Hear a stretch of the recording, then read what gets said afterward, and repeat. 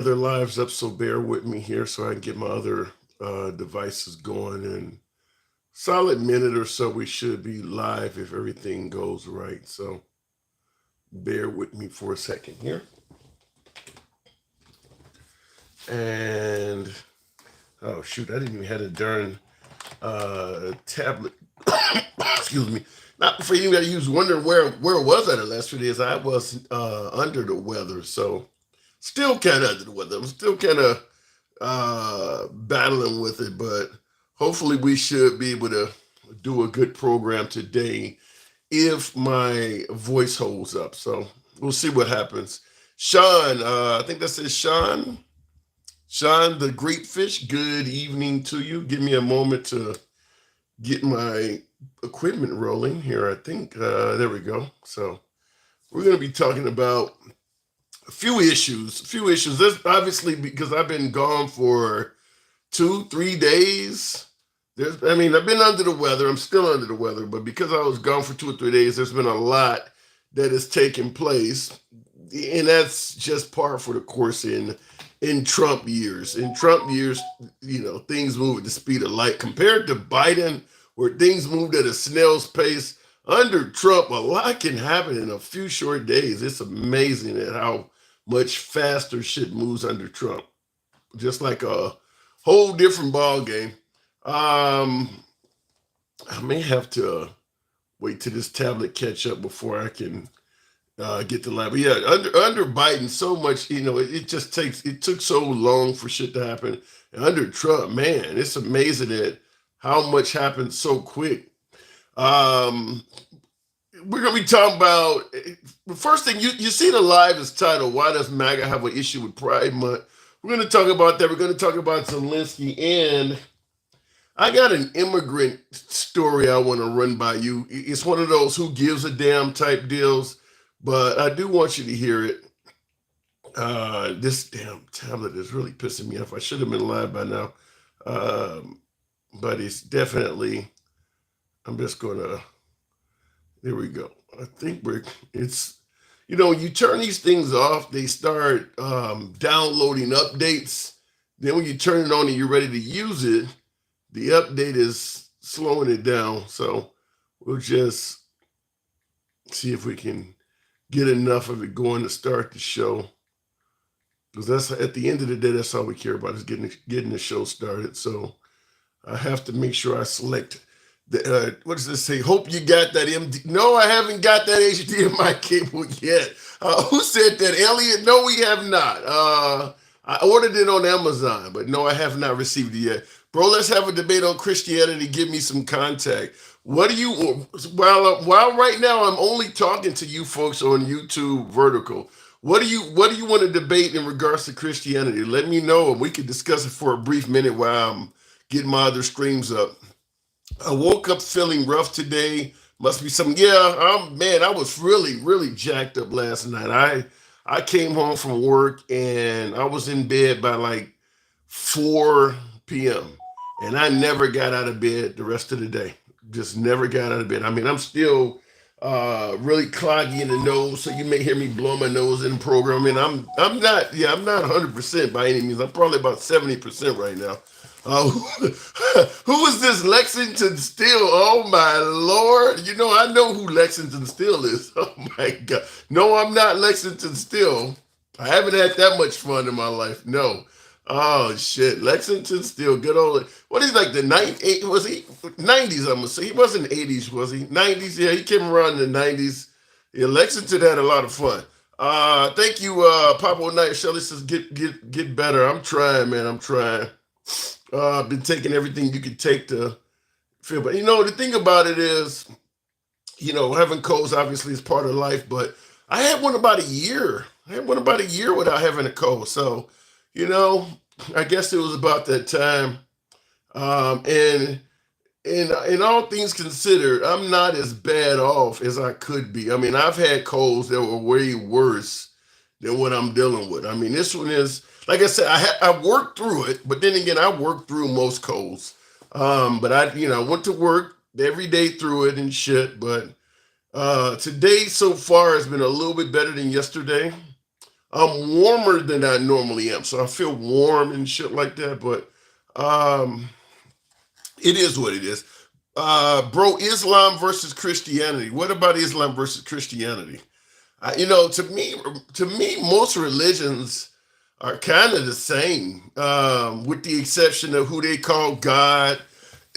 Really, the religions are the same. It's the man-made rules that orbit around it. I mean, for the most part, religion teaches you to do good by your fellow man, be a moral. I'm about to repeat active self-protection, sane, sober. Some of you watch the self. What is it? Active self-protection channel. Be a sober, sane, more. I mean, for the most part, religion just teaches you to do right morally. But then it's all of the man-made rules that orbit around it, which is when it gets fucked up. Superfusion cell. Trump ain't shit. Let me get the line started. Oh my God. Tim, put on a wig and show your support for Pride Month. Let's see that wig, man. I do got some pictures. Some pictures I goofed out one time. I was at this chick's house, and she had a weave, and I took a photo of it. And then I had another picture one time I was at a blonde's house, after the Lexington Steel type shit. And I took a picture in that case too. But okay, let me see. I think you guys have delayed me having this one-on-one with you guys on YouTube. Let me see if I can make it go live. If I can, we can start the whole show. Bro, do you know Dr.? No, I don't know Dr. Whoever you're telling me. Which president do you like the most? Wow, that could go a lot of different directions. Shit, that could go a lot of different directions. In my lifetime, probably Clinton or Obama. Probably Clinton. I'm gonna say probably Clinton over Obama. In my lifetime, probably Clinton. But in the space of history, oh my God, it could be. Man, I'm going to throw Abraham Lincoln in there for obvious reasons. I'm going to have to throw Kennedy in there for obvious reasons. FDR would be in there. Shit. Franklin Delano Roosevelt, Kennedy, Lincoln. I like Bill Clinton.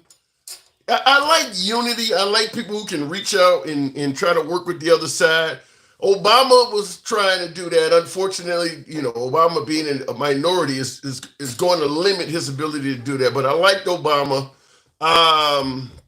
You say, why Abraham Lincoln? He freed the slaves, the Emancipation Act. Emancipation Proclamation. I mean, I'm going to give Lincoln just for doing that, even though history makes it clear he didn't want to do that.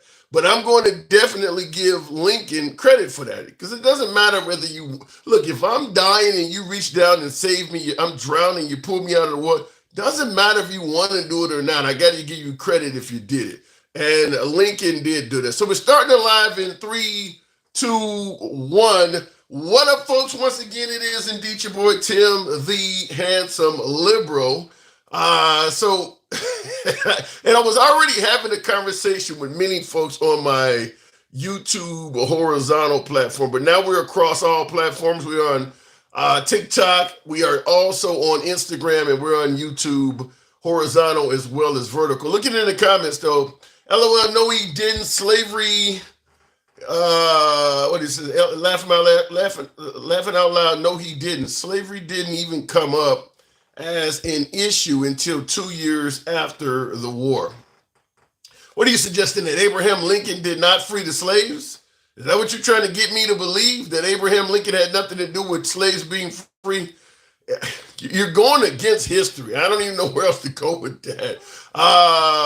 Exiting yourself from any guilt or accountability by simply asking celestial friend for forgiveness is a recipe for monsters. I don't know what that means. But are we really trying to say that Abraham Lincoln did free the slaves? What up, Tim? You're not on TikTok. I am now. So, all right, we're going to start the live. I want to talk to you folks about a few things. Number one, I have to ask this, because this is the month that the LGBTQ community is suggesting to be Pride Month.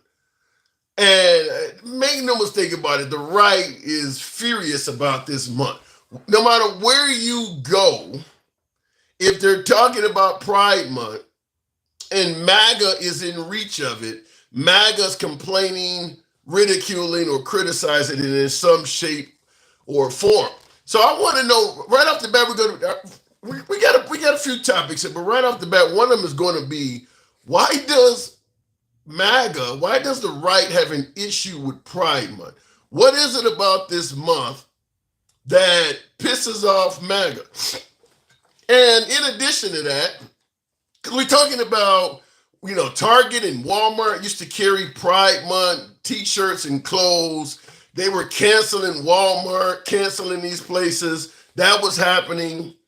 Really, to be honest with you, wherever the LGBTQ community exists in the public forum, there are going to be problems for MAGA if these two groups are anywhere near each other, MAGA and the LGBTQ community. There is going to be problems. I want to know from you folks, why is that? Why does MAGA have an issue with the LGBTQ community? Now, you see on the monitor behind me, that's Trump literally holding up a flag that has on it LGBTs for Trump.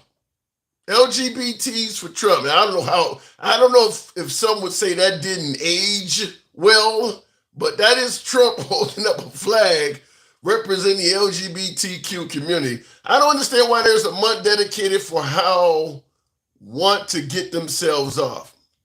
Is that how you view it, Waffle Jackson? You view the LGBTQ month as honoring how you like to get yourself off? Jeez. Okay, that's an interesting way of putting it. And by the way, folks, I do apologize in advance. I've been under the weather for the last 3 days or so, and I'm not 100% by any means at all. So I might be coughing and sniffing a little bit. If my voice holds up, we can get this live through. But damn it, when you're down, you're down. And I've been down for the last few days. So bear with me. But I'm going to try to make it through. Just don't shove it down my throat, says RJJ. Can and that, I will ask that because that's a common statement. Can someone explain what it means to shove something down your throat? Now, let's not go into the adult phrases. We know, where you can turn shove down your throat to mean something nasty, so to speak. But in regards to the LGBTQ community, what does it mean to shove it down someone's throat? Maybe I'll have a caller or two that can explain that. But before we continue on, I also want to run, because I got a few callers I want to take in. I do want to play a couple receipts for you. You always come with receipts. This is the second topic that I want to run by you if I can get my timing straight. Remember, we want to secure the border. We want to get rid of the rapists and murderers and, and Trinidad Agua and MS-13. We want to get all those folks out, and I don't think there's anybody that would disagree with Trump's stance on securing the border and making this country safe again. But I want you to hear this because folks will often ask, why the hell do so many folks on the left and Trump detractors have a problem with the man simply trying to secure the border? What's wrong with securing the border? I want you to hear this story. You some of the backstory here if you're just joining us. This is a lawful permanent resident of the United States. She's lived here for about 50 years. She went to the Philippines to go visit, and she was on her way back, and she was detained at SeaTac International Airport by, ICE. And one of the holdups here, because we've been following this case throughout the weeks, one of the reasons that they gave us on why she was detained was an embezzlement conviction from 2001. Because of that history, they said that they detained her, but obviously you had family and friends who were saying that was just not fair and that she should not have been detained in the first place, that she was a lawful permanent resident, that she was an outstanding resident of the United States. Now I do want to play that. Now, she's been in the country for 50 years, 50. You just heard them say on there, she's been in the country for 50 years. She's a permanent resident. So that undocumented, illegal immigrants, none of that has anything to do with this woman. She has been in the country for 50 years. Now, there is one issue. You heard them say she has been convicted of embezzlement. Now, I looked this case up, and she was convicted of that white-collar crime, and she had to pay $6,000 in restitution. She has paid that years ago. But the case is from 2001. 2001. So you're talking 24 years ago. She left the country as a permanent resident, as a green card holder. And when she came back into the country, they detained her because she has a conviction from 2001. Now, they had her in custody for 3 months. Fortunately, she was able to hire a lawyer and all of that, and a judge ruled that she was not, she didn't qualify to be deported. But they were actually going to kick her out of the country based on that 2001 conviction, 24 years ago. So when folks ask, why do people have an issue with Trump's immigration agenda? By way of yes or no in the comments, how many folks believe she should be kicked out? She has a green card, so she's a permanent resident. How many folks believe she should be kicked out for that 2001 conviction? I'd be curious. Put yes or no. If you believe she should be kicked out, put yes in the comments. Yes or no. Because the first thing I'm going to ask is, how many of us as citizens have a perfect criminal history where you haven't done anything? I mean, when they can, if they went back your entire adult life, have you been perfect? Have you been perfect your entire adult life where they could go back any span of time and hold you accountable for something you may have done, in this case, 24 years ago? I mean, once you come to America and you migrate here, is it required that you become perfect for the rest of your life? Anything you do, anytime you do it, you can be kicked out? So if you migrate here and get a green card and you do something in 2050, they can get you because, well, you haven't been perfect. You're requiring them to be completely perfect. Is that what we're talking about here? From 24 years ago. 24 years ago. Anyhow, we're going to talk about that. And last but not least, I'm sure you all remember this, but I do want to play this because this is certainly newsworthy by now. Many of you folks probably remember this, though. Alone, and we are thankful. I said thanks. You haven't been this alone. cabinet. You haven't been alone. This cabinet. We gave you, through this stupid president, $350 billion. You voted we gave for you your military president. equipment. You and you voted men for are your brave, president. but they... Actually, that's not the part of it I want to play. That will come up, but this is the first clip I wanted to play. Not in a good position. You don't have the cards right now. With us, you start having cards. Right now, you don't. You're playing cards. You're playing cards. You're gambling with the lives of millions of people. You're gambling with World War III. You're gambling with World War III. Did that meeting age poorly for Trump, considering what's going on now? He said you didn't have the cards, and now all of a sudden Zelensky has launched probably one of the most successful drone attacks in world history. I don't know of anybody who's launched a drone attack that has been that successful. But the second part of the interview I play, and then I'll go start taking calls. Do you agree with what Trump is saying here? Of the war, we've been alone, and we are thankful. I said thanks. You haven't been this alone. cabinet. You haven't been alone. This cabinet. We gave you, through this stupid president, $350 billion. You voted we gave for you your military equipment. You and you voted men for are your brave, president. but they had to use our military. What about If you didn't have our military equipment, if you didn't have our military equipment, this war would have been over in 2 weeks. In 3 days, I heard it from Putin. In 3 days, this is something Maybe new. less. In 2 weeks, of course, yes. It's going to be a very hard thing to do business like this. I tell you. Just say thank you. Why would did you hear JD Vance? I said it a lot of Except times. that there are disagreements, and let's go litigate those And disagreements. of course, JD Vance is chastising him for not saying thank you. But do you agree with him in suggesting that if it wasn't for the U.S., it would have been over in 3 days? I think some might agree, but let me know in the comments. Anyway, going straight to the box, we'll start out with asking, why the hell does MAGA have a problem with Pride Month? And we'll continue on from there. Sapper, good evening. Welcome to the program. Anywhere the LGBTQ community shows up, MAGA seems to have a problem with that if they're in the same place.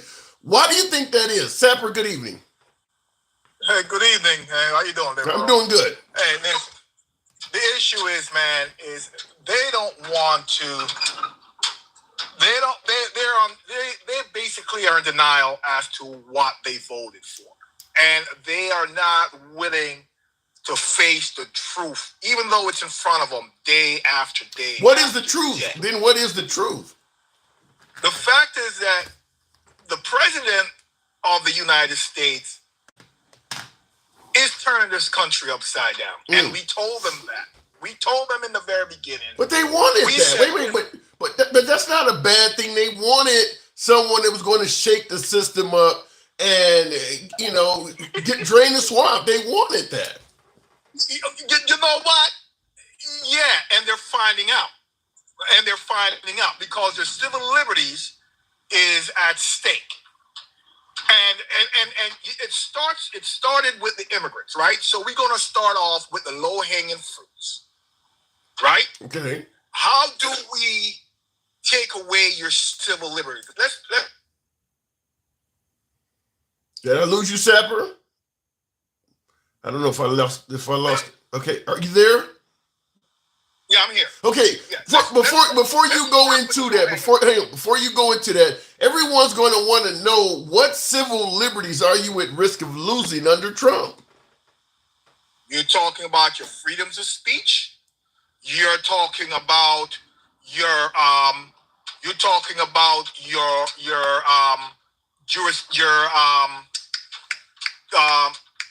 when you go to court, right? Due process, habeas corpus. Due process, right? Your due process. Yeah. Right? These are our most important civil liberties besides, everybody's thinking about your Second Amendment rights. No, I want to be able to speak and speak out against my elected official.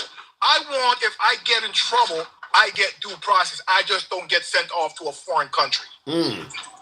Well, MAGA's going to suggest that if you're not an illegal immigrant, you don't have to worry about that happening to you. Well, guess what? Again, when you start off with the low-hanging fruit and you can get away with it, and he's already torn with the idea of sending dangerous criminals overseas from the United States, natural born, what do you think is going to happen after that? So what you expect is he's starting up, as you refer to it, as low-hanging fruit. So if he can get the okay to do some of this stuff against illegal immigrants, you expect it to start migrating to American citizens. There you have it, because he's already torn around with the idea. Yeah. Well, he did talk about sending what he referred to as homegrown criminals to El Salvador. So there's no denying at the very least he's joked about it, at least. Right. Yes, he has. Now, listen, I don't want to shift the topic, right? But I came up here because I heard you talking about immigrants have to live a straight and narrow path. Yes. When they come to the United States. Yes, you have to. Forever? Yes, you have to. Listen, liberal, I'm an immigrant. I'm a naturalized United States citizen. And if I commit treason against the United States... treason! God, wait, hold on. God damn, treason. Okay, let me ask it to you this way. What if it's like a misdemeanor or something? Okay, now listen. If as a naturalized citizen, right, if I do something outrageous, I can be denaturalized and sent back. If you are a green card holder, anything you do, they can use it. Take your green card and ship you right back where you came from. Okay, fair enough. So let me ask you, what if you do something, whereas you say they can take and ship your ass back, but they wait 24 years to do it? Hey, you got 22 years to prepare yourself. I gotta go and you drink. Oh my God. So if you commit a crime, you know basically from that point on, at any given time, somewhere along my lifespan, they may come and get me based on that crime. Exactly. What people don't understand, right, and people don't understand immigration law, is when they grant you that green card, they tell you have to be on the straight and narrow until you become a naturalized citizen. And even when you become a naturalized citizen, you basically still have to be on the straight and narrow. Now, you can get away with certain things, with a few things. You go to prison, right? But guess what? After prison, depends on what the crime is, you could be deported. I would agree with you if you do it right away. But to come at somebody for something they did 24 years ago is insane. I don't buy that. Either you punish the person right away or it's over with. 24 years later, this woman is 70, what is she, like 64 years old? And you coming at her with this? Now, I agree with you, right? There's a way to go about it, right? Yeah. Yes, there is, right? And I've seen guys who have come here and they are naturalized citizen and they commit a crime. They go to prison for 20 years. The day they get out of prison, they have deportation orders in their hands. Yeah, but they already know that the day they go to prison. In most of those cases, when you're sitting in prison, they've already sent your lawyer some stuff impending deportation. You already know that when you're in prison, and when I get out of here, they're gonna send me over to ICE, and I'm gonna be put on the plane. That doesn't pop up by surprise. What they did to this lady popped up by surprise. Yeah, it's crazy. That's a crazy situation. And again, but you agree with it. That is torn with your civil liberties. Okay, so you don't agree with this shit, then? No, I don't agree with it. No, okay, hell no. All right. You made it sound like you did. You started out by saying you got to be perfect. I don't agree with it, but I do understand it, and I do know what is at stake. As someone who personally migrated to another country myself, I don't think Australia would have did that to me. I mean, they would either kick my ass right away. By the way, this is a white collar crime. This is embezzlement, so it's not like it was a violent crime or anything like that. She committed a white collar crime and the restitution was $6,000. And usually the restitution is more than what you stole. So I don't, that usually has court costs and everything in it. I don't know what she did, but it's a low dollar amount, and 24 years later it pops up. That just seems insane. Yeah, man. That low hanging fruit, liberties. That low hanging fruit.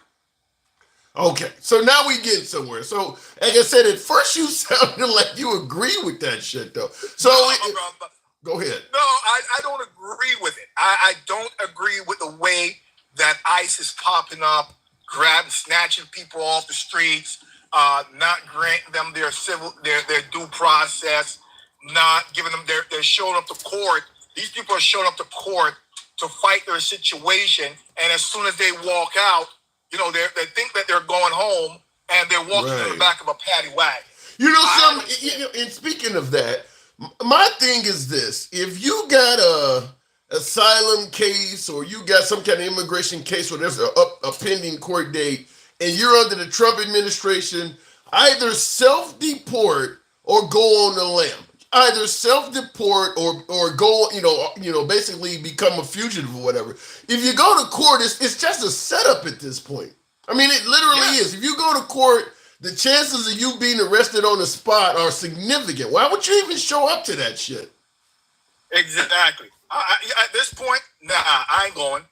That's right. A rat trap. I ain't going. Yeah, I don't even understand why people are still showing up to court at this point. Either self-deport and go home, or go on the lam and just and try to survive the Trump administration in hopes that the next president will roll back some of this shit. But under Trump, that court date is bullshit.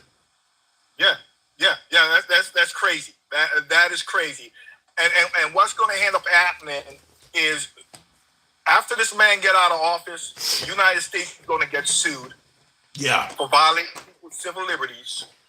There's going to be I agree with you, whether it's federal employees that have been fired wrongfully, there's going to be lawsuits coming from everywhere because we've kind of sat back and let Trump do whatever the hell he's wanted to do. And some of that stuff is not legal. I mean, a whole lot of them federal employees that were receiving letters that they were fired for lack of merit and all of that, where they've never had any kind of exam or anything like that, them folks got a legitimate case. And once the next president comes in, if he's willing to give them a listening ear, they will win those cases because Elon was not doing any kind of special measure of firing people. He was just going in and axing people. Whole lot of innocent people got fired. Yeah, and from what I understand, from what I'm hearing on these TikTok streets and on social media, Elon is not too happy. I think he already knows where all the bodies are buried, and I think he's about ready to start spilling the beans of some of this stuff. Because he's already started talking about this big, beautiful bill that Trump is pushing, saying that it's crazy and it's stupid and it's a waste of taxpayers' money. You predicting a falling out between Trump and Elon? There's a falling out between Elon and the administration somewhere along the line. Yeah. Well, let me ask you this. I'm have to move it on shortly, but let me ask you this: if there is a falling out between Trump and Elon, and Trump starts bashing Elon, and Elon starts returning it because Elon got his own media outlet as well. Who do you think MAGA's going to go with if those two start going at each other? I think they're going to go against Elon. They're still going to stand by their man Trump. Right. So Elon can go. I gotta move it on though. Appreciate you coming through, man. Thank you. All right, brother. Good talk. All right, moving on with the program. By the way, tap the screen. I haven't asked anybody to do that. Tap the screen. Get the likes on up to about 15,000. THOU. Show your program some love. JPT Farms, thank you for your support. Supercell Fusion says Trump ain't shit. Tim needs our help. Get better. Thank you, Supercell. I'm battling with a cold, under the weather, so bear with me. I'm sipping coffee and everything else I can to fight this shit. Dudes on the left be forever scared. Be a man, says Papo Naya Shelley. I'd like for you to specify scared in what way?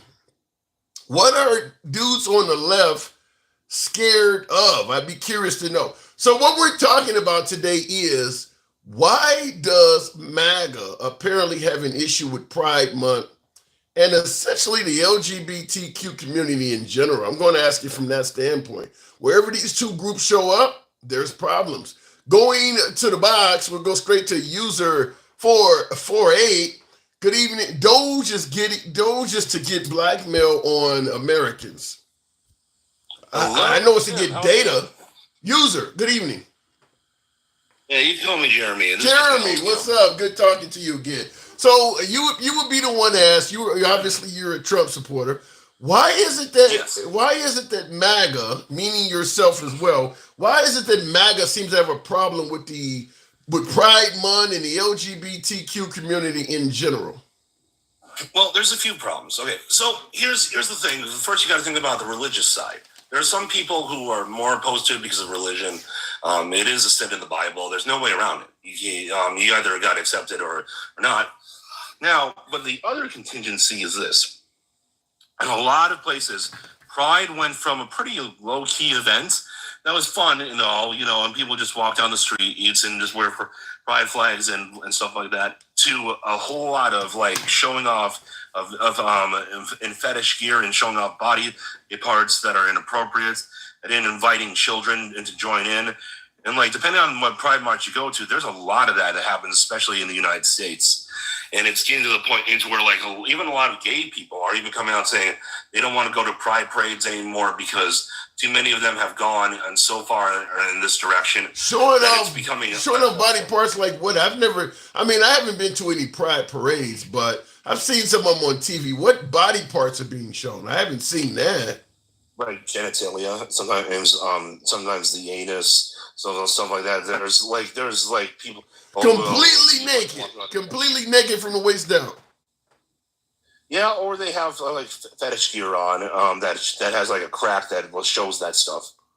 Okay, one of the things I guess I would ask is, What is the difference between one of these individuals doing that and some chick like J-Lo walking on the beach with a thong or something on that damn near shows her ass crack as well? What's the difference other than you like one and you don't like the other? Two things. Number one, there are some rules about what you can wear at certain beaches. So but you know what I mean, though. You come on now. You know, you go to a club on a Friday or Saturday night. Bitches, I mean, women barely have any damn thing going. You can see this stuff everywhere. At clubs, yeah, at clubs, as in where they're not going to be. Yeah, but they gotta get out of the car and walk in the club. Yeah, there's certain and some people would even argue that you should wear something over that. There are the same rights. It doesn't like at clubs that much, and I understand why. I don't think they're all that bad, and I just think they'll cover up until you get inside. Okay. Now, well, first of all, I'm going to say I've never seen this pride parade with people's genitalia out, so that's a new one on me. But I also wanted to point out, you started out by saying religion. One of the primary arguments against the LGBTQ community is I don't want it shoved down my throat. But if you're against this community based on your religion, are you not shoving your religion down their throat? There is some level of truth to this. You see, it all depends on who you talk to, and what exactly they're saying at the moment. So there are some people who are just outright against pride all around, no matter what, and those would be the religious, especially in the evangelical community. Those would be the ultra-religious people who just don't want pride to be shown at all, and they want that represented in government. And conservatives tend to be more favoring of that, just because they've always been like that. So then, in other words, they're trying to shove their values down the throat of these people. Yeah, well, yeah, some of them are, but again, it depends on who you talk to, who's considered MAGA. Now, the other half would be people who see other things that are happening, where kids are being introduced to LGBT community-based content when they're in elementary school and things like that. What is LGBT? This isn't the same thing as saying seeing a teacher who happens to be gay do something and mention that he's married to a man. Not something like that. But there have actually been certain books that have been pushed in classrooms that get very, very explicit. And one of the things that you'll find interesting is that the very people who want to push these books into certain classrooms, where they'll talk about, it's like sex ed before, or you're actually what? I'd be curious. What? Give me a description of what's in a book like this. Are you talking about anal sex? What are you talking about? Yeah, there's been in books like that. There's even been You're telling me that there are books in elementary school that covers anal sex that have been pushed to be part of the curriculum.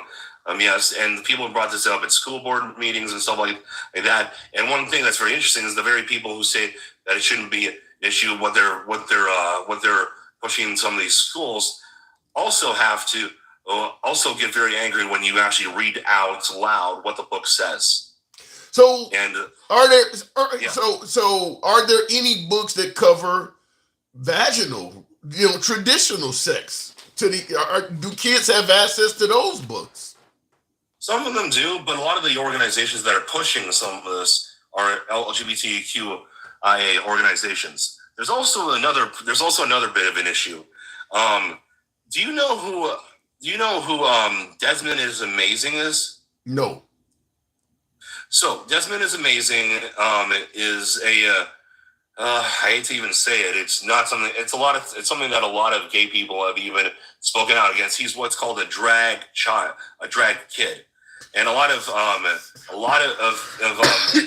gay people have even said that drag is inherently sexual and that they don't want kids to be involved. And he's been at drag shows before, showing off and dancing. There's even been men who throw money at him and stuff like that. And there's a lot of push by. Let me ask you this, Because what is drag other than dressing up as a female with an excessive amount of makeup? I want you to tell me, how is that actually harmful to children? Well, ask some of the gay men who are against it, who even do drag themselves and say this is for adults. Well, you can have an opinion, but I think an AR is, an AR-15 is for adults as well. But that doesn't stop people from taking their kid to the range and letting them use it. Super still using it. So I'm trying to figure out, how is this harmful to children? Well, children shouldn't be exposed to sexual things before certain ages, so they should know some basic stuff about how sex works when it comes to reproduction when they start hitting puberty, because that's when their sex organs start developing. They're going to have to know about themselves a little bit. Then when they're like 18, that's when like the entertainment side of it can go to them, and they can decide how much or how little they want to participate in the sexual entertainment side.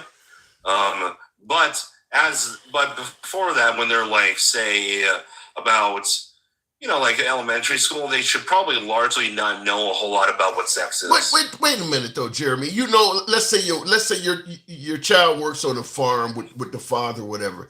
They're seeing all the animals and shit have sex. I mean, the kids in elementary school, certainly once they get to around 3rd or 4th grade, they know what happens. Just because you as a parent is trying to keep them from visually seeing it, they're getting access to it from somewhere. I mean, they know what's going on. I don't understand how. Two things. Number one, most kids aren't living on farms, so I don't buy that. Well, in the city, it's even worse. But I'm saying, because in the city, you might encounter people walking down the street that are on drugs, but that's naked. But I'm saying, if you live on a farm and you work with your... but that's why we have laws, like obscenity laws, against that. You're not supposed to walk down the street block like would you want on some random man and like walking down in front of your daughter completely buck? It's the difference between what I want and what's harmful to children. You do realize that children in a lot of other nations see nudity way sooner than our kids here in America do, and it doesn't affect them. It doesn't harm them. Lots of other countries allow children to see nudity, and it doesn't turn them into some kind of mental freak. Well, first off, I would argue differently.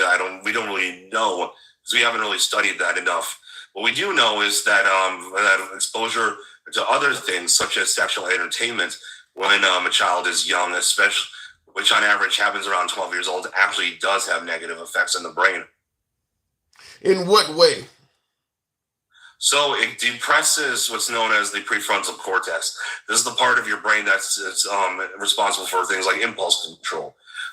People who are exposed to sexual entertainment as a child. But wait a minute, though. You're saying sexual entertainment, like let's say porn or something like that. If you are a child and you just happen to, to see this stuff happening, but you're not looking at it for entertainment purposes, I don't see how if you're indulging in it specifically for entertainment, to masturbate or something I can see where you're going with that. But I'm saying when you just see nudity and you're not looking at nudity for pleasure purposes, I don't see how it would hurt the kid. Well, first off, that you have a bit of a point in there, but the problem with your point is that this is something that's seen in sex ed a lot. So in sex ed, they keep it very, very scientific, and they make sure that the body parts are only exposed as much as needed to demonstrate how they anatomically work. There's very, very little. There's no showing of actual sex that happens in sex ed. It's just described. So that's very, very different from, say, actual porn. Yeah, in my opinion, listening to this, to me, I think the problem is more along the line of what if you keep stuff from a kid, that makes them want to see it even more. I think that if we weren't treating this like it was so unnatural or something like that and putting this huge shield around it, I think that causes more problems than the act itself. I don't know. Like I said, I'm not for people just walking around butt ass naked, but when you're talking about the LGBTQ community, it's not that much nudity orbiting around that community, like you're saying. No, there's been more and more and more over the years, and in public, like especially in the parades themselves. Like there's tons of gay. There's actually a guy you might want to check out. His name is Clarkson Lawson. How do you know all these people? Well, he is a libertarian. Okay. He's talked about how he specifically doesn't go to pride parades anymore because he doesn't like the way they demonstrate the gay community. It makes a lot of gay people look bad. I can find somebody that's MAGA that would say the same thing. I don't hang around MAGA no more because I don't like how they represent the gay community. I mean, you can always find one unhappy person from a group. That's fine. He's not MAGA though. No, but I'm using that example. You're finding somebody that does not want to go around this stuff anymore because they don't like what's going on. I'm saying you can find that example from any group of people. Well, there's tons of other Amir Odom is another one. There's lots of these guys who come out and say, look, this should be something that, like, if you want to see it, there's a place and a time where not everyone is exposed to it easily, that you can see this kind of stuff, like a club. So then let me soften it up a bit. Why the hell is there a problem with Pride merchandise in a Target or a Walmart, a rainbow T-shirt? Why is there a problem with that? It depends on what kind of merchandise it is. It's in Target. It ain't gonna be it's not gonna be a dope thing. No, hold on. It's if it's just a rainbow, not really much of a problem. And again, this is not really something that's universal with MAGA. MAGA is kind of split on this. Really? You think so? Kind of universal. Yeah, one thing that is more universal in MAGA is that they want pride parades to be a little bit more covered up. They want them not be seen. They want them to be a little bit more respectable. You know, you believe that?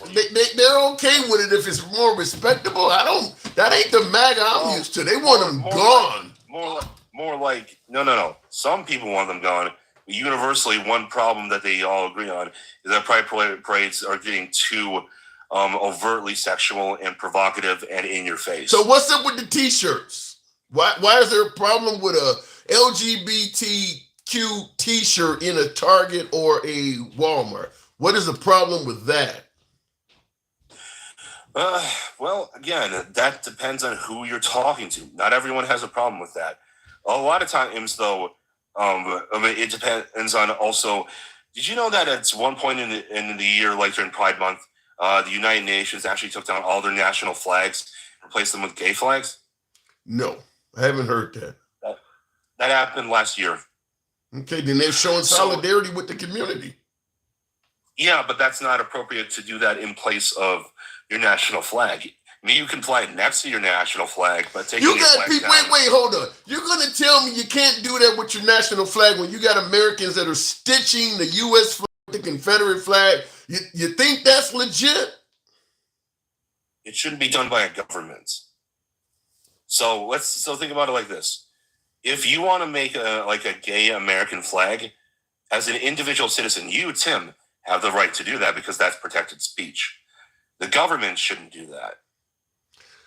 I don't know. I mean, I get your point. I think that's just. I mean, because like I said, you got governments that have flown the Confederate flag at their Capitol building and all of that. But all of a sudden, I'm about to say the gay flag, the LGBTQ flag comes along, and people got problems with it. I just think it's dislike in regards to this community. That's what I think it is. I don't think it has anything to do with the government, because I think if a citizen did it, they would have a problem with it just like they do with the government. But I'll give you the last word. I got to move it on.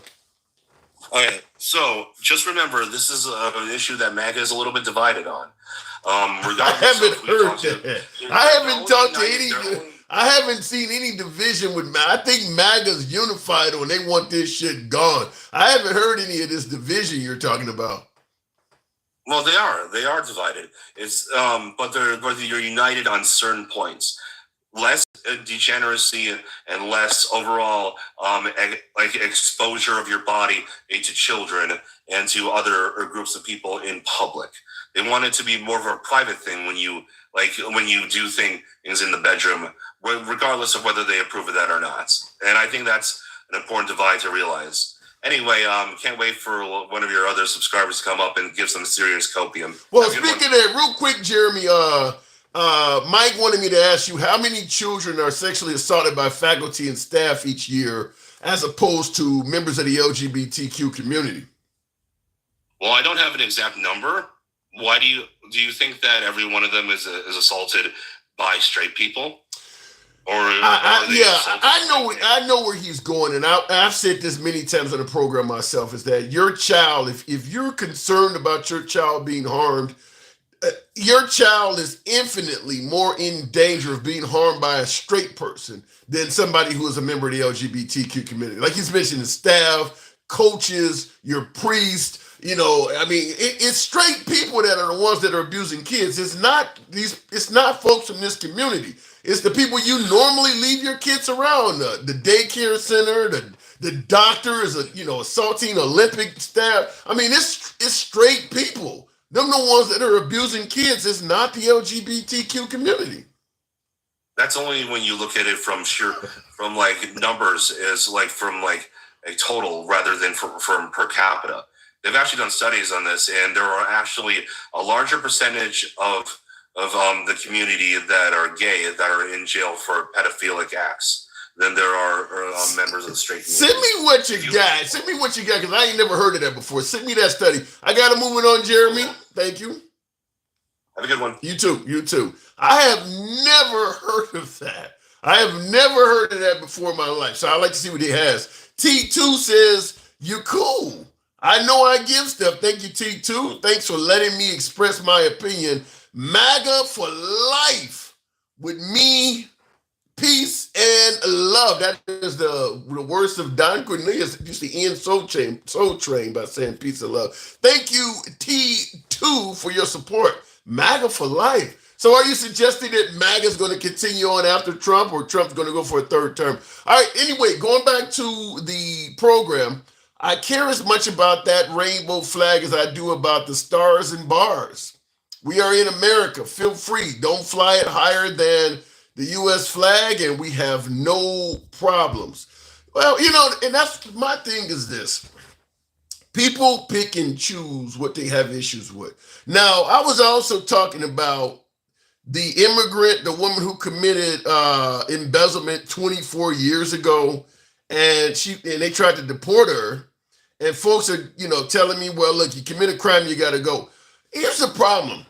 Trump is Trump is pardoning folks that are committing all kinds of white-collar crimes that are in the millions of dollars. He's pardoning gangbangers and murderers and all of this shit. But all of a sudden, when it comes to immigrants, well, you kind of was driving without a license back in 1997, so you got to go.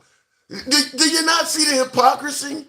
Do you not see how, compared to the people he's pardoning, these folks should be getting a slap on the wrist. It would be different if he truly was a law and order president. And look, I'm not going to tolerate it from my own people. I damn sure ain't going to tolerate it from illegal immigrants or even green card holders. But he's pardoning everybody. He doesn't fit the narrative of this. Not to mention he has multiple felonies himself. But he's targeting immigrants, suggesting that they should be perfect. He's pardoned some of these folks he has pardoned have went on to commit more crimes. What is one of the rappers he pardoned? Kodak Black, I think his name is. That guy's dealing with multiple felonies right now again. He got pardoned from Trump. He's a prohibited possessor. He was caught with a firearm. He's dealing with more felonies now. One of the January 6th participants ended up being killed by cops, caught in the midst of committing crimes. But yet when it comes to the immigrants, they got to be all perfect and shit. That just doesn't make much sense. Anyway, looking in the comments, you can pick up that pen at any minute, every day, and do something for the working class with an executive order. Depends on who you ask. Let me go back to the box. I'm going to ask that you tap the screen. We should have been around about 20,000 by now. We got 200 plus, and you tap the screen, get the likes up to about 20,000. We'll take the next caller at that. I see Gen X is going ape shit because it promotes fucking degeneracy. He's talking about the LGBTQ merchandise in Target, saying that it promotes degeneracy and things like that. I saw a few of his opinions that were coming in there They're trying to normalize degenerate and disgusting behavior. Well, whether it's disgusting or not, that's up to each individual's taste. I mean, some folks believe that heterosexual activities are disgusting. So that's up to your own personal opinion. Embezzlement is not driving without a license. It's 24 years ago, Gen X. 24 years ago. This man is pardoning murderers. I mean, Larry Hoover, the guy he just pardoned the other day, that guy has 6 murders on his sheet. And he gave him a federal pardon. I don't want to hear about embezzlement. I think you just pardoned a dude with 6 murders, really? Alice Marie Johnson, a black woman, was appointed pardon czar by President Trump. She makes the pardon recognitions to Trump. Doesn't matter who makes them. He signs them. This is one of the benefits that Trump has always been able to enjoy.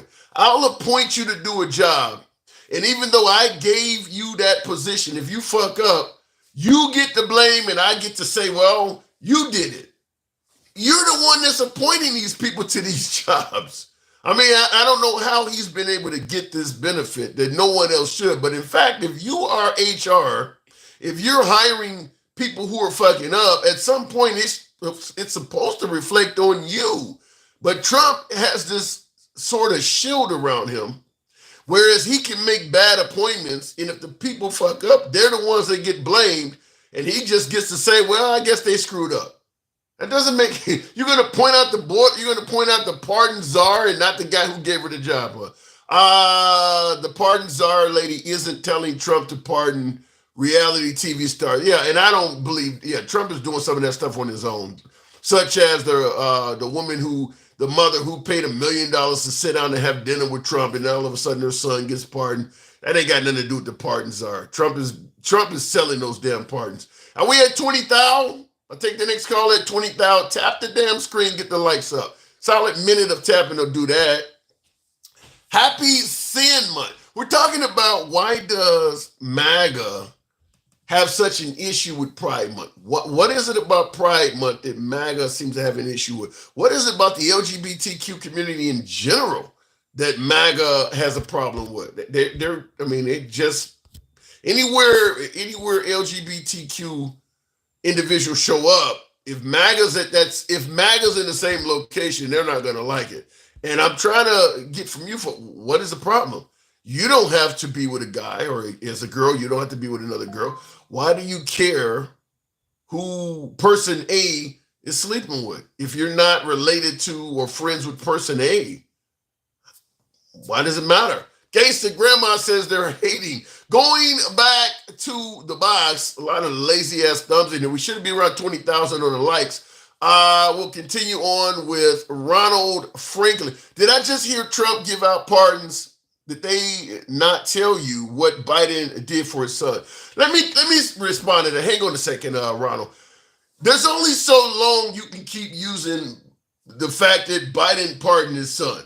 It's kind of like with Israel. There's only so long you can keep bringing up October 7th. At some point, you starting to do some wild shit. I mean, how many people can Trump pardon and keep bringing up, well, Biden pardoned his son? Does that give you the justification to just pardon people indefinitely because Biden pardoned his son? Is that what we're getting at? Ronald, good evening.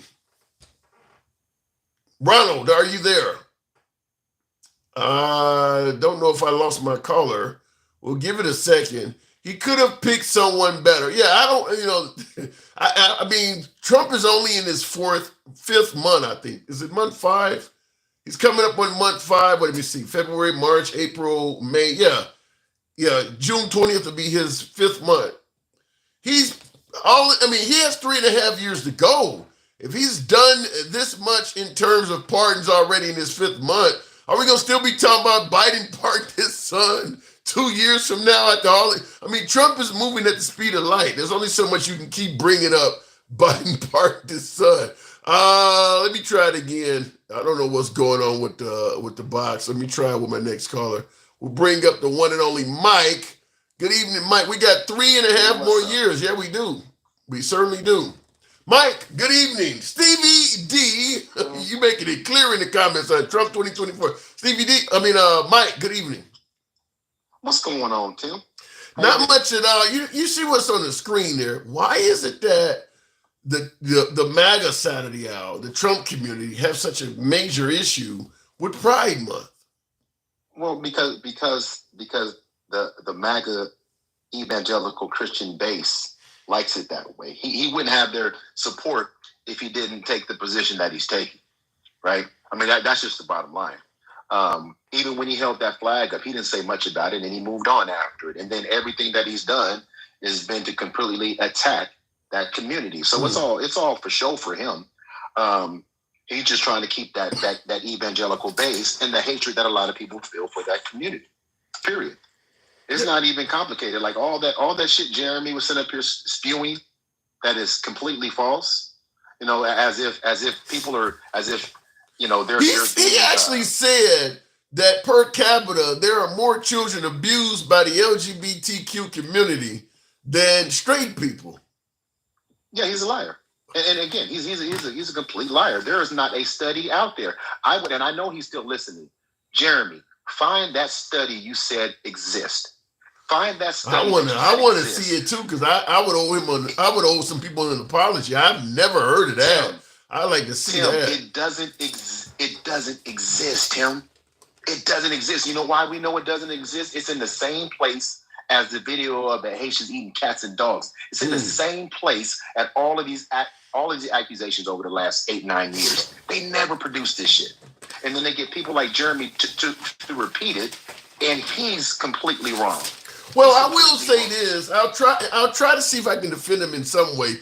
And when we're talking about the Catholic Church, for instance, all of these priests that were abusing young boys, even though they didn't refer to themselves as part of the LGBTQ community or acknowledge it. I mean, if you're a male priest and you're abusing a young boy, you would qualify as a member of that community doing that.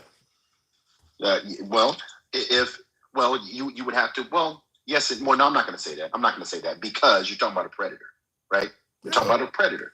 Yeah, but you're a same-sex predator. No, I get that, but by using that analogy, now you demonize homosexual behavior by predatory behavior, and they're not the same. I understand what you're saying. Yeah. Because that's just another way to allow them to demonize the shit. You understand what I'm saying? But they never approach the Catholic priests or any of these priests. They never talk about the 89% of cisgender white men that are being convicted of assaulting these children in school. 89% are cisgender white men, right? Yeah. So, but they don't talk about that. They talk about a percentage that they can't even substantiate. Jeremy's talking about people running around butt-ass naked, right? But guess what? The guy that he supports, his wife, has been all over the world butt-ass naked. What are we talking about here? Well, in his defense, and Sapper, thank you for the subscription there. I want to say thank you to Sapper. Well, in Jeremy's defense, even though Melania Trump has been, photographed many places nude, it has been kept in adult confines. She's not walking down the street. It's not in children's books. I mean, she did it, but it was at an adult level. He's suggesting that the LGBTQ community shows nudity to children. But and he's lying. That's what I'm saying. He's lying. And if you go online and just type Melania Trump nudity, are you going to find any images right now? Probably not. I think Google took him down under Trump. That you used to be able to. This is a lawful permanent. Hang on a second. I don't know what just started here, but you used to be able to. I think that. Let me just say. I think Google took him down. I mean, we know they're out there though, because the internet is forever. So we know they're out there. But I think they're out there. Huh? They're out there. They're out there. They're out there. Go ahead and type it. You're gonna see something blurred out, but you gotta click on it. Yeah, they're out there. Yeah, they definitely are out there. Okay, exactly. So how are they protected from children now? All they gotta do is Google it. What are we talking about, Tim? What are we talking about? Right? We're talking about demonizing people for their own narrative. And when if you want to find some information about the LGBTQ community, Google it and see that there are 1 in 4, 1 out of every 4 are likely to be assaulted. Yeah. 1 in 4. So as we're having this conversation, 1 in 4 being, but you can't find the same report that says they've hurt or assaulted anybody. I'm not saying that they haven't. I'm saying that the numbers in the bullshit is bullshit. That's what I'm saying.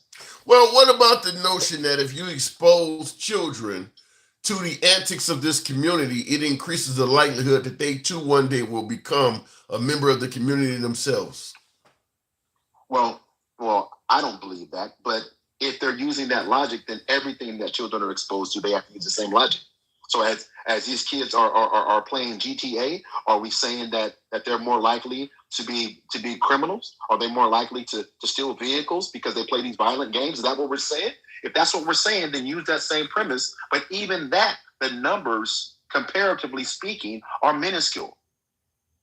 Yeah, right? But I think the reason you hear this is because there are far more children identifying as members of the LGBTQ community now than maybe 10, 15, or 20 years ago. And the exposure to that community is much greater now than it was back then. Because at some point, they felt comfortable being in their own skin, which is why we're seeing more of it. It's not like it wasn't around, Tim. We grew up and homosexuality was demonized. We grew up vilifying homosexuality through the church, publicly, privately. So now all of a sudden they're feeling comfortable in their own skin, and we have a problem. Is that what we're trying to say right now? We have a problem. It's about as real as an issue as South Africans being persecuted over in South Africa. It's about that real. I don't know. I think it's about that real. I think there's a little bit more. I think this issue, even though I don't think it's legit, just like you don't think it's legit, but I think it has a little bit more legitimacy than the South. The South Afrikaners dealing with genocide is a complete non-issue. I do believe that if you, I guess I'll say if you make it acceptable, if you normalize the LGBTQ community, I do believe you might have a slight increase or slight uptick of children, becoming LGBT. Not much. I don't think it's much. But comparing it to the South Afrikaners, there is no genocide going on with white South Afrikaners. That is patently false. That is not happening. Well, and what else is patently false? And this is just my opinion on it. We've been around homosexuality our entire lives. I don't think it's ever swayed my position. Right? I don't think it's ever changed the way I've seen. It's bullshit, Tim. It's just a smokescreen for them to attack these other marginalized communities and make this a thing that's not a thing. See, because we're having this conversation right now, but we're not having the conversation about Elon Musk calling the spending bill disgusting and an abomination. That's what we should be talking about. We should be talking about how Elon Musk is talking about primarying those Republicans that voted for this. But does Elon Musk, if you lean left, okay, Elon Musk was part of a lot of the things that the left did not agree with. I agree. Now that he is gone from the Trump administration, he might be saying things that are slightly critical of the Trump administration. We're going to start quoting that stuff. Has Elon Musk suddenly gained credibility with the left? No, I'm not saying that at all. And I've told you this before. A broken watch is right twice a day. When he makes a statement about that, see, this is all self-preservation for him, but it doesn't make him wrong in that particular self-preservation for the world's richest man. What do you mean he's gonna be fine. What do you mean self-preservation? Because he's trying to, because he can't support it. He's out of the way right now. He's saying that for a reason, Tim. Don't think it's just because he's a leftist or Democrat. I'm not saying that at all. But what he is saying about the congressional spending bill, which is factual, it's bullshit. But we knew that it was going to end this way. We knew that there wasn't going to be an amicable separation between Trump and the Trump administration. Yeah. This is self-preservation. I think the only thing that Elon Musk would have to ever worry about is the possibility that the Democrats somehow win a supermajority in the midterms, and then they start going after him. The Republicans, unless him and Trump have a real bad falling out or something like that, Elon Musk is going to be fine. Now, if the Democrats win a supermajority, all of the firings, then my guess is Elon Musk probably violated a law or two, and the Democrats will come up with reasons to get him.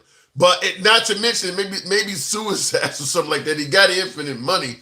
And also, too, we know Trump is selling assets and things like that. There's everything from insider trading on down. So if the Democrats win, then yeah, he has some self-preservation issues. But under Trump, I don't see it.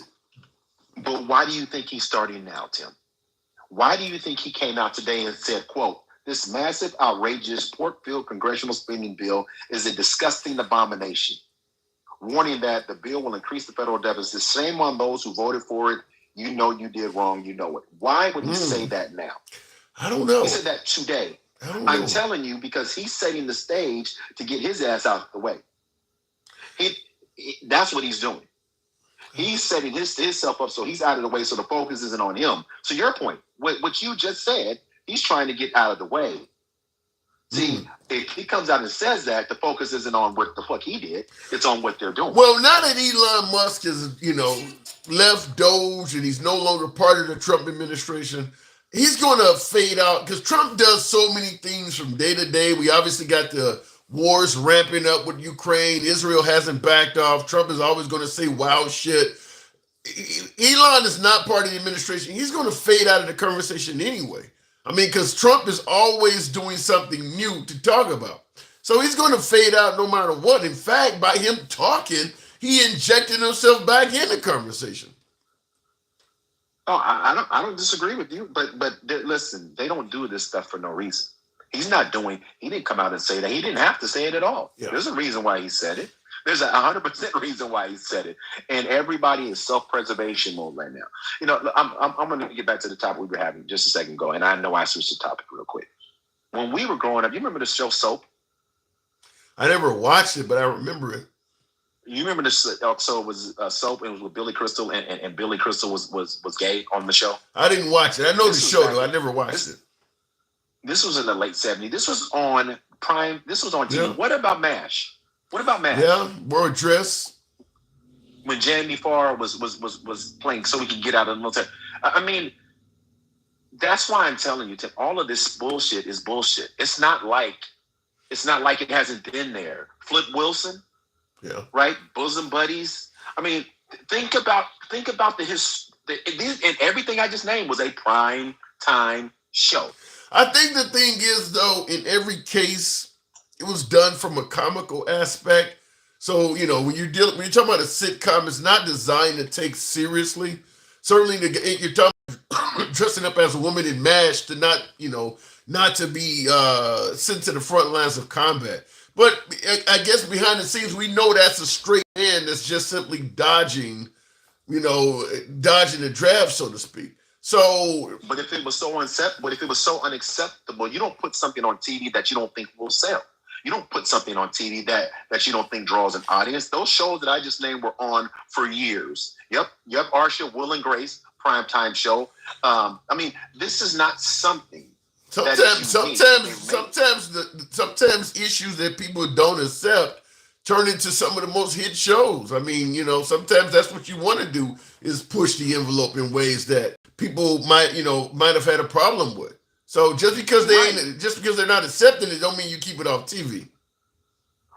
But you don't keep stuff on TV that's not getting ratings either, Tim. True. They don't just keep shit on TV that's not getting ratings. And I see Cedric saying those are TV shows. You're missing a point, Cedric. You're missing a point. There's nothing on TV that's there not getting ratings, which means people aren't watching, which means people don't connect with it. You're missing the point. Well, the thing about it is America America's kind of founded on, Christianity, man with woman, or man, woman, better yet, God, man, woman, child hierarchy and things like that. But we know deep down there's a whole lot of Americans that do not subscribe to traditional American values. So even though the country is being told this is how you're supposed to do things morally, if you put a television show out there that goes against it, all of the people that are quietly against that type of traditional morality are going to watch that show because they're going to have a lot in common with, like you said, Will and Grace. I think Ellen DeGeneres came out on her show for a while. She was popular when she did it because even though being LGBTQ was not really accepted publicly, as you pointed out, it was there. You just couldn't come out and say it without backlash. But there were plenty of people that was there. So when they put a show out to address it, you're gonna get huge ratings because all the people are gonna watch it. Well, but here's the funny part about it, Tim. People say one thing. You know who else was staunchly against homosexuality and all the things? Joe Paterno, Jerry Sandusky. So most of the people that are literally committing these crimes come out and say the same thing. Well, you think these priests and pastors inside these churches aren't standing in that pulpit with that same bullshit message and turning around and harming children? Wow. There's a longer track record of that, but they're not talking about that. You know, it's interesting you said that because I get a lot of folks that often tell me that secretly behind closed doors, there's a hell of a lot of MAGA that enjoys transgender partners. I haven't seen it, but I hear people saying that all the time, that MAGA's publicly anti-trans, but behind closed doors, they like that shit. You damn right. And that's the hypocrisy, but they're messaging because how many people when it comes out, there's a lot of content. There's a lot of content on this internet. There's a lot of content on this internet. You think all those men that are out there producing and watching all this porn aren't MAGA supporters using that same rhetoric? You think all these teachers assaulting these children in school don't stand up and speak against the very act that they're doing? Come on, Tim. That's a good point. They're trying to make this a thing to fearmonger because and it's funny. Everything that MAGA does, everything that they rail against is the thing they're doing. But this isn't new. This goes back to Ronald Reagan. And there's 259 people, and I'm gonna say this, and then I'm gonna drop down. When you go back to look at what Ronald Reagan did with Ollie North and what they did with the Contras and bringing Nicaraguans here to train them, right? To train them and bring we're doing back then, and then demonizing the very people they brought to this country, right? Yeah. It hasn't changed, Tim. They've been on the same mission. And everyone is expendable. Barry Seals was expendable. All the people were expendable for the very thing. Ronald Reagan is the biggest smug dealer that this history's ever seen. Period. Yeah, I mean, there's a lot of hypocrisy. Yeah, there's a lot of hypocrisy in the way America has done business from the very beginning. So I don't disagree with that. But Mike, you know what I got to do? Appreciate you coming through. And by the way, folks, there you go. Go ahead and say that shit. Tap the screen, share it live. Let's get Tim up to 50K. There's 250 people in here. Tim does good work. Let's get up to 50K and make this thing happen in the next 5 minutes. Turn the comments off, Tim, until you get to 50K. I want to let the people speak, but yeah, I may have to do that. Thanks, Mike. Appreciate it. Tap the screen. He is right. Get the likes up. It helps out the FYP. Helps out, brings more MAGA in. You know my FYP is set for MAGA. You know we always have been, always will be MAGA friendly.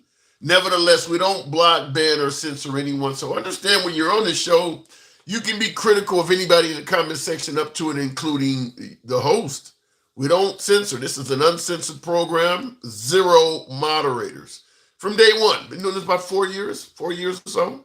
We don't block, ban, or censor anyone. If the apps will allow you to say it, so will we. So you can be critical of anyone in the program.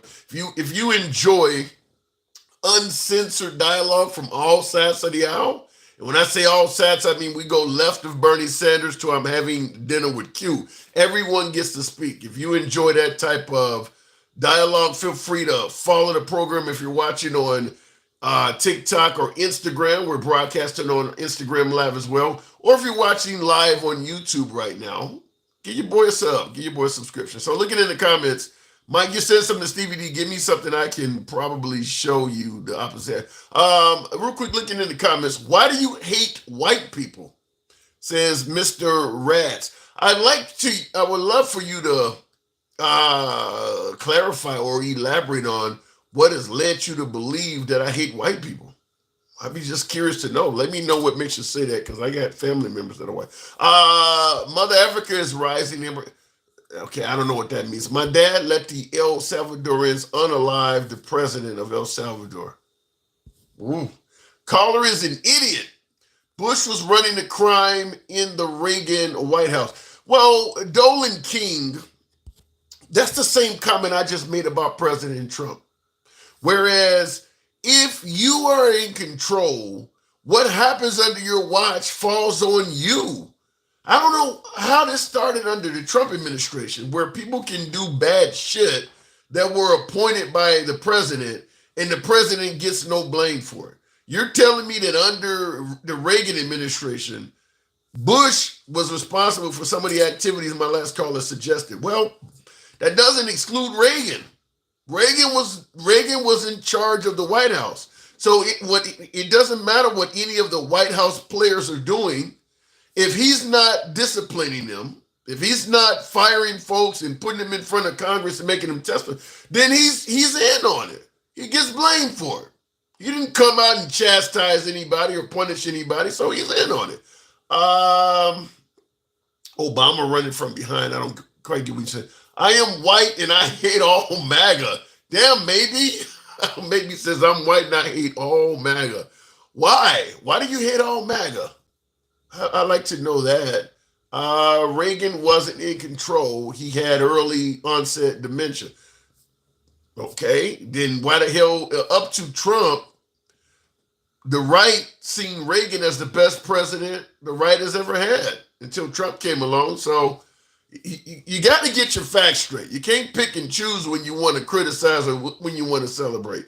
Are we up to 40,000? We'll go ahead and take the next caller. We'll continue on with Sherbert. Good evening. Welcome to the program, Sherbert. Why does the right? Are you there? Yeah, can you hear me? Yeah, I can hear you now. What is up with Pride Month that is working to the ire of the right? Why do they have an issue with Pride Month? Well, I've noticed that a lot of these people mix up sexuality and sex. And so a lot of times I'm seeing with the drag story hours is that they think that they're doing, strip teases and pole dances in front of these kids. And it's like, that's not at all what's happening. You're making it sexual. Even though it's just, hey, I got this funny costume. Come learn about reading. And so when it comes to Pride Month, they're putting all this, Jeremy very much did this, he's putting sexuality into the event when, yeah, that happens, but we have laws against the public nudity. Get the cops over it. They'll fucking deal with it, but it doesn't mean the whole event shouldn't happen. Yeah. Well, they're making it sound like nudity among LGBT gatherings is the norm. Well, I mean, it happens, but the same thing happens at tailgates all the time at football games. You tell me there's no nudity there ever? All the people at the beer tents aren't dressing scantily to get people in? They're just pretending that sexuality doesn't happen all the time in culture. It's just they don't see it because it's the heterosexuality. Yeah. And I don't disagree, which is why I brought up earlier that you go to a beach on any given hot weekend and, you got chicks walking around, damn near got their nipples out and shit like that, and we're okay with it because the chick is hot. But all of a sudden, in the LGBTQ community, it's suddenly some kind of major issue. So is it an issue just with that community then? Well, I get called out on this a lot for it, but it's just racism towards a different preference of sexuality. And it's just, that's not what I like, so fuck you, and you're not the same as me. And it's just, it feels a lot like racism, just hatred of the things they don't understand. So you mean basically homophobia is what you're saying? Oh yeah. I mean, I don't understand why you would be against Pride if you weren't homophobic. Let me ask it to you this way then. Do you think that there are, because we're talking about MAGA and whether, how they feel about Pride Month or, being homophobic in some cases.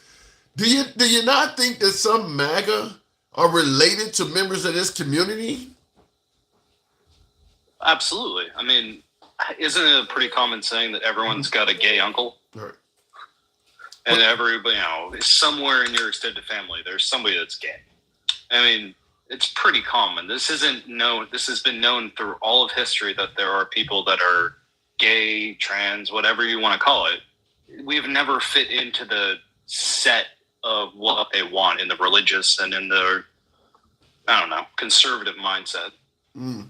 So how do you respond to folks who point, because I got somebody here saying, can we have a Veterans Month? How do you respond to folks who would suggest, why do these people need a whole damn month to be honored? Well, Michael said it best with the statistic of 1 in 4 are assaulted. And so if there's that much violence against this community, they probably need a month to be recognized as, hey, we're human too. Mm. Did you hear about the King of the Hill voice actor for John Redcorn? Yeah, he got shot and killed. Yeah, it's not that far from me, Tim. And it's pretty sad that when I heard the story, the actual details of the story, his house was burned down in a hate crime. He went to go visit after, found his dead dog in an effigy, and then a guy came up screaming hate slurs at him and shot him, like trying to shoot his husband right there with him, and he pushed him out of the way. Oh, so he was gay. Apparently. I didn't know that. I didn't know that either. He's just a voice actor. But for them to have such hatred that you're going to burn down a man's house and shoot him, and this is in 2025. So when they say that homophobia and racism and all this shit isn't real anymore, go fuck yourself. Wow. I did not know that. And I see in the comments, Cedric Haney says you don't need a month. The Democrats are the only ones dedicating entire months to shit. Off. He says we can have a month. I am a straight person. Both of my siblings are on different sides of the LGBT spectrum. They're allowed to exist, and this shows that they're allowed to exist. Why do you hate this so much? Nobody is against Veterans Day. Nobody is against all these other things. It's just in celebration that they exist. Why are you such haters? That's my question. Yeah, fucking Gen X is saying that it's depraved and allowing for depravity. No, it's not. It's just letting people exist. Yeah, Gen X certainly had he was on Instagram saying some pretty vile stuff. He really don't like him. He said, what? That's pretty normal for him with his misogyny, too. He doesn't like women. He doesn't like gay people. He doesn't like anybody. Wow. Except for his narrow band of people. And I think that's pretty dumb. I'm cool with pretty much everybody. Well, I wouldn't say that Gen X doesn't like women. He just believes that men should have a hierarchy over them. I totally disagree with you with how I've listened to him for probably 5 hours over the time I've known you, Tim. That man does not like women. He likes subservient trad wives. No. I mean, just because you want a woman to be in a submissive role, that means you hate them? In his case, I would say so, just by his pure attitude and how he talks about them. But that's my observation. I don't know what I'm talking about, other than it sure feels like he doesn't like women. Yeah, he doesn't believe women should have the right to vote, and they really should be at home with kids. Yeah, that's so dumb. I don't understand the not letting people vote. It's my twin brother is gay. He's married. He's been married for like 10 years now in Texas. Well, and they're talking about taking away his right to be married. He believes that the country would be better off if women were not allowed to vote, because he believes women vote based on emotions as opposed to what's best for the country. Nobody's ever been in a bar fight and got their emotions up. Men are just as emotional, just in a different way. That's so sexist and dumb. I did a poll, though, and you'd be amazed. There was a lot of guys on here that were saying it would be better if women didn't vote. Yeah, and I don't like any of those people, Tim. I'm allowed to hate MAGA. You're allowed to hate MAGA. If you want, so this is the thing. They're saying, what rights are you losing? What rights are you losing? They're publicly saying they want to take away women's right to vote. What? What? This is not the land of the free if you're taking away freedoms. Yeah, and if a woman loses taking it away, yeah, you gotta assume if women lose the right to vote, so that only men are voting, they're going to be voting in things that are pro-man. I mean, you're going to start losing other rights because you're not voting. I mean, this is the same thing, honestly, Tim, is not wanting to do humanitarian efforts with USA and feeding the rest of the world, even though it's paying our farmers to do it. They just don't like what's not right in front of them. And if it goes against their godly way or their raising, out on the farm or whatever. I grew up in the city. You see all these people all the time. It's not a big deal. And all the people that are really against it, I feel like, are DJ Julio living out in the sticks and not getting to know people. Well, DJ Julio's a special kind of listener. I think he's tuned in right now.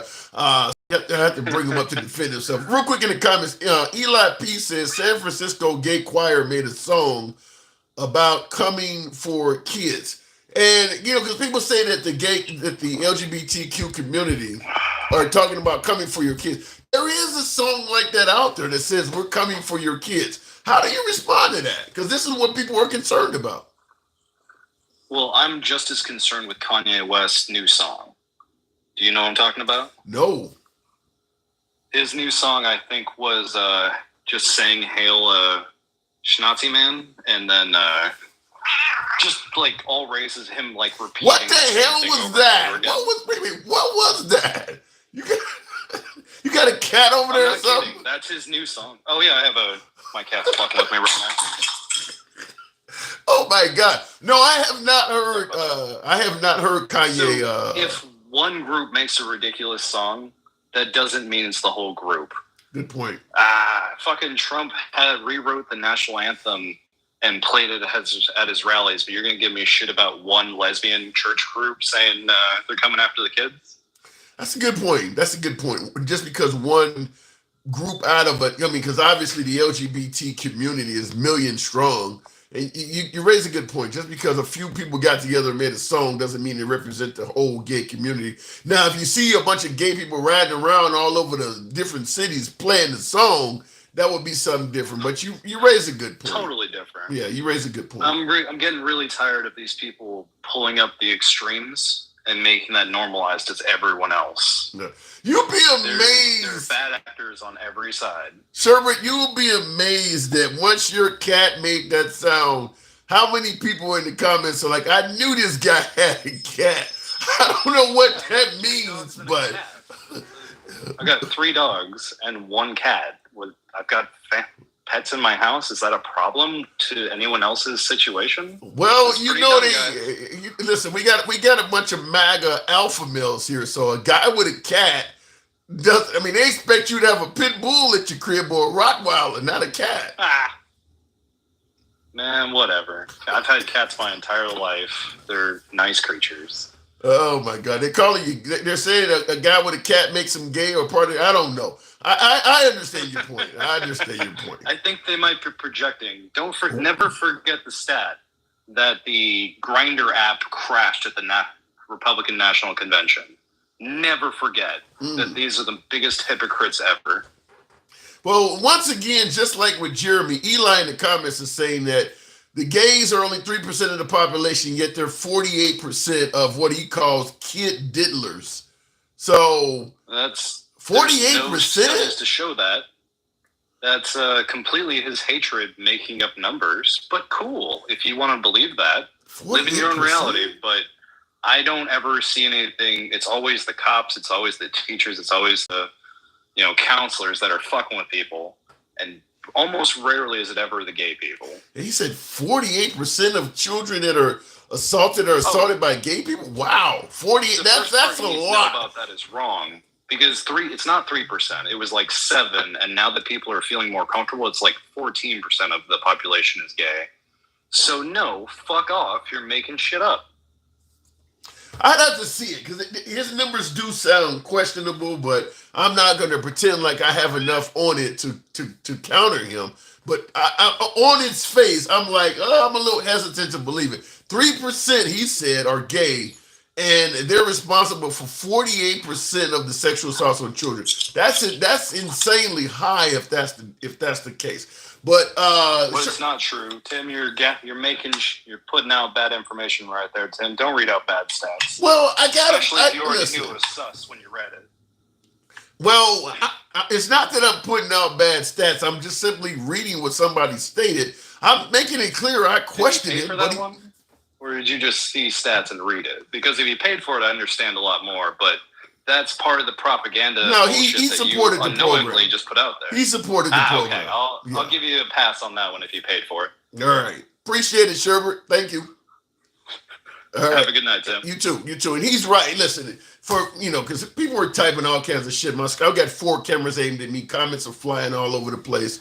Instagram, TikTok, and 2 YouTube screens. So I got 4 cameras aimed at me. But yeah, if somebody donates or contributes to the program, it turns my screen a different color. So you absolutely, I don't care if it's 99 cents, it's going to change the screen a different color. So those comments are 100% guaranteed to get read. But the other comments are just all blended in with each other. And I still try to read some of those too, but understand, folks, it's not that I'm ignoring anybody's comment. There are just literally hundreds of comments going by at the same time. There is correlation between having been a victim of child abuse and becoming a homosexual in the future. I believe that is true. That if you are the victim, I believe that I have seen studies that say that if you have been a victim of child abuse, you have a higher likelihood of becoming a member of the LGBTQ community. I have heard that. I'll leave it at that because I haven't done any scientific study on it my damn self, but I have heard that. And Sheldon, you told me I can Google the statistics. I would like to see the statistics that say that the LGBTQ community represent only 3% of the population, but yet 48% of children that are abused by that community. That's a lot. I would have to see that. Let me go back to the box. I'm asking you tap the screen, get me on up to 60,000, and I'll certainly continue on with Geitster Grandma. I think correlation does not equal causation. True, but okay, DJ Julio. Good evening. What's happening, buddy? How much y'all? Good to have you on. You got called out, but I'm going to ask you because you are obviously MAGA as well. Why? What is it about Pride Month that MAGA has such a major issue with? Because it's celebrating the confused and the traumatized. Confused? Listen, we just talked about a lot of. There's not a problem with the gays. There's not a problem with the lesbians. We don't agree with their stance, but that's on them, and that's okay. We don't have a problem with the queer. It's the transgender, the ones that are pretending and putting on costumes and confused at what they want to be and who they want to be in this life, and it's making it okay for all of that. And a whole month. Well, what about Bruce Jenner? What about Caitlyn Jenner, a Trump supporter? You see Caitlyn Jenner as confused? Clearly, that was a money move. What do you mean? He did it for the publicity, 100%. Caitlyn Jenner is part of the Kardashian family. I know. Bruce Jenner is definitely part of the Kardashian family. They are all about attention. You answered your own question. Yeah, I don't know if you already got money.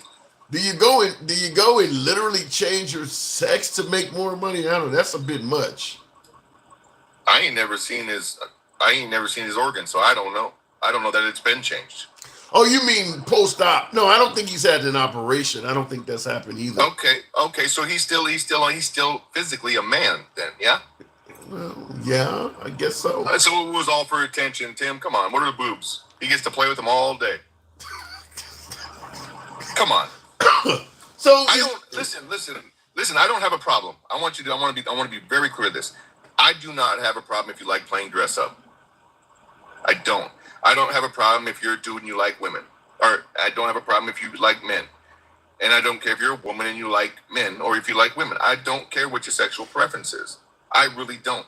I don't want it shoved down my throat, my children's throat, my grandchildren's throat, my friends' children's throat. that this is normal, because being a boy and thinking you're a woman is not normal. Being a woman and thinking you're a man is not normal. Okay, when There's you something say that has happened and clicked. okay, what I want you to clarify is when you say shove down someone's throat. Explain what does that mean? Shoving something down somebody's throat. Exactly. Making it a whole month to celebrate people who put on costumes and pretend they're someone else. So would you assume? Would you listen? You in America took out an entire indigenous group, and we don't have a month. We don't have Native Americans month. They gave us Columbus Day, and we were beaten.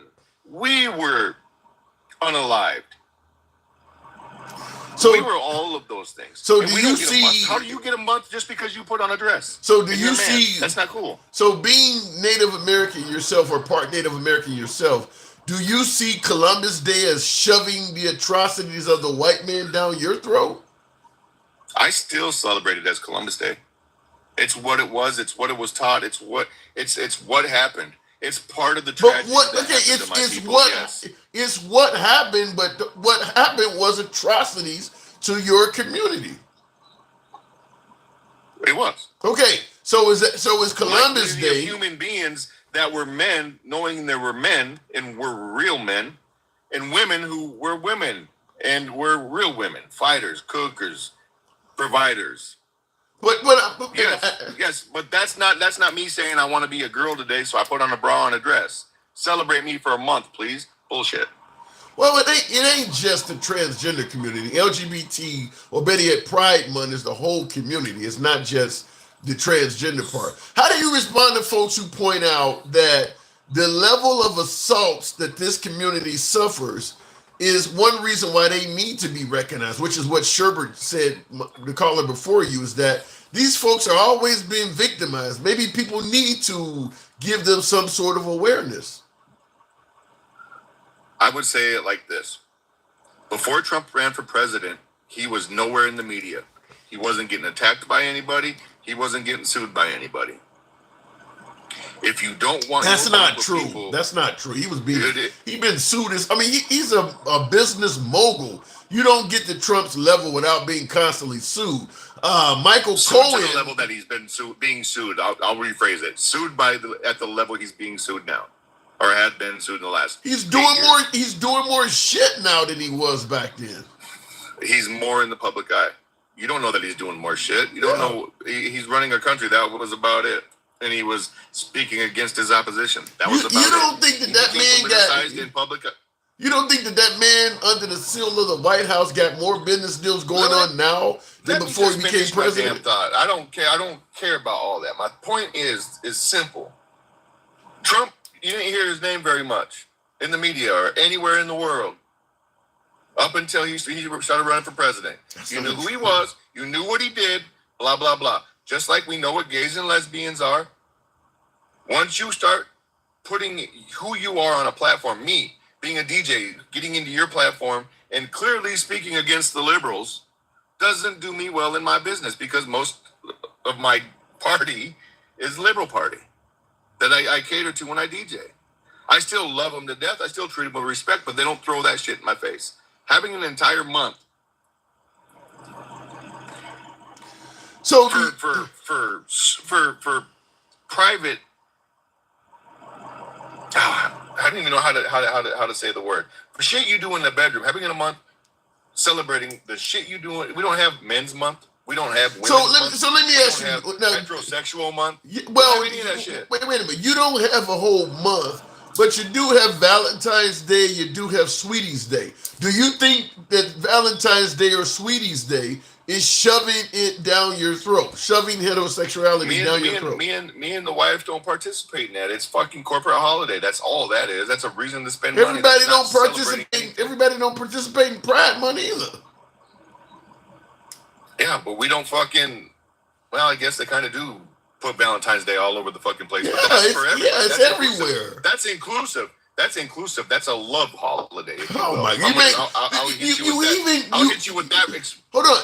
You even have children in schools, because we used to hand out cards and shit to each other with hearts on them. I mean, you talking about shoving something down kids' throats? We were doing that even in first and second grade. You don't see any shoving that down kids' throats. It's shoving love down people's throats. I mean, I that's all it is. So you can't I'll back off my defense. I'll back off my defense and say Valentine's Day is a love holiday. I've never heard of Sweetie's Day. Don't even know what the fuck that is. It's in October. Real quick before we continue, the handsome conservative. I got some competition out there. I love the name. Says, hey, handsome, I subscribe to your channel. You are the only one on TikTok I subscribe to. Wow, thank you, handsome conservative. I have to bring you up one of these times. So you see Valentine's Day as a love holiday, but it's impossible for Pride Month to be about love. Pride Month's about in their minds, it's about love. Okay. But the way that you put it up above an American flag, the way you have countries dropping their flags for this flag, it is way more than just a love. It's an idea. LGBTQ is an idea-based movement to make it okay to wear a dress if you're a man. Where it was always okay to wear a dress if you're a man. We don't give a shit. Most conservatives don't give a shit what you do behind your closed doors. But when you start to portray it and show it out to the world and have everybody have to be okay with it. That's no different than the KKK deciding, you know what? They really do have a lot of values in the black community. So now guess what? They're all black now. That's identifying as black. I don't know where you're going with that. I don't know where you're going with that. It's perpetrating something that is nonsensical. That these people really, really need to sit down and have a conversation with people. Okay. Well, let's take it the heart up to why they feel like a boy or a man. Go ahead. Well, let's take it to a deeper level, because at the end of the day, I see your team. I see your team saying push back. I'll let you push back. No, I am pushing back. They just want me to tear you to pieces, and I don't do that. But let's take it a bit further. You got I cannot think of the woman's or the transgender woman's name, but she appeared on the front of a Bud Light can. Now that's clearly an adult beverage, so that's not shoving it down the throat of children. Why the hell did the right have so many problems with that? Well, let's see. If I sell 1 billion cases of Bud Light with a transgender, a man dressed like a woman on a beer can, they're going to have this all over their house. Chances are there's going to be kids in that house. Oh my, are you for real? Because it's on a cereal box. Because it's on a cereal box. Yeah. Tim, everything you see defines what you believe. Everything that you see. It dictates who you are as a person individually. Let's stop talking about the fucking masses and start looking individually. Everything that you have behind you has led you to be who you are in your life. So you believe having a beer can in the crib with a transgender person on it defines who you are? It definitely could. Definitely could make it okay. What fucking universe? Okay. Dad, they put a man that now says he's a woman on a beer can. It's got to be okay that I feel like a woman. No, you feel like a woman because of something that went on with you. Either you were introduced to female stuff at a young age, or you were in some cases touched. That's crazy. There's a lot of reasoning behind it. A lot of reasoning. Reasoning is the key word there. That's crazy. Behind the transgender community. I'm not talking about the gays and the lesbians and the queer, because they're all the same. If you're gay and lesbian, you're queer. Based on their definitions. No. But your explanation of the beer can thing has just got me. I don't even know how to respond. Okay, that's insane. What I'm trying to tell you is subliminal messaging is a real thing. If I put it in front of your eyes all the time and it makes it look okay and everybody's buying it and it's okay, then it's okay. It's not okay to not help people who clearly don't understand biology and where they're from. And this is a picture on my monitor of the actual person. I mean, by the way, that looks like a woman. If I wasn't told, absolutely not. That is a total dude. You know how many ugly bitches that look worse than this dude? I mean, that actually have a vagina. This does not look like a dude. There's no way in hell you would know that was a dude if they didn't tell you. Let that person pick up their chin. I'll tell you it's a dude. Oh my God! No way in hell you would know. I mean, there are a lot of men don't have an Adam's apple. Men don't have an Adam's apple. I mean, look, let him pick his chin up.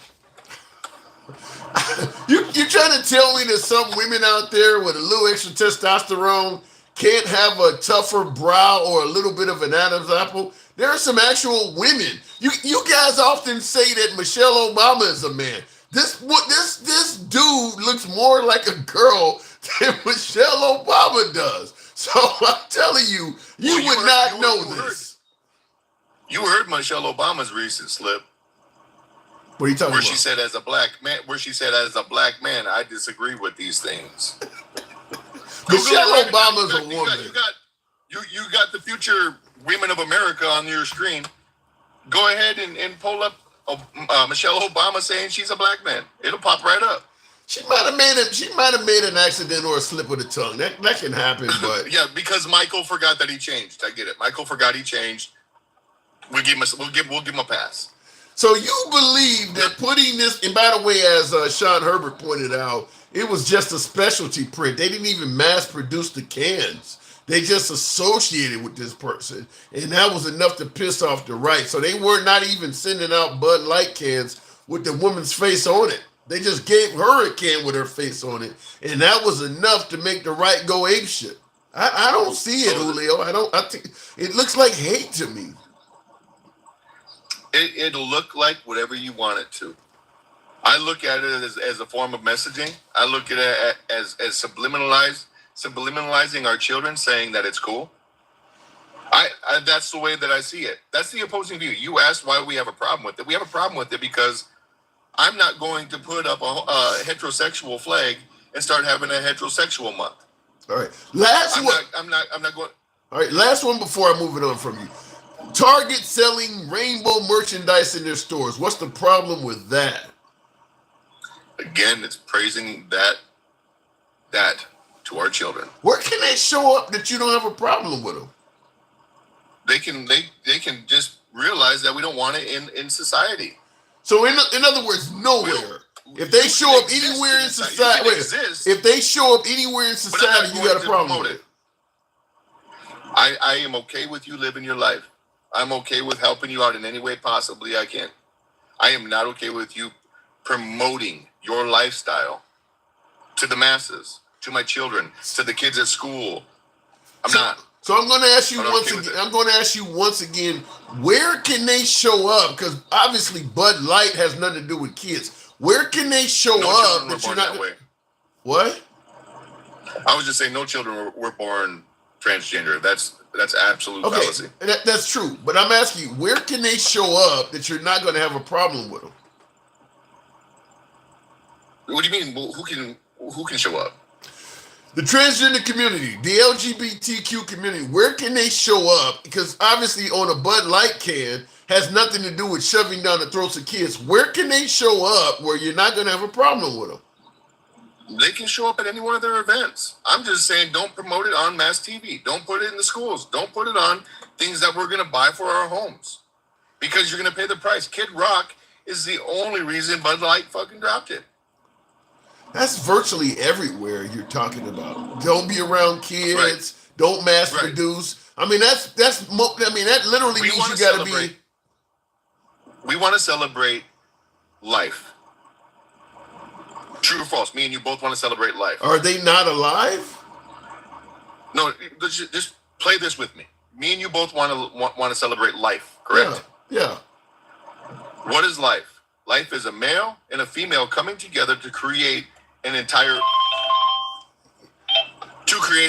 world, the world we live in today. But you realize how many heterosexuals don't have kids? Some can't have kids. You can't. DJ Julio, apparently he got a call or something. We'll move it on. I definitely wanted to talk to him more, but he apparently had a call or something. Anyway, moving on with the program. I want to make sure I didn't miss out. I saw Sean Herbert's comment. Tap the screen, by the way, folks. Get the likes on up to about 70,000. Share the live if you will. If you're watching on TikTok, follow the program if you're watching on Instagram, or if you're on YouTube, feel free to give your boy a subscription. Putin and Netanyahu completely ignored the orange sphincter. That is true. And I want to, in addition to this LGBTQ shit, we had other topics, and I do want to address that. That's the best bold head I've ever seen. All right, okay. Elijah, to get on the calls, you got to either go to TikTok or Instagram. The Handsome Liberal on either one of those platforms will bring you up. In addition to talking about why the MAGA community has such an issue with the transgender community, and like I said, I don't know why that is, but we've heard a few folks give their opinion. I also wanted to point out another story that goes against, because everybody is saying if Trump is defending the border, he's getting, gangbangers and rapists and murderers out of this country, and, security integrity of the border. Why do liberals have a problem with that? Why do liberals have such a big problem with his immigration if he's trying to make us all safe? I want you to hear a story because I believe this may have some answers on that. So I want to give you some of the backstory here if you're just joining us. This is a lawful permanent resident of the United States. Lived here for about 50 years. She went to the Philippines to go visit, and she was on her way back, and she was detained at SeaTac International Airport by, ICE. And one of the holdups here, because we've been following this case throughout the weeks, one of the reasons that they gave us on why she was detained was an embezzlement conviction from 2001. Because of that history, they said that they detained her, but, obviously you had family and friends who were saying that that was, just fair and that she should not have been. So this woman here, she was coming back from the Philippines. She's been living in America for 50 years, 50. Came legally, has a green card, has permanent residency. She's been living here for 50 fucking years. She has an embezzlement conviction on her rap sheet from 2001, 24 years ago. I looked it up before doing the live. She ended up having to pay $6,000 in restitution. So chances are there's court costs and other things in that. That's usually how restitution works. It's not just what you're accused of doing. It's usually other costs added into there. $6,000 she had to pay back to the courts in restitution, and she's paid all of that back years ago. She went out of the country, and when she came back earlier this year, under the Trump administration, they detained her with the full intention to deport her as a green card holder for this charge she has on her record from 24 years ago. They were going to deport her for that. Fortunately, she was able to hire an attorney, and the judge ruled that, you can't deport her. The judge ruled in her favor. I forget what he called it. I forgot what he said it was, but she didn't qualify to be deported. But they were fully intending to do that. They had her in custody for 3 months. For 3 months, they were trying to deport her for 3 solid months based on this 24-year-old embezzlement conviction. She's not an illegal immigrant. She's not undocumented. She's not Trinde Aragua or MS-13. She's 64 years old. So I just want to point this out because the folks suggest that why the hell do people have an issue with Trump trying to secure the border? This has nothing to do with any of that. Rapists and murderers, this has nothing to do with any of that. This is just literally making it clear that they're coming up with whatever reason they can to deport you. It doesn't matter what it is or how long it's been. If you can find a reason to deport, do it. And it's also why I'm suggesting that any immigrant that has an asylum claim, or they're trying to extend their visa, or they're trying to, get permission to stay in America for whatever purpose, and you got a court date coming up, in my opinion, either self-deport and leave America and go back to where you came from, or go on the lam, or literally go on the lam and become a fugitive. Going to court at this point is almost like literally walking into a trap. They're not honoring any of those court dates. You're not going to win your fucking case, period. You're going to lose your case. You're likely to be detained on the spot, and then they're going to eventually deport you. I don't know why these folks keep showing up to these damn court dates. Like, why are you even going? It's not going to be a fair hearing or any of that. They're going to hold you in custody until they can kick you out. So I don't understand why they're continuing to go to these court dates at this point, because they literally have ICE and immigration officials sitting there in plain clothes and shit, waiting for you to come out of the courtroom so they can arrest you. Why even go to that shit? Continuing on with the program though. Gangsta grandma, deport illegal aliens, come to America in the point of entry. I got something to say. Okay? I got something to say to you and to your racist ass bitch that's right there in the comments, okay? Yeah. And his little homophobic ass, okay? Who are you talking about? Let me break this shit down to you. Who are you talking about? Your little bitch that you had on before. Oh, they're trying to change our kids. Oh, men are wearing dress, bitch. You could wish you could wear a dress, bitch, with your ugly ass. You talking about DJ You Julio? like to be bent over, bitch. You like to be bent over. Your wife fucks you in the ass, too. Are you talking about my last caller, DJ Julio? Yes. He's a homophobic ass twit. That's what he is. He said, "Oh, transgenders are trying to change the kids and all that, and they're not born that way." For one, let's get educated real quick. Transgenders are born that way. They got trans kids, bitch. And what? Okay. But wait a minute, fucking ass kids. But Gangsta Grandma, now I know you're going to chastise me for saying this as well, but do you're okay with letting a child transition to the other gender? You know, you got a 7 or 8 year old. Okay, let me break this shit down to you again. You sound ignorant as fucking hell. Okay, you sound fucking ignorant, okay? They don't transition, you stupid fuck. You know what they do? They social transition. They social. They dress like a little boy or a little girl. They can do that, okay? Well, let me clear up something. They don't do no medical shit. Let me clear up something. And don't come for me. Okay. I have a trans son, bitch, and I know what I'm fucking talking about. Okay, well, while you're throwing the expletives and insults around, let me clear up something. I don't sound ignorant. I am ignorant on this. I don't have any transgender people around me. Don't talk on it. Don't talk on it. Because you're over here letting them motherfuckers have all the say. Say, oh, they're trying to change your kids. No, they're not. They want acceptance. There are trans kids that are in high school. There are trans kids that are in middle school. There are trans kids in elementary. They just want to be accepted. They just want to go to the bathroom. So they don't want to your fucking kid. They don't want to change your kid. You cannot change a kid to be gay. You cannot change a kid to be a lesbian. You cannot change a kid to be bisexual. It's in our fucking blood. So how do you stupid fuck? How do you respond to folks who point out that there is a correlation to children being abused early in life and then becoming lesbian or gay?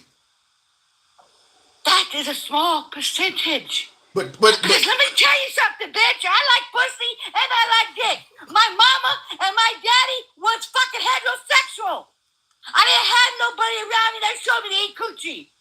Man, I grew up 5, 6 years old. Damn, that bitch is fine. I like titties. Okay? I was born that way. I love titties. I like dangling. But you went from you can't change a kid to that's a small community, so you are admitting it can happen. No, you can't. No. When they have been abused, that's a whole different ball game.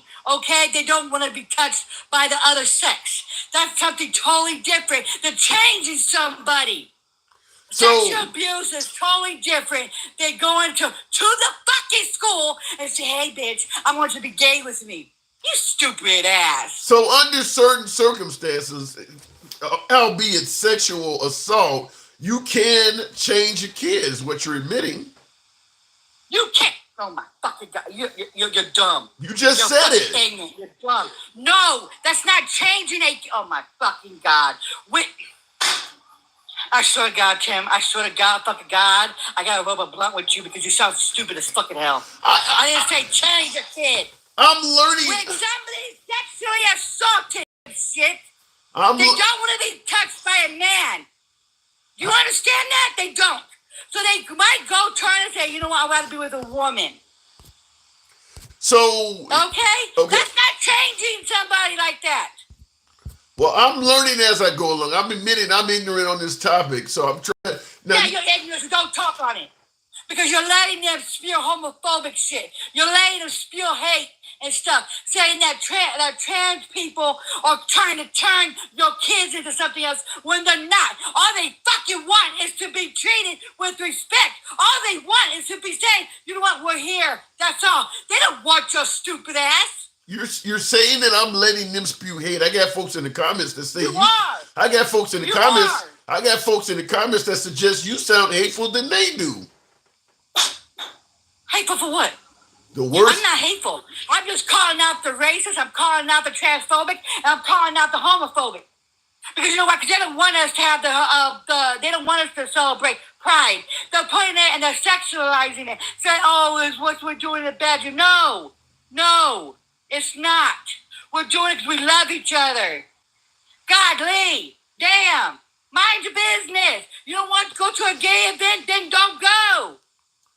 Well, hell. I think it might be what you. And you know what? Let me tell you something. They're worried about us. They're worried about us touching your kids. Honey, it's the straight white men that's raping us. It's the straight white men that's fucking killing your kids. It's the straight white men that are hurting your babies, okay? It's not us. It's not us. No. I'm bisexual, okay? I would never hurt a little girl. I'm not trying to turn them in and turn them out. Fuck, I got grown-ass chocolate fucking women, bitch. And what? I got them climbing up the fucking walls. Well, I don't need to turn a little girl out. Well, that's you. It's your cis-ass men that are doing it. It's you guys that are raping us and doing everything else and having your men, marrying little girls and shit. What the fuck? What about the notion that it goes against the teachings of the Bible? Oh, the teachings of the Bible? Are you fucking serious? Are you fucking serious? The white nationalists is saying that? Are you saying this isn't a Christian nation? Pookie, Ray-Rays, gumdrops, they're not. This is not. That's why I call it church. Like, the church and the state have to be separate? Yes. No. We're not a Christian nation. No, we're not. Well, I mean, and you know what? If Jesus was here today, if Jesus was fucking here today, he would be voting blue. Because you know why? Because the white nationalists, it goes against everything that Jesus was talking about. Jesus says, love thy neighbor. Jesus says, love everybody. One sin is no greater than the fucking next sin. That is what the God teaches us. But when you say don't bring God up in this bitch, honey. But when you say that Jesus loved everyone, is there no language like Sodom and Gomorrah? Is there no language chastising homosexuality? Are you little stories in the Bible? Are you really listening to little stories in the Bible? Are you really going to go there? Are you really? Are I'm just asking. You don't even know the fucking Bible. You say you're not even a Christian. Don't talk about something you don't even know. I'm just trying to ask. I tell you that talking on LGBTQ and shit because all you are. And that's the old fucking damn Testament anyway. We're not even in the Old Testament, honey. We're Christians. We're supposed to be in the New Testament. And no reply in the comments says Jesus did not love everyone. That's not true. That's not true. Because God says in the Bible, you love thy neighbor. God says you accept all immigrants. God says you feed everybody. God says if you deny anybody food, you're denying me food. If you deny me clothes, you denying me clothes. You deny immigrants clothes, you're denying me clothes. It's Matthew 25, bitch. Read it up. How about this one? Lito in the comments says, listen, he understands when he comes. He says, keep your sexuality your own business. In other words, as Julio said, you're shoving this stuff down everybody's throat. Who is shoving what? Because we're having Pride Month? We're celebrating who we want to love? Hell, look what we have. You have 16 pregnant with girls on the damn TV show. You guys are shoving that down our fucking throats. Crazy 16-year-old kids having fucking knocked the fuck up, right? Every damn TV show is a man and a woman kissing. You're shoving that down our fucking throats, right? Right? Every damn show, every damn movie, there's sex in it. Ding-a-ding going to coochie, right? Right? Oh my fucking God! You see two women going at it. Your dicks will get hard, bitch. And what? Yeah, but 1 fucking month we get. We get 1 fucking month. We don't even do shit out in public. If I fuck a woman in public, then all your dicks will get hard, okay? Let's not go there. But let me tell you something. We don't do that out in public. Unlike you cis people do. well, I'm just walking down. You're like, yeah, prostitute is giving you fucking one of your drives head. well, What the fuck? the whole argument is that doing this stuff. There isn't no fucking argument. They just don't like us because we love it. We love who we love, and we're open. And they're so, and you know what? They're so in the closet. Half the fucking straight men like it in the fucking ass. And you know how I know? Because I fuck them in the ass. You know why? Because I'm into BDSM. That's why I peg them. And you know how much money I get for pegging them? I get thousands of dollars. So let's not go there. Because I know a lot of motherfuckers on TikTok. That is MAGA that's in my inbox right fucking now begging me for it. And I got proof, I got fucking receipts. So don't go there. Don't go there. Are you pegging a bunch of liberals? No, do I know? I pegged the white tea man. I cannot stand the mayonnaise looking bitches, but they gave me thousands of dollars. 1,500 for 15 minutes. Go fucking figure. You got my comment section. Go on my fucking profile, and it says it all in caption, bitch. BDSM. You know what that means? Yes, bitch. And you know the white tea man is? The little maggots that all her up and down. The homophobic and shit. The homophobic, honey, they like it in the ass, bitch. And I tell you, I have 12 inches, 8 inches, 6 inches. And I got receipts. I got receipts to back my shit up. You got my audience suggesting that you sound like you're racist towards white men. Oh my fucking God. I don't like the mayonnaise spoiled bitches that are maggots. The normal white tea people that didn't vote for this lame brain motherfucker that's in the office, I like their asses. Okay? I like the normal white tea people. Okay? Not the maggots. What? The ones that they want me to act them in the ass. I don't like their asses. What is the difference, in your opinion, between a normal white person and MAGA? Really? You said the normal white person are all allies. Okay? The normal white person are all allies. They know what's racist. They know that he is. They know what they're trying to do. That's our homies. That is our allies. The maggots, the spoiled mayonnaise, the ones that put raisins in their potato salad, that like to bend over for a woman and get it in the ass, that's the maggots I can't stand. Hallelujah. So you can't. I the beans. And there's a couple of them, and let me break this shit down. And motherfucker better not come to me. I promise you, I'll show Chip everything. I promise you, there's 2 of them on your live that comes up here spitting hatred and shit. And you know what they is? They're in my inbox. And you know what they said? One of them is so gosh damn poor. They said, can you do $300 for 10 minutes? And you know what I said? Fuck no. It's 1,000 for 15. Yep. You're making a lot of money doing it. You sound like you're making a lot of money. Yep. And you're. I'm a dominant. Are you? Wait. Hold on. Hang on a second, gangster grandma. People are going to want to know. Are you bullshitting me? Are you suggesting that you're pegging? Do I sound like I go on my page? It says BDSM with fucking hearts. You know what that means? I'm in that lifestyle. You know what I mean? I'm a dominatrix. I'm a mistress. You feel what I'm saying? Yes. I'm in that life. Why do I have to lie to kick it? Why do I got to lie to kick it? I got 2 of the motherfuckers that are in your life every day. They spread their hatred. Not talk. Cheap as fucking hell. And $300. $300. No, I ain't gonna touch you. The 10 foot for my dogs did. Nope. Wow. Nope. All right, gangster grandma. You don't turn the whole. I don't touch him. I don't touch him. My dangling do though. My plastic one ain't never fails me. You don't. feel me? So please, all the homophobic ass maggots that over here saying they wish they was like us. They wish we could go out there and we could love who we fucking want to love. and we kiss who the fuck we want to kiss. And if a trans man wants to be with another trans man, they so be it. If a trans people want to live and exist and want to love who they are, let them do it. They don't give two fucks about the straight people. The straight people more worried about what we're doing. But you know what thing is? They really do need to quit touching our kids. That's the straight people.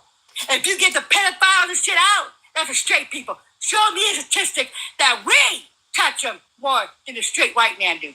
Show me. And you know what? Let me tell you something. They gotta go roll up because you got on my fucking damn nerves because you be spilling the hatred. You let them spill the hatred. I will show fucking receipts. I will have my other fucking phone, and I will show, and I will dox motherfuckers. Well, there's always next time. Gangsta Grandma, I gotta move it on though. I will. You know what? And I will cover. I won't expose what the addresses and stuff is, but I'll expose the phone numbers, and I'll expose how much they wanted me to do, and you'll see what I said. And they're the same motherfuckers that say that they don't like it in the booty, and they don't like gay men, and they don't like this, they don't like that, but yet they want to pay me. They want to pay this woman. I gotta go. All right, moving on with the program. Wow.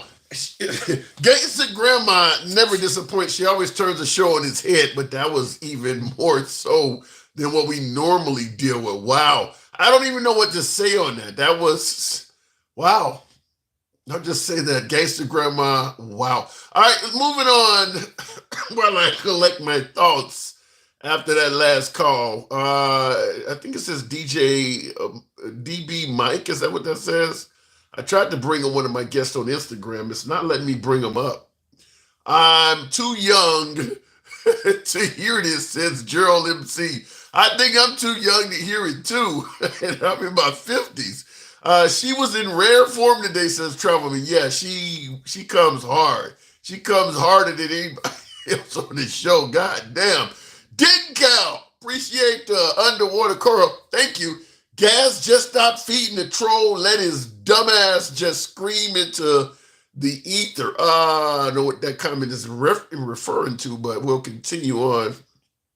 God called. He wants rainbow back. Huh? Okay.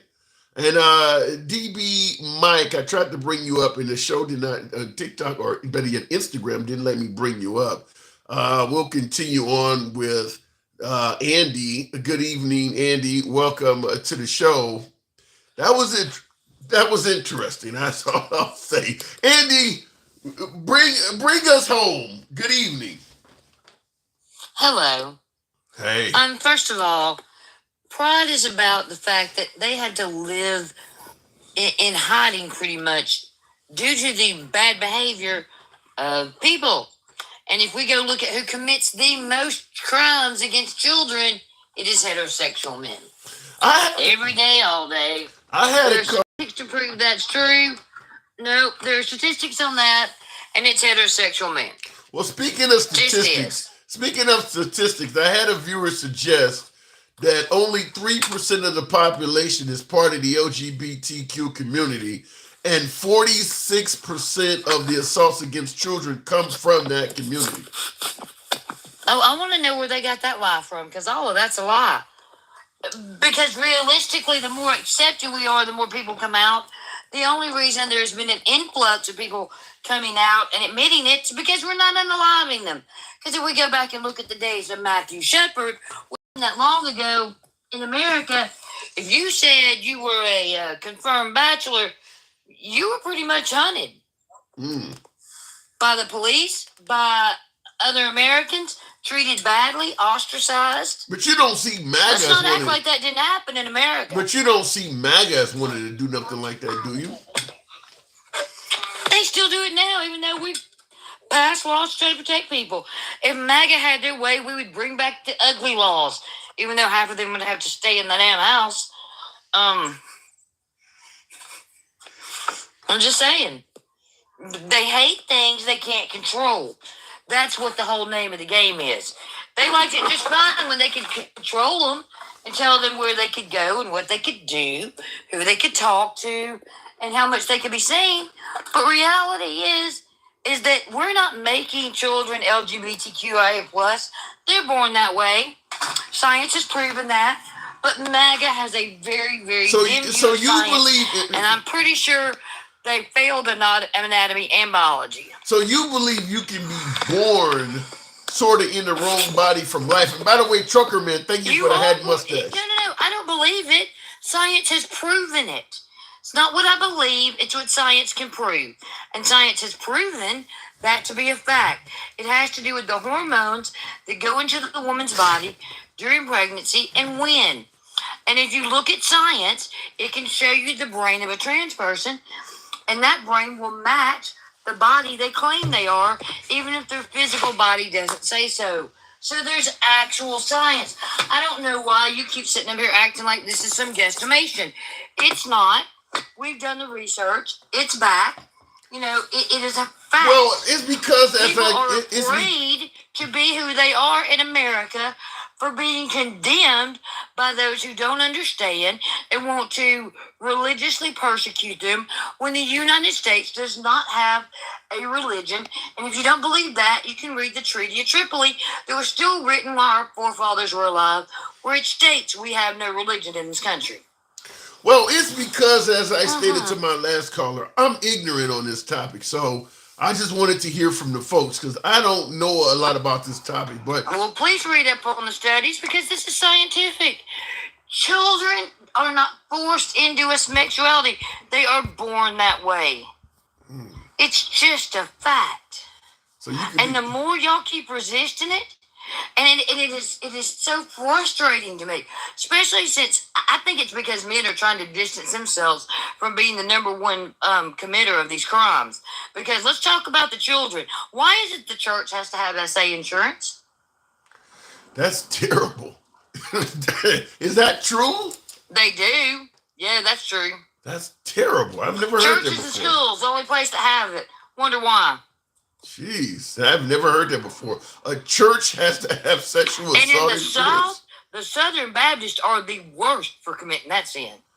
Yeah, that's terrible. T2 in the comments says, Lord, grandma is crazy. That's all I got my first experience with her. Grandma, Gangsta grandma is her own. Grandma's not crazy. She's just passionate. She's not said anything different than I have. She just said it in a different way. And the fact that y'all are so intolerant of the way people speak, so much for the First Amendment. You got to say it a certain way or Republicans won't allow you to say it. God forbid. Well, you know you get to speak your case here no matter what, because she certainly was calling me every name in the damn book, and I didn't shorten her time at all. So I do believe in uncensored speech. And, for folks who talk about... And hold on, DJ, my name is Andy, with it A-N-D-I. Don't call me anything other than my name. Children are born that way. We don't make them that way. And that was one beer can meant for her that never went on sale for the general public. When you saw Kid Rock out with that can, all y'all did was call attention to the fact that she got the can.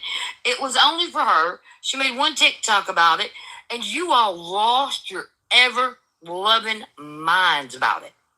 Well, let me say this before we continue on, Andy, because when do we telling corporations what to do? We've always done that kind of, haven't we? Well, then, by God, then they don't deserve a tax cut, do they?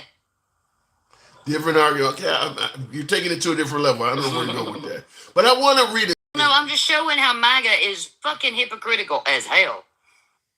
Fair enough. Kyle T. Johnson in the comments says, Trump ain't bullshit. He says, Tim, Gangsta Grandma should be making you feel a lot better with some castor oil. Let me know how you're doing. LOL, oh my God. Did you hear some of the stuff she was saying, though? Well, first of all, a man stands up to you, and it's not like... I'm not going to police her for the way she talks. Okay. I'm not up here to talk about her. Right. I'm up here to talk about the issue at hand. The fact that y'all policing women out on this app is another damn problem. Y'all don't have anything to say when something misogynistic is said to a woman at all. Well, I don't police her. It is the definition of falling on deaf ears. I have never seen a man from the right in the comments say anything to defend a woman whatsoever, anytime, ever. So what are you saying, that the right has a problem with women? The right has a problem with any kind of accountability for themselves either. Elaborate. What do you mean by that? I love the way they talk out of both sides of their damn mouth. All right, fair enough. All right, well, I want to move on to a different topic because we were also talking, huh? What'd you say? I said okay. Okay. We were also we were also talking about this woman at the age of 64 that they're trying to put out of the country. Well, they were trying. She won in court for an embezzlement charge she had in 2001.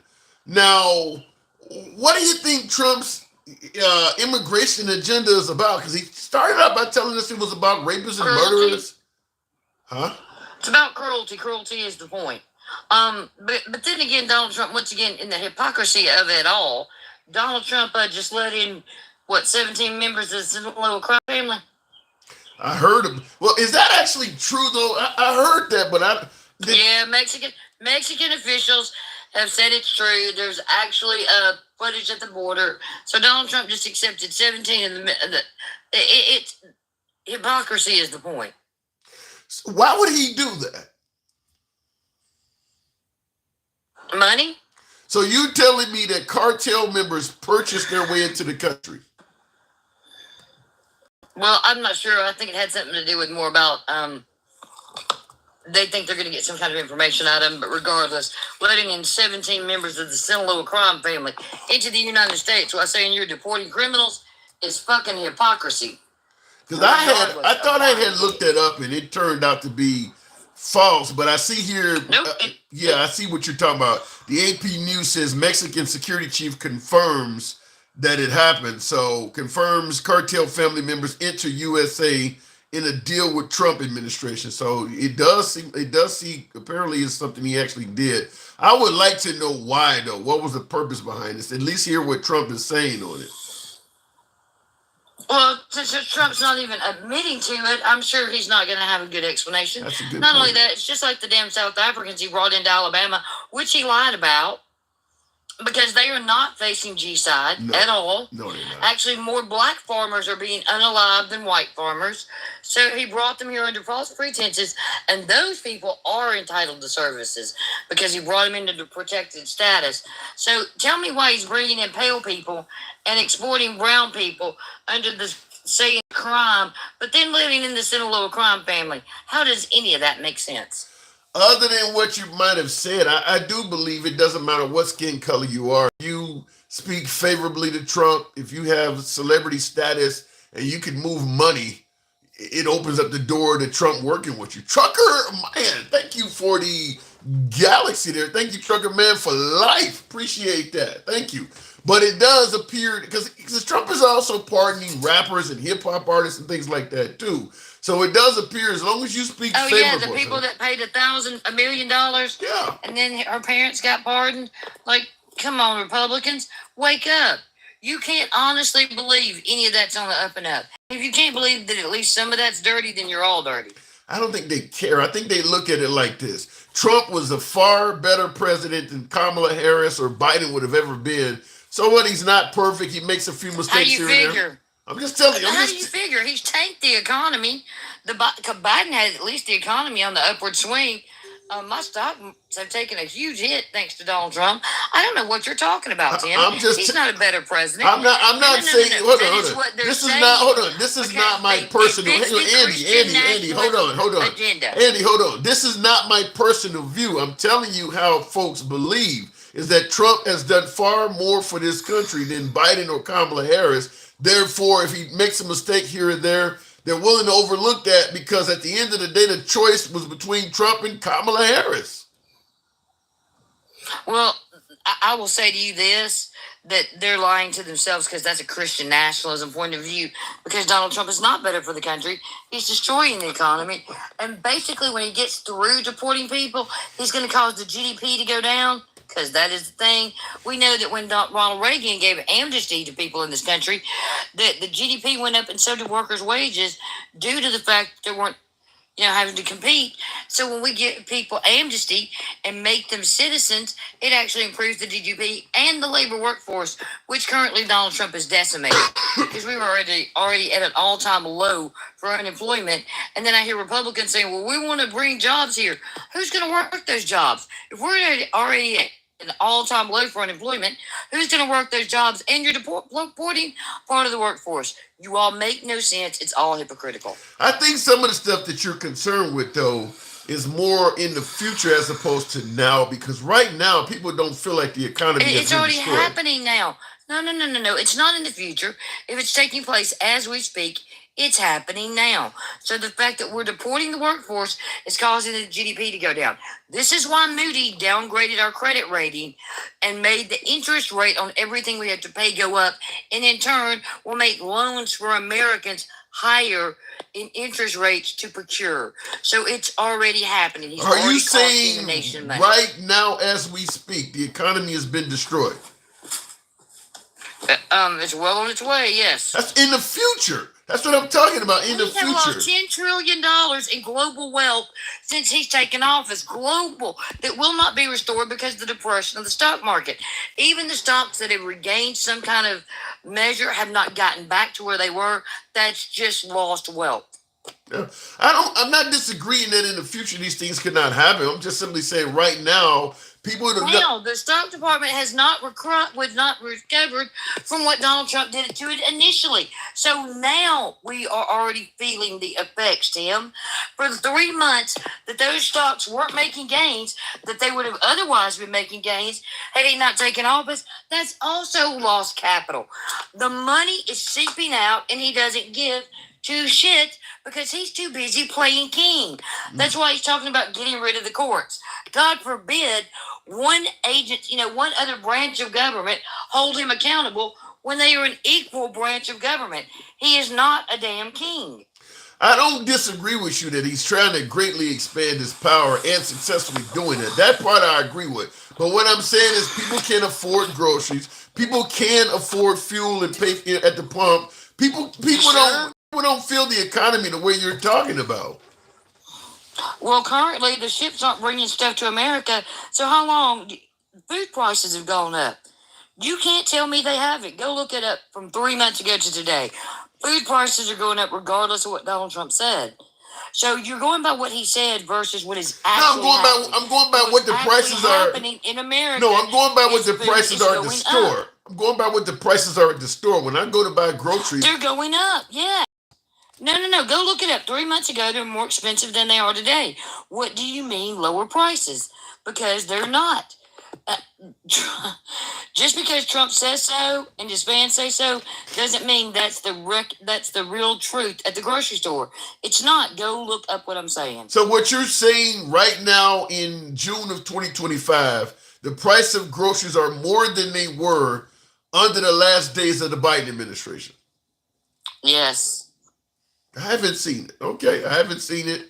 If you say so, I'd have to look it up, national average, because in my area, I don't think I think it's been about the same. I agree with what Paul Bill in the comments is saying. They haven't went down. I'll agree with that, but I don't believe they've went up. I don't think so this is another issue. They seem to think that giving the top 1% a tax cut continues to make jobs, but it doesn't. When you give the top 1% a tax cut, it doesn't put money in the economy. When you give the people a tax cut, it creates more revenue and more cash being spent, which creates more jobs. So the people at the top create more jobs because there's more demand. When people at the bottom have money, there's more demand. And when there's more demand, that's when jobs are created, not the other way around. And according to what I just looked up, prices are currently more expensive than they were under the Biden administration. Since President Biden took office in January 21, food prices, let me see, where'd it go? I'll agree with you about the trickle-down economics. I don't believe in that either. The average price of food in the U.S. has gone up 2.8% in the last 12 months as of April 2025. All right, Andy. Appreciate you coming through. Thank you.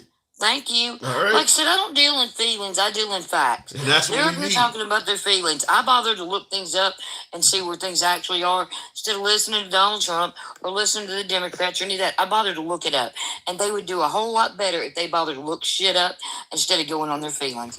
Have a good day, Tim. Well said. All right, moving on with the program. And by the way, tap the screen and get the likes on up to about... We might be to get 100,000 if you guys tap the screen. Let your thumbs not be lazy. Tap the screen. Get your man's likes up. Show the program some love. Thank you, Kyle. T. Johnson says science is another form of magic. It's the same concept. She is wrong. People choose to be gained. People choose. Let me read that again. Same concept that she is wrong. People choose to be gained. People are making a choice. That's the difference that she needs to correct. It's a choice, not science. Now, we were kind of off that topic, but what he is saying is that if you are a member of the LGBTQ community, you're choosing to do that. He doesn't, there's a lot of folks who believe you can be born gay, born trans, born lesbian. And what he is saying is that if you are that way, you are that way by choice. You cannot be born that way. By way of yes or no in the comments, how many of you folks believe you can be born into the LGBTQ community, where you know you're gay from birth? You know you are in the wrong gender's body from birth. By way of yes or no in the comments, I'd be curious to see how you guys feel about that. The trans stuff, I'm going to admit I'm so ignorant on this because when we were younger, you didn't really hear about it as much. But the gay thing, I definitely feel like you can be born gay, because I know some people who were pretty young and they turned out to be gay. So I definitely believe you can be born gay, in my opinion. The trans thing, I didn't hear a lot about that until recently, and I'm gonna leave it at that. Gas has been $2.95 for 2 weeks in Virginia, says Poll Bill. Like I said, it hasn't went up. I think people have gotten used to the increase in prices under the Biden administration, and Trump came along and he hasn't corrected that. But I guess because it hasn't gotten worse, people are kind of just letting it be. Let me see here. That's what science says. Oh, Travelman, you also say what my last caller said, that science does say you can be born gay, born LGBTQ. Some folks believe you can't. Some folks do believe you can't. Here's my take on it. And this is where science and religion clash. Because religion believes God doesn't make mistakes. I do not describe to that theory whatsoever. People can be born with 10 fingers on one hand. People are born with 2 heads. Humans are born connected to each other. The idea that God doesn't make mistakes doesn't resonate with me, because you see the mistakes all the time where they have to perform surgery on a kid just to maintain life for that child. At birth, God makes mistakes at birth. I just cannot subscribe to the theory that God doesn't make mistakes. But the religious crowd believes that God does not make mistakes. The reason why I'm bringing up God doesn't make mistakes is because if you can be born with 2 heads, 3 legs, 1 finger on a whole hand, why can't you be born gay? Why would you think that out of all the things that can be born that are abnormal with a human being, that sexuality is going to be perfect? I just see it that way. Shelly, appreciate the dinosaur. Thank you very much, Shelly. Thank you. But the idea that sexuality is perfect, when human beings are born imperfect every day, you can be born mentally ill, kids with autism and all sorts of other mental illnesses. But when it comes to sexuality, you're born perfect. You're going to like the opposite sex. I'm just simply saying, I see Trucker Man for Life says you just lost me. But just think about what I'm saying, though. Everything about a human being can be born abnormal to what we consider to be normal. You got people born with different color eyes. You can be, you can damn near be white and damn near have a black kid. I mean, you can really, the way humans are born, there is no predictable pattern. There is no predictable pattern is the point I'm trying to get across. Why do we think sexuality is perfect? That all male children are going to grow up to like females and all females are going to automatically like males, when everything else is imperfect? That's all I'm saying. That doesn't seem to make sense to me.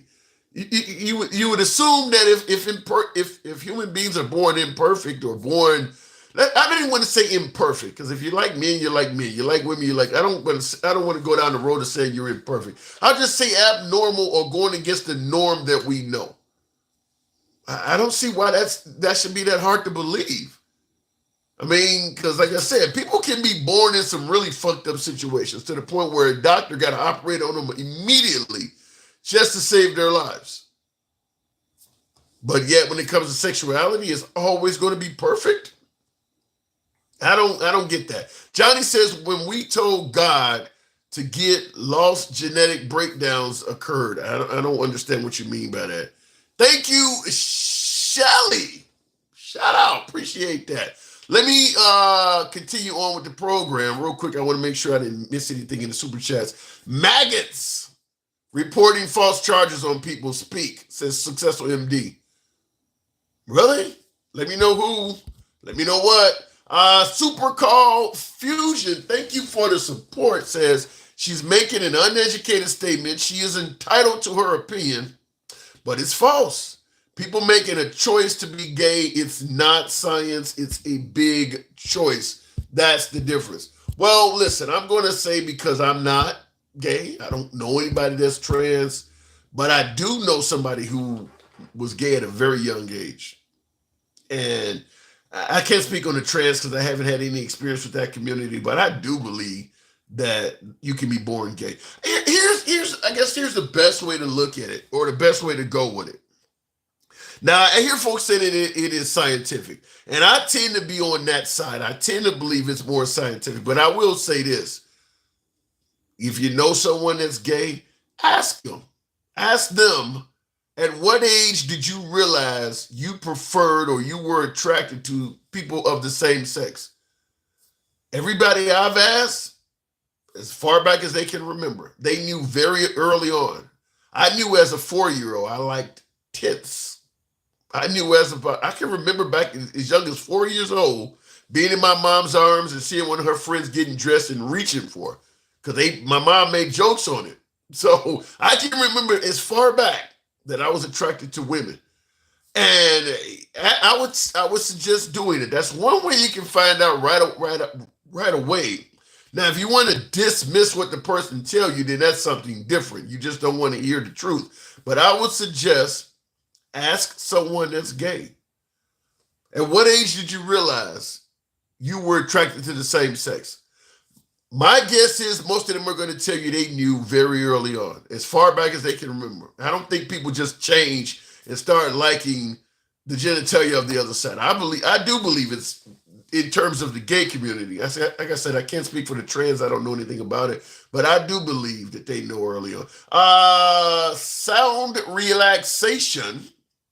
Generally, you don't find gay or lesbian in animals. Naturally, in nature, it is more so learned later in life. It can be taught. Sound relaxation, I don't think that's true. I do believe there is plenty of homosexuality in the animal kingdom. I don't believe that's true. I've watched enough specials, but I'll just say, because I'm not right now in a position of research, but I would say look it up. I don't believe that's true, though. I believe there's a lot of homosexuality in the animal kingdom. But look it up. Gyno. Okay, gyno. I'm not going to be able to pronounce this. SGB. Gynecomastia. Look it up. I'm curious, real quick. I'm just going to type this in because you sent me a super chat and told me to look this up before we continue on with the show. But I will tell you, I do believe there is homosexuality in the animal kingdom. So and there's also hermaphrodites or animals. There are certain species that can get themselves pregnant. There's all sorts of wild stuff going on in the animal kingdom. It's certainly not all male getting females pregnant to reproduce. It's all sorts of other stuff that happens. So it's not the same. Okay, this is gynecomastia, often referred to as enlarged male breasts. Is a condition characterized by the enlargement of male breast tissue. It is caused by an imbalance in hormones, particularly testosterone and estrogen, leading to an increase in breast tissue. While not harmful to physical health, gynecomastia can cause psychological distress and affect self-esteem. I don't know what that has to do with what we're talking about, SGB. Just a dude growing breasts with more estrogen in his system? I don't know what that has to do with this. Okay, anyway, let me continue on. Wow. Andy, my last caller, says 1,500 animal species perform LGBTQIA behavior. There you go, 1,500. So yeah, heterosexual activity, albeit is dominant in the animal kingdom. Yeah, it's not the only. LGBTQ activity is not excluded in that community. Let me go back to the box. Dencal, good evening. Welcome to the program, Dencal. And what the fuck you want me to tell you in response? I don't care about your take. You're the one to reach out to me. Okay, you guys are responding to each other in that one. Okay, Dencal, good evening. Good evening. Good evening. Hey, so we've talked about this crap for quite a bit, but what about the notion of deporting somebody for a 24-year-old embezzlement conviction? They've been in the country for 50 years. They have a green card. They have permanent residency, and they were going to try. This woman is like in her 60s now. They were going to deport her because in 2001 she had an embezzlement conviction. Do you believe immigrants should have a big criminal history for the entire time they're here? Otherwise, they should be deported? Well, of course not. Of course not. By that point, she's a citizen. So if she committed a crime, she should be punished here in America, and whatever that crime is, if she served her time or if she got off without jail time, that's it. Yeah. And this people that come here and assimilate and become American citizens, regardless if it's a green card or temporary protected status, that means they're citizens now. They should fall under our rules and not say, well, if you break the law, you go back to where you came from. The problem is before the Trump administration, people felt that once they reached green card status, or permanent resident, and just the name permanent residence should tell you what it feels like. But they thought that once they reached that status, they were safe. But under the Trump administration, they're going after permanent residents too. Yeah, I mean, they're going after everybody. I mean, when you sit there and watch him make a little side deal with the president of El Salvador saying, I'm gonna start sending you some of ours. Yeah. Why do you think there's not much fuss from the right about this? Well, I mean, he did say that he's considering sending homegrown criminals there, so that would be Americans. Why do you believe there's not much fuss at all coming from the right to do? Because that's clearly unconstitutional, and the right often talks about the Constitution. Why do you think they're not really saying much about that? I think it goes back into the old saying, it's all good until they come for you. Right now, they're not coming for them. They're not coming for them. I mean, they are technically when they start saying homegrown. Yeah. That could be anybody. But I mean, it's like a contradiction in terms because, it's like they're talking about sending everybody away, but at the same time, Trump is out here pardoning every criminal. Something. You raised a good point. I said that earlier. Is that how you gonna be talking about pardoning people for crimes they committed? In this case, 24 years ago, but you're pardoning murderers and shit. I don't. He right there. He down with Diddy, and the trial ain't even over. I got to see about that. Yeah. That's crazy. Yeah, and I mean, they literally showing the tape of him like beating this woman and stuff. Cassie, and he talking about me and Diddy. We been friends for a lot of. I'm telling you, my money is on him pardoning Diddy. Because Trump likes to troll. He likes to go against, he likes to troll people and piss you off. My money is on Trump probably pardoning Diddy.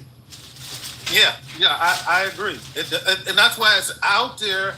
And that's why when they asked him, he couldn't just say no. Like, nah, I'm not pardoning him. Like, all of the stuff he did, but he can't say it because he will do it. And that's crazy because like you rightfully pointed out, he is literally on video beating the shit out of a woman. And Trump, he was a good friend, or we did know each other. He did say good things about me. Like, what the fuck does that got to do with this? Right. The guy who was running the Silk Road website, that they were selling like billions of dollars worth of illegal medications, I'll say. The guy who was running that website, like, you know, they used to have Backpage for selling women, right? They had a website. Oh, you mean human trafficking? Yeah, that was Backpage back in the day. I'm saying that this website was for selling illicit, drugs. Okay. You could get them, you could buy them off, offline, and they caught the dude and locked him up for like 50 years or whatever, and Trump just pardoned the dude. Yeah. Well, why is there no outcry on the right? Is the economy that good?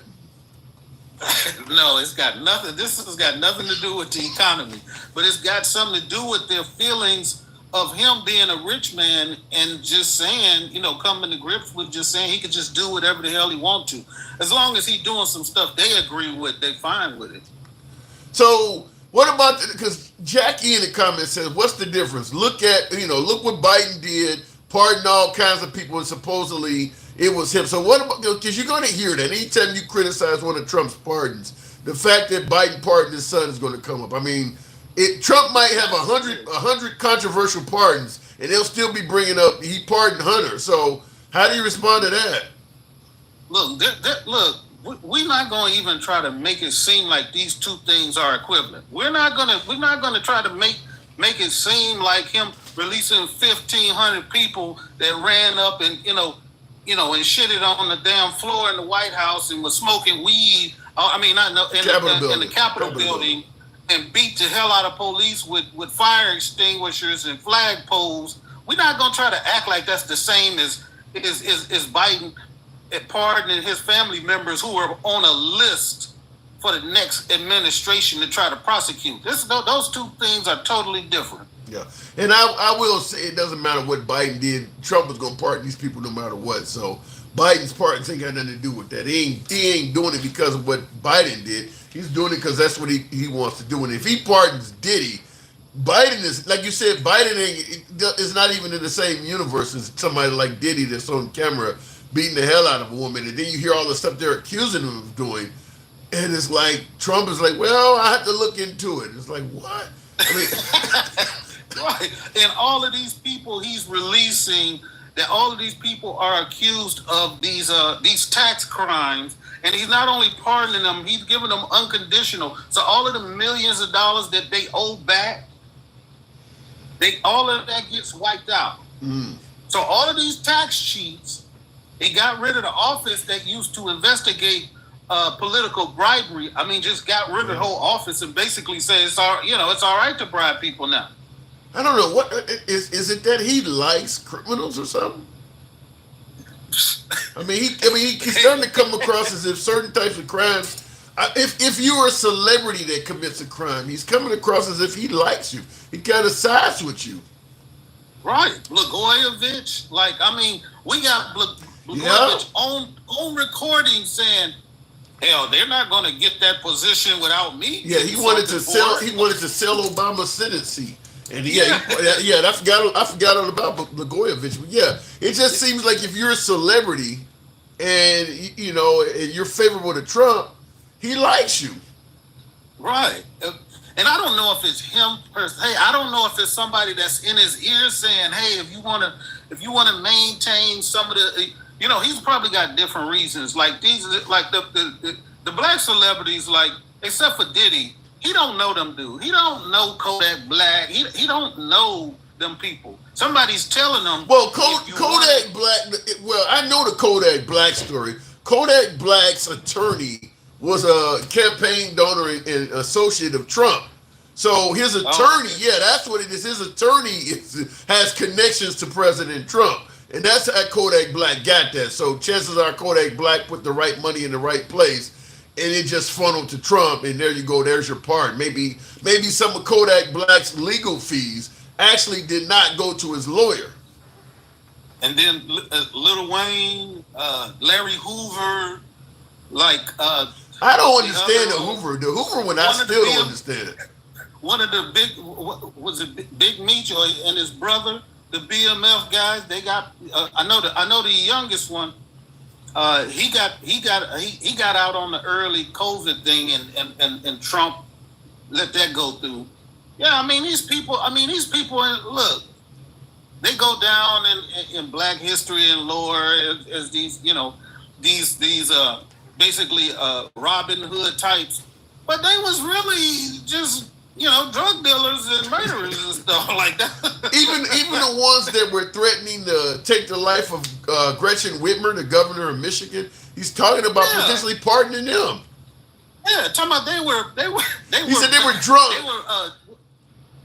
Yeah. He said they were drunk, and then he said the system, abused them, and they got actual conversations with them talking about.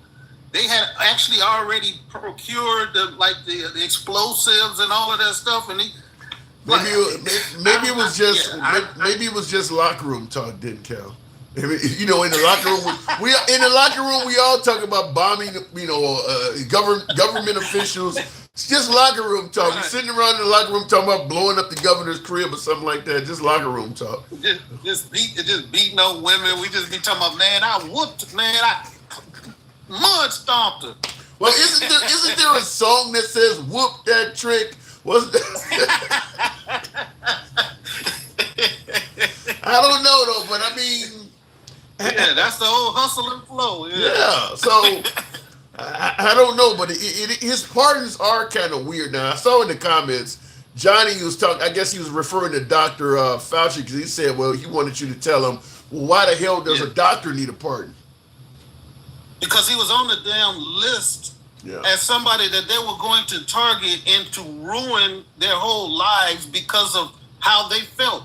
When they refused to acknowledge that he was there at the privilege of the president, standing right next to him every night, putting out his recommendation.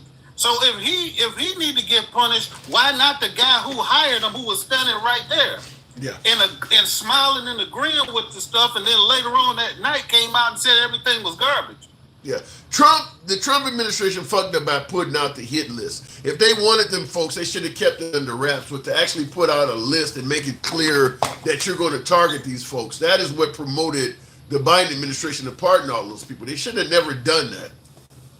Right. And he had a choice to make, and he could have said, okay, we're gonna let these prosecutions go through because we know these people aren't guilty and stuff, but they still would have been ruined.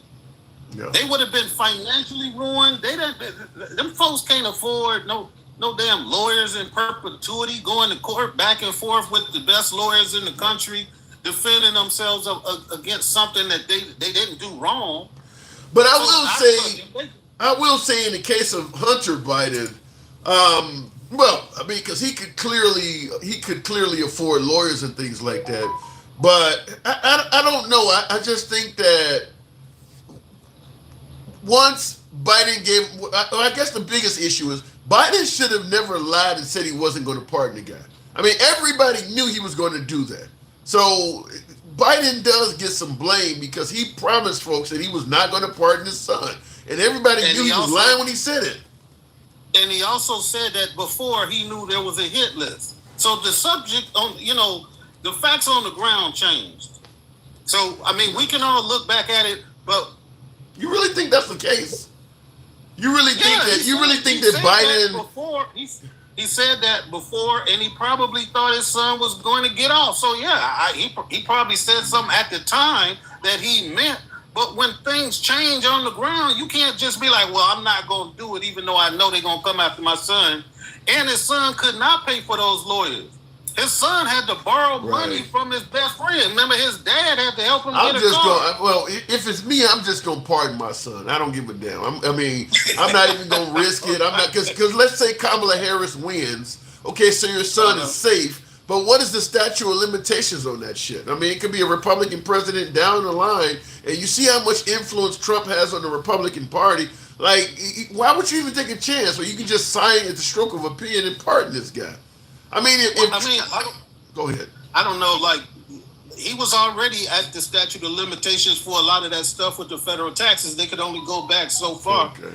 if he would have had another 4 years of another president, I think he would have been safe on pretty much all of that stuff. But look, I'm with you. I wouldn't have came out and said nothing. I would have said no comment when they asked me. There you go.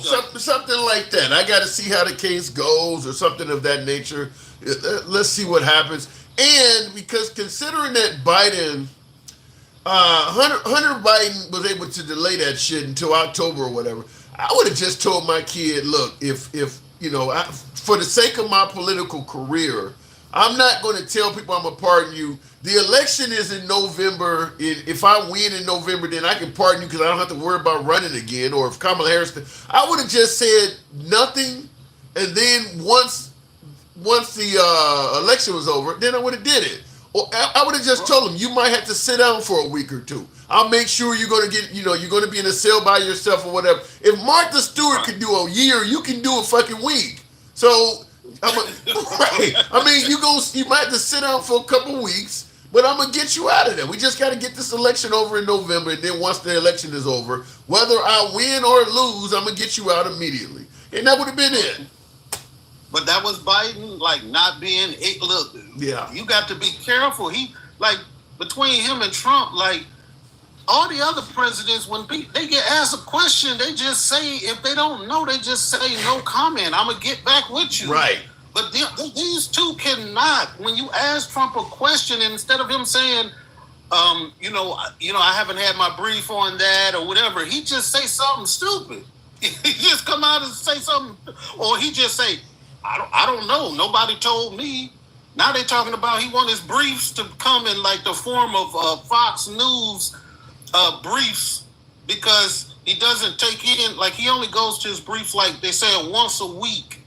He does his you know, his national security brief. So they're saying that what is it, Bondi or one of them is supposed to be setting them up.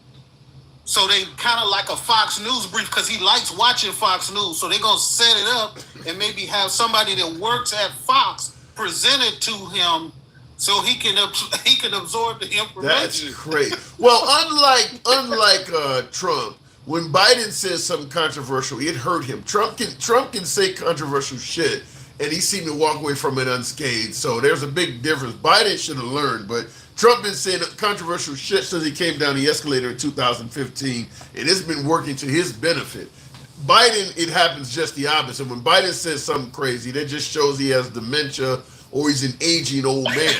If Trump says something crazy, you know, well, maybe he was doing this, or maybe it's true. Like the cats and dogs thing, people were scurrying to prove that cats and dogs was being eaten. The idea that he was making that shit up never entered their head. They automatically prove it was true. Right. And just like he said, when they talked to him about that taco, calling him Taco Trump, he just went on and started on this tirade. Yeah, you don't like that. Actually talking about him negotiating with himself. You mean when I took the tariffs up real high, and then I said, "Ooh, those are really high," and then I brought them down some, and then that's negotiation.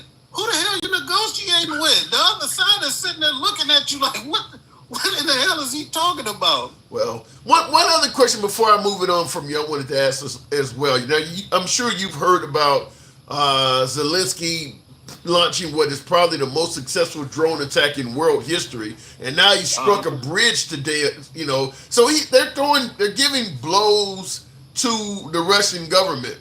Now, you remember Trump in the meeting, you don't have the cards and all of that. Why do you think, why do you think Trump either underestimated or improperly gauged the Ukrainians so much?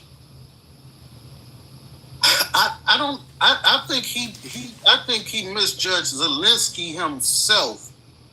I think he underestimated all of these world leaders, because everybody is giving him the fits right now. Every world leader, I mean, North Korea, I'm talking about the UK, all of these leaders are telling them, go take a flying leap. And he's damaging himself the more he keeps, just like he said, well, you guys are just going to have to wait until I talk to Putin. We need to talk face to face for us to come to a deal. He went over there and he wasn't even back home to America, and he was bombing inside Kiev. Yeah. Now he's talking about I need to talk to Xi in order to get we're going to talk to Xi. Now, if he does that, man, and Xi tells him to go fly a kite, man, all of that. But I was told, wait a minute though. But what you're saying goes against what I was told that under Biden we were the laughing stock of the damn planet, and under Trump we finally had a leader that everybody respected. You don't seem to be saying that. Hey, look, you seen the reaction when they called him Taco. He was 48 hot, man. That joker said, "Don't ever say that again." And that's only going to inspire them to say it more and more. Hey, I'm with it. It's all on my page and stuff. I'm like, Taco Tuesday. All right, then, Cal. Oh my God.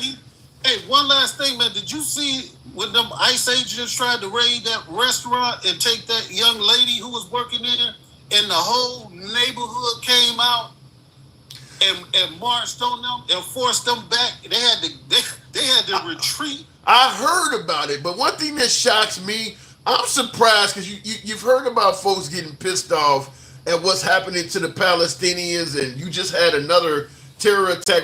I'm surprised ICE hasn't suffered something like that. I'm really surprised that some immigrant with nothing to lose just did not say, fuck it, I'm out. I'm really surprised. It's coming. The more they keep running up in these people's places of business and doing this stuff, man, it's gonna happen. And these was white folks. These wasn't Hispanic people. I'm talking about they bum rushed them. They didn't touch them, but they was converging on them, and them guys had to back up and jump in the van and haul it. Watch it, man. It's incredible. I was like, wow, these folks is getting some nuts. They was like, they is not playing. You said you was coming to get the criminals, and that little girl that work in the restaurant ain't heard nobody. Yeah.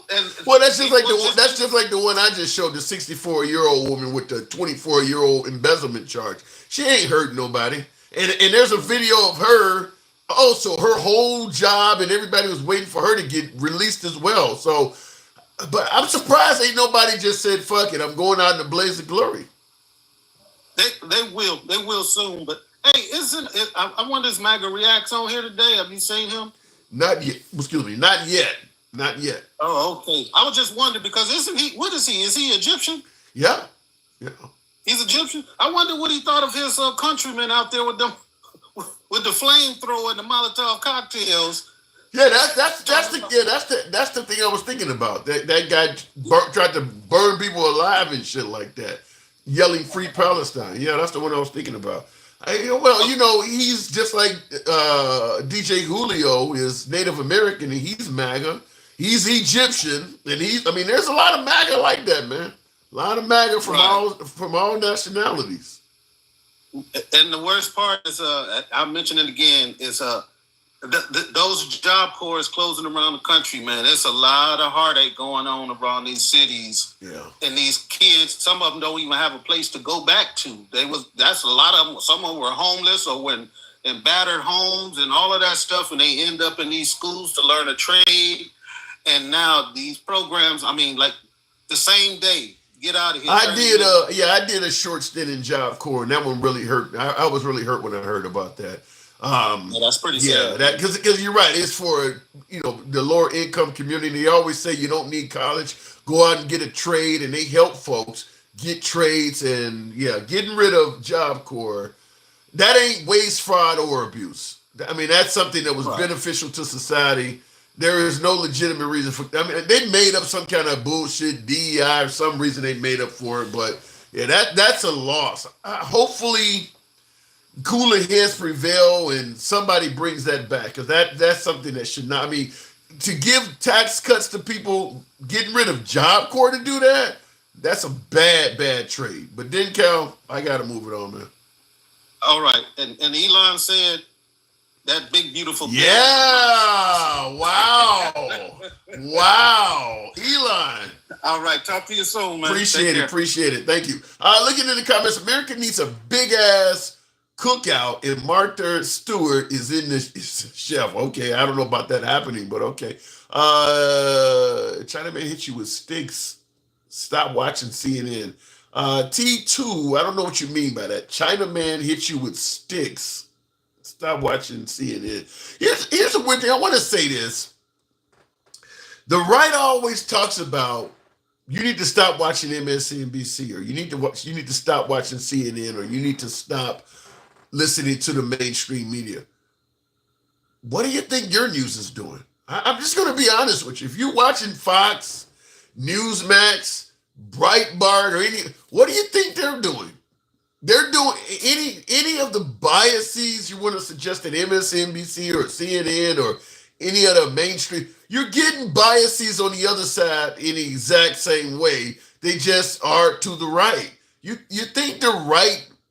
You think the news that's predominantly watched by MAGA, predominantly watched by folks on the right, you think that is fair and balanced, as Fox News used to say? Do you really believe that news is telling you the truth, as opposed to telling you what you want to hear? Because you always hear people, stop watching CNN, stop watching MSNBC. Fox should be in that conversation. Fox News should absolutely be in that conversation if you want to talk about fake news. Tim, if we're going to talk about Biden for a half hour, play the Robert Hur interview with him. Well, we're not going to talk about Biden for a half hour. So people go to Job Corps for drugs and sex. Okay, what is that? This is coming from Thomas. He says, people go to Job Corps for drugs and sex. Heard that back in the 70s. Well, I'm sure that some of that happens, because when I went there, one of the reasons why I didn't stay there very long is it was violent as hell. But make no mistake about it, even though all of that shit is there, if you go there for what they offer, you can get it. The trades, welding, I think when I went, because I went for a short stint back in 1990. And I think welding, typing was a class. You could still have a career as a type person who could type. Typing, welding, carpentry was one. I can't remember what all the trades were. But you could go there and learn that shit and get a certificate. Now, it's just like anything else. Now, you say that it's okay to get rid of Job Corps because, as you state, you heard it's for drugs. People go to Job Corps for drugs and sex. You heard that back in. What the fuck you think is going on in colleges? People who want to squander away an opportunity, that happens everywhere. That ain't just something unique to Job Corps. You can find drugs and sex in some of the most prestigious colleges and universities. That don't mean you get rid of the whole fucking school because there's some kids that are doing drugs. People do this stuff everywhere you go. So I'm not a fan of it. I'm just going to say that because there were lots of people that were being helped out by that. And it falls under I heard someone say this, and I think what you're saying about getting rid of Job Corps because of the sex and drugs, I think it makes this phrase resonate. I can't remember the exact phrase, but it kind of goes something like, the difference between Republicans and Democrats is Republicans, or better yet, Democrats would rather feed everybody than to let one person starve. And the Republicans would rather let everybody starve than risk letting one person get food that did not deserve it. In other words, Republicans, when it comes to social programs, when it comes to helping people out, Republicans focus on the fraud. And they often use that as an excuse to chop off the program, whether it's welfare, Section 8, utility assistance. Always focus on the fraud and use that as an excuse to eliminate the program. And that does appear to be true. And under the Trump administration, it now seems to be on steroids. Is that they're using the fraud within programs to cancel whole programs. Like now, look what they're doing with Medicaid.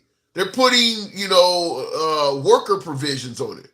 Well, we don't want anybody receiving Medicaid if they are able-bodied and able to work. So what's going to end up happening is they're going to cancel your Medicaid, and you're going to have to prove that you are either working or incapable of working to continue getting Medicaid. And you got to do that in an environment where they don't fire every damn body at the federal government. So you got to be on the phone trying to call somebody to prove to them that you either can't work or you have a job and should never have been cut off at a time when probably nobody's answering the phone.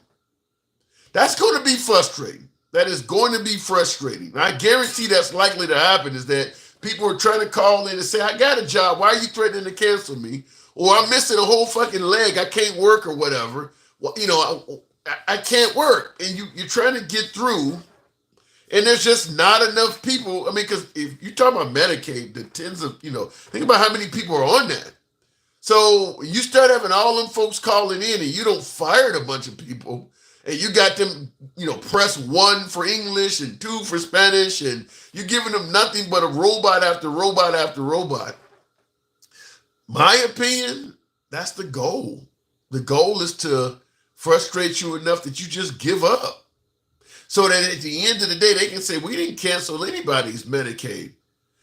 You just didn't go through the procedure to let people know. You the one that gave up. I didn't cancel your Medicaid. After being on hold for 7 or 8 hours, you the one that gave up. That's your fault. I believe that that is what the goal is to actually make it so difficult, you just give up and quit pursuing it.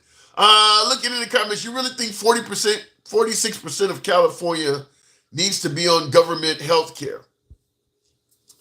I don't, you know something, Samuel, I don't know, because I'll tell you this, I personally believe, this is the liberal in me, and I know my MAGA side is not going to like it, but damn it, it's a free speech program. You know, we are MAGA friendly, but I believe healthcare should be a right. I don't think it does any of us any good to make it so that if you're not working, you're not covered. Because the fact is, even the most hardworking Americans in this current environment, we're not in an environment anymore where you graduate out of high school and you work the same job for 30 years, you retire and get a pension.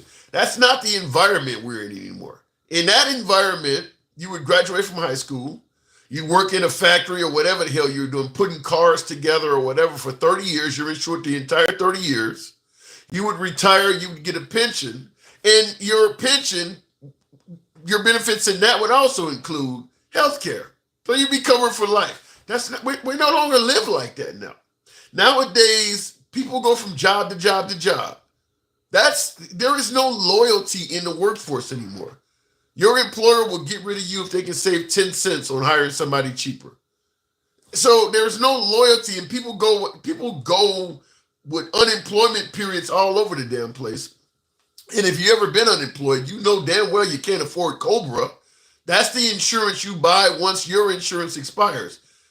You're out of work, so you're not going to be able to afford the increased cost of COBRA, which is why I believe healthcare should just be a right.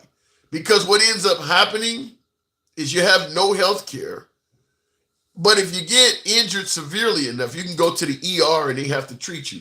But that doesn't cover, let's say you got diabetes, you don't get any prescriptions covered, or let's say you got, you know, high blood pressure or something. You don't get any, you only get treated when you're having an actual medical emergency. I think it would be cheaper to provide proactive care as opposed to reactive care when a person is in dire straits in the emergency room. So my opinion, because you're going to treat them regardless.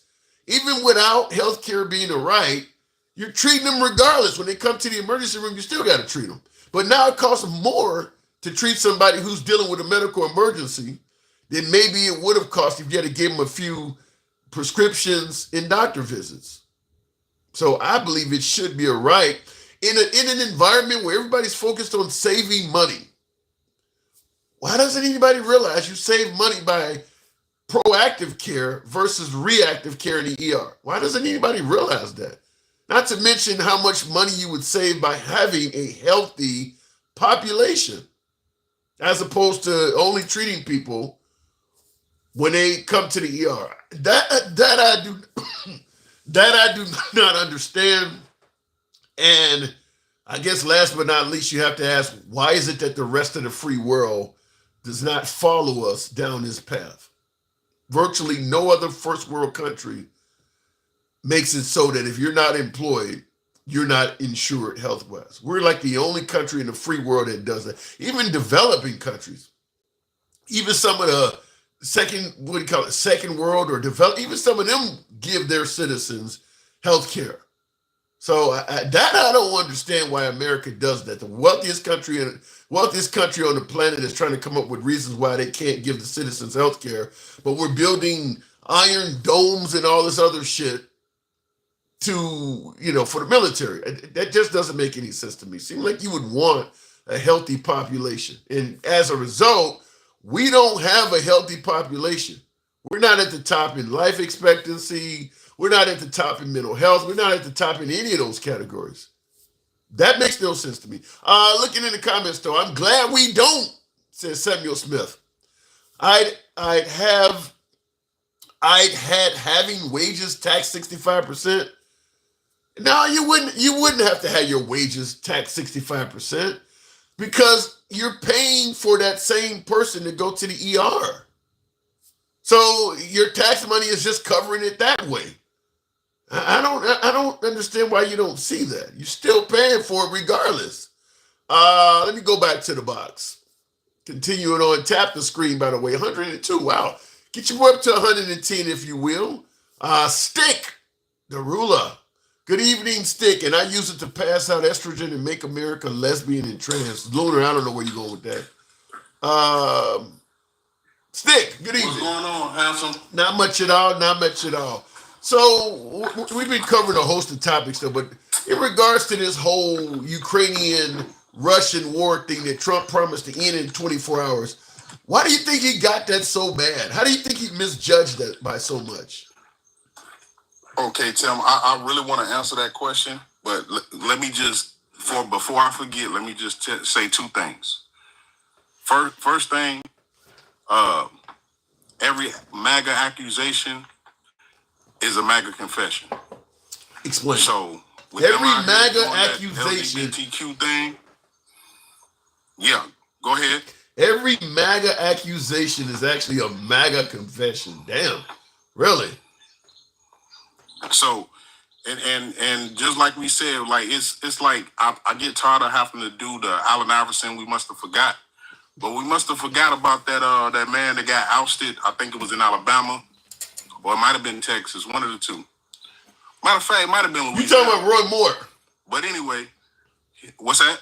Roy Moore, the one that was hanging around the malls?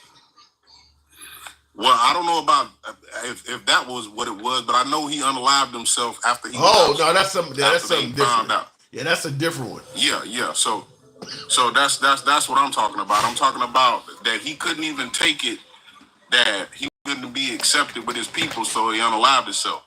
So what was he? Was he abusing children? Where was he?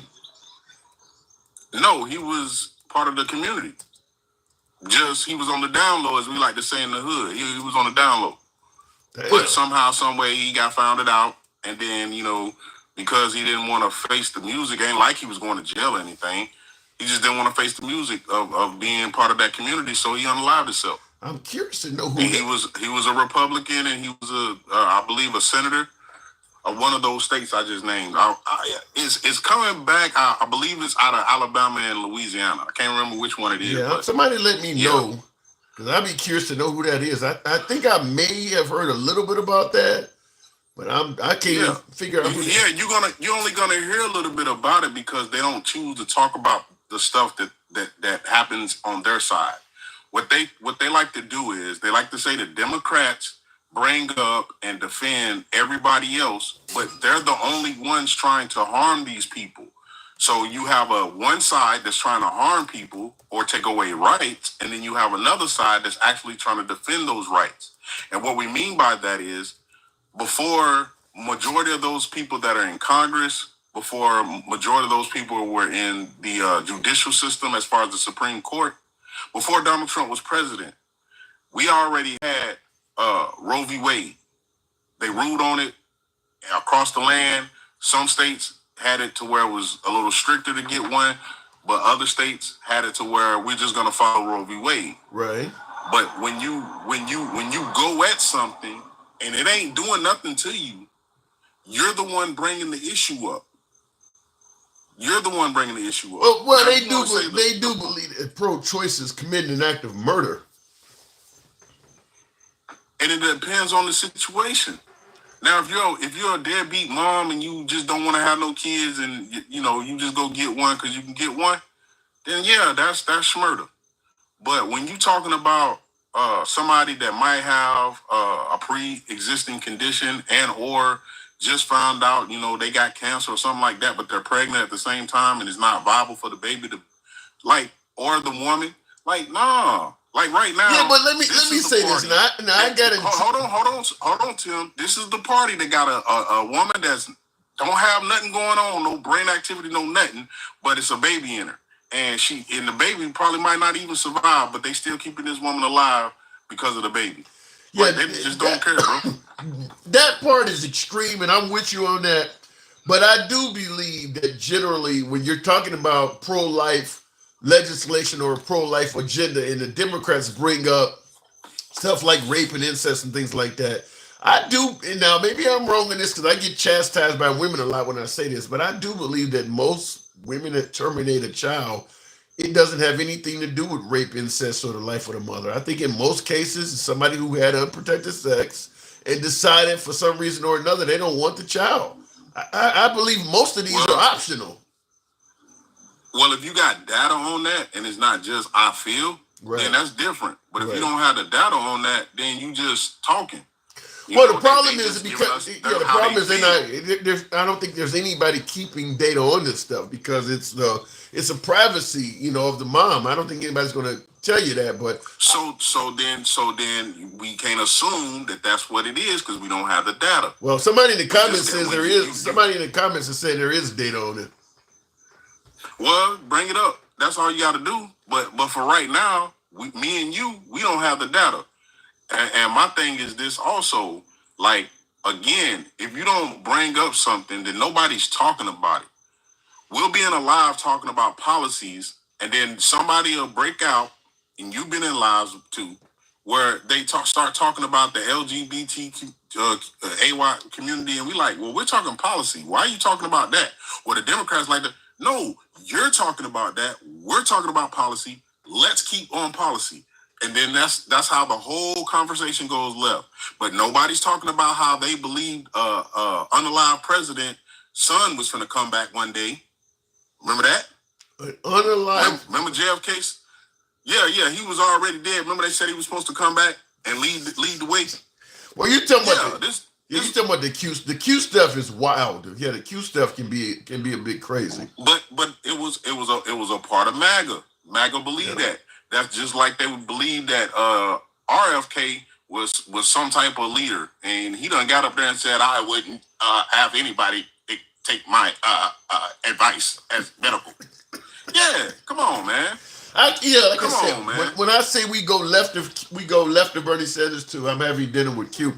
I remember the whole Q conversations. This time 4 years ago.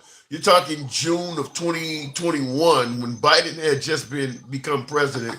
They were saying everything like Nancy Pelosi was going to be arrested by the military and Trump was going to be reinstalled as the 17th president of the corporation. I mean, it was some wild shit floating around, and they really believed that stuff. So yeah, the Q stuff can be wild. I'm not gonna disagree with you. The Q stuff can be really wild because I was involved in conversations about all that stuff back then. Yeah, and that's my point. Like, they can believe in all of this stuff. Trump can wear a big Q pin lapel or whatever he had, and stand in front of people and wave and act like he, basically agrees with them. But in actuality, it was just to get Q's vote for the people who believed in that crazy stuff. They was out there talking about Hillary Clinton drinks children's blood and all of that. Man, this is the stuff again that draws your attention away. Let me interrupt you and ask you, how do you get people to believe that stuff? Because I remember talking to a young Trump supporter, definitely MAGA, and I asked him, I was like, do you really believe Hillary Clinton is drinking the blood of infants? And he was like, yeah. How do you get people to believe that? Well, these are the same people, especially the ones from the South. You ever seen the movie Mandingo? I think I have. Okay, well, in the movie, the man of the house, the massa, he says that he got these ailments. So the town doctor told him, look, what you need to do is take one of them Negro slaves, put them at the foot of your bed, and then say what you do is you press your feet into them, and then you push all the demons out of you into them, your ailments. These are the people that we're talking about. These are the same people. These are the people that have the book, The Delectable Negro, and they used to eat certain parts of the Negro thinking it was going to go into them. These are the same people, Tim. These are the same people. If they can believe by pushing their foot into the stomach or the body of a Negro slave, and all their ailments is going to go into the Negro slave. Yeah, they'll be fine. Yeah, that almost. Yeah, that so almost you can get that type of person to believe any damn thing. Yeah. Well, I've heard of Africans that believe that having sex with a white woman cures AIDS or something like that. People used to believe. Yeah, people believe some really wild shit. That's the lower until they did, and now we got AIDS. Right now you done gave it to her too. No. She gave it to them. You know what I mean? Because like we all know when the Europeans came over here, they gave diseases all to the indigenous folks. You know what I'm saying? The indigenous black folks, the island folks. Yeah, they spread a disease. They brought rats over here. The people over here never seen a damn rat. You know the odd thing about what you're saying when you say Europeans came here and gave the natives smallpox and all that stuff. Back in during the Jim Crow era, they didn't want African Americans in pools and things like that because they viewed the African American community as having diseases and things like that. So they did not want you. Go ahead. But this is the thing, Tim. We're the cleanest people on earth. We went to Europe and taught them how to use vinegar and different disinfectants. We taught them not to have their cows in the house and the pigs in the house and the dog in the house. No, you're supposed to have them in a corral. That's an actual African word. You need to be taught not to have a fucking cow in your crib? Really? Hey, they didn't know. They didn't know, Tim. They was the Anglo-Saxon. They was over there in the hills and the mountains. If you go look at any of the older movies, like how about this, Braveheart? You go look at Braveheart, their houses were in hills. If you go look at the Tom Cruise movie where he was that boxer with the lady he married with the red hair, forgot her name. They was playing like they was from Ireland, and he ended up being a street boxer. I didn't see that, but I saw Braveheart. But, yeah, well, when you look at their house, it's basically a whole bunch of hay in a dug-out cave with rocks around it and mud mesh. Yeah, that's how they was living. They wasn't living in castles. The Moors brought the castles to the Europeans. They didn't know nothing about no stone building and architect or none of that. Well, but that's a different subject. But these are those people. They're just here in America. They're just in the South. They still live in trailers. They still live in rundown shotgun homes. You got half of my audience. You got half of my audience saying you're racist. Draco says you're lost in your racism. Hey, go ahead. Hey, it ain't my fault that everywhere y'all go, y'all destroy, y'all maim, and y'all kill people. And I'm talking about Europeans and white folks as a whole. I mean, look at what my boy Putin doing to his own people. Yeah, he don't care. Well, yeah, what Putin is doing is, I mean, that's not something typical of a white person. That's something typical of a dictator that don't give a shit about his own people. That Kim Jong-un is not white, and he would do the same thing. So that ain't got nothing to do with white people. That's Putin himself. Man, listen. If they would have went for it, Donald Trump would have owned the Americas in the sense of he would have been the one ruler of the Americas. Because everybody in the South America is falling in line. Venezuela, El Salvador, he's getting all the dictators in line. Venezuela on Trump's side, are they? Well, when you give them, a whole bunch of, when he was in office, he gave the Venezuelans like green cards, didn't he give them? Well, he just took all their protected status away. Okay, but you already done did it. You should have never did it the first time. Yeah, but shit, you sending their ass back home. You don't get no credit for that. He ain't nothing but an Indian giver, man. That's what we used to call that. That ain't Trump. That ain't Trump. That's America. No, that's That's America and Trump. And Trump is the old new white man. I've been said that. He's old in the sense of his ways is old, but being that it was killed off a couple of years ago, you know what I'm saying? Not to the point of where it was unalive, but it was down. Now it's back up, man. The new white man is back, but it's the old white man, the one that we've been telling y'all about, the one that Ms. Harris been said this is what's going to happen. He's going to purge the federal government. He's going to do this. He's going to do that. Oh, you're fear mongering. He get in the office, him and Elon, what they do? They purge the federal government and the Pentagon. There's some validity to that. It is, yeah. It's right there in our face, live on TV. He signed an executive order, DEI. Before it was DEI, it was affirmative action. Like all of these things that made it so it was sort of, kind of fair. Not all the way fair, but sort of, kind of. You know, we wasn't getting everything we want, but we got a little something. They just want to take everything. We don't want you to have shit. In other words, he's taking back the bone they threw the minority communities. Oh yeah, definitely. And the LGBTQ community is that community that they're at now because why? There's prominent people in those communities. There are people that are rich. There are people that are politically tied in. The last name may mean something, but they're just, part of the community. So guess what? I'm going to try to get that because you're part of that community because I'm trying to get that community. Mm-hmm. And that's what he's on. I think it's $2.3 billion he done his, he done made since he's been in presidency. He's only been in presidency 4 months. He's making a killing. I got to move it on stick, but there's no denying that Trump is making a killing under the presidential seal. I think it's hard to deny that. Stick. Appreciate you coming through. Yes, sir. All right. All right, Tim. Anytime. All right, moving on with the program. By the way, tap the screen. Might be to get to 120,000. Tap the screen, get the likes up.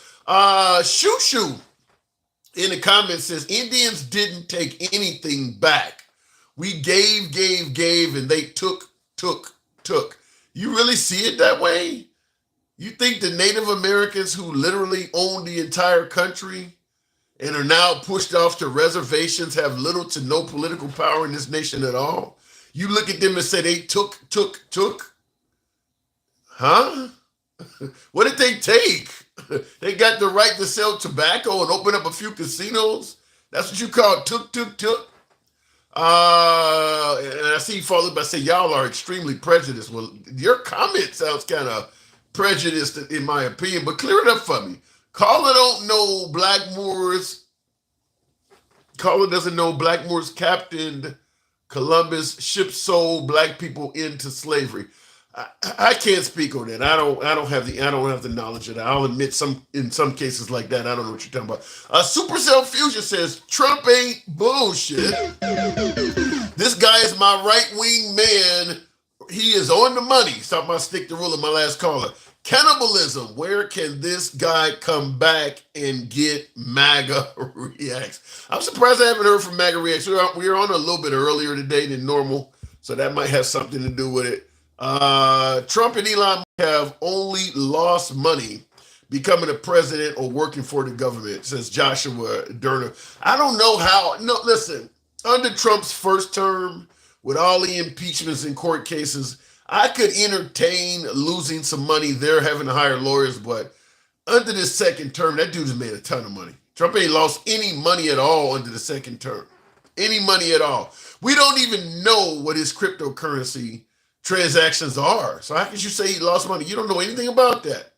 These pardons, you don't assume anybody that he's pardoned has funneled money to him at all in any shape or form. He just decided out of the kindness of his heart to just start pardoning all these folks.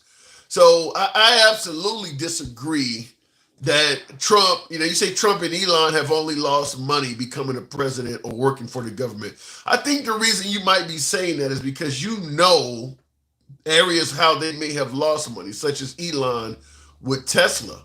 But Elon Musk also gained a lot of Starlink contracts that the writer not telling you about. When Trump held up that Liberation Day list of all those countries that were being tariffed, some of those tariffs went away for countries that gave Elon a Starlink contract. You haven't heard that covered much.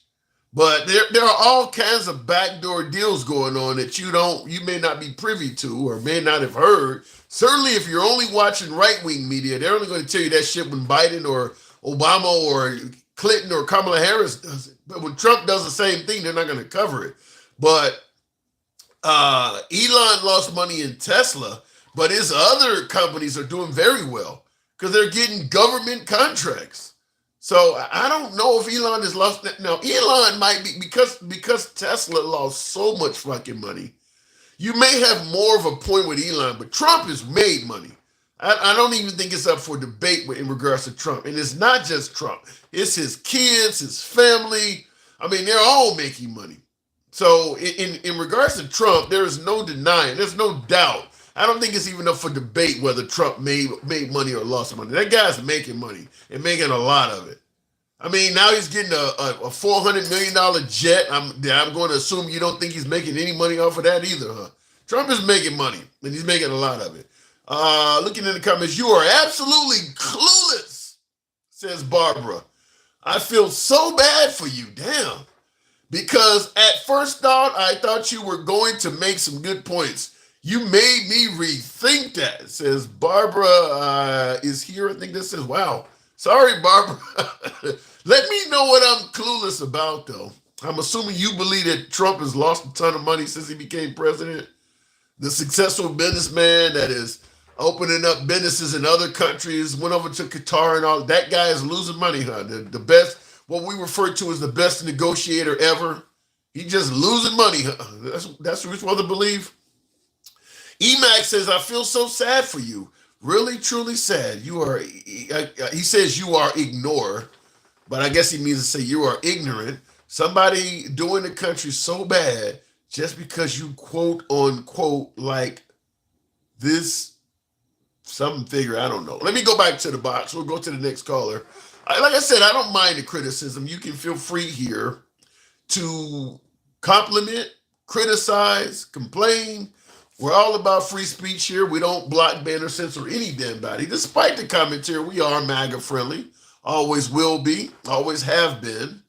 Nevertheless, liberals are welcome on the program as well. When we say we go left of Bernie Sanders to I'm having dinner with Q. If you enjoy this kind of dialogue, open for all sides of the aisle to come through and talk, feel free to follow the program if you're watching on TikTok or Instagram live right now. If you're watching on YouTube, get your boy a subscription. We're generally here most weekdays. Travelman, good evening. Welcome to the program.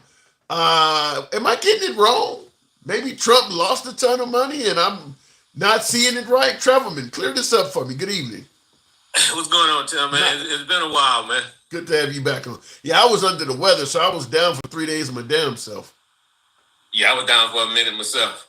Okay. So it's called an age thing. Yeah, no shit. So how about the notion that since Trump been in office, he's lost money? That is a big 25-gallon can of BS. I'm having people. They have taken grifting to a whole nother level. All these hotels and stuff that they're doing over in the different countries, he's over there swinging. Now, having said that, he's supposed to be swinging these deals, but have we seen anything concrete that came out of that trip besides that 10-year-old jet that they couldn't give away, that he embarrassed our country with by accepting? Other than that, he said what they did, but has anybody seen anything? It's kind of like the 90 deals in 90 days type deal, you know? I'm going to be honest with you. I haven't seen anything come out of a lot of this stuff. And Barbara, I said I do have respect for you asking people how they think. Thank you, Barbara. You can continue. Like I said, I don't mind the criticism. But I have a problem traveling seeing anything coming out of any of this stuff. Remember when Elon was finding all that waste, fraud, and abuse?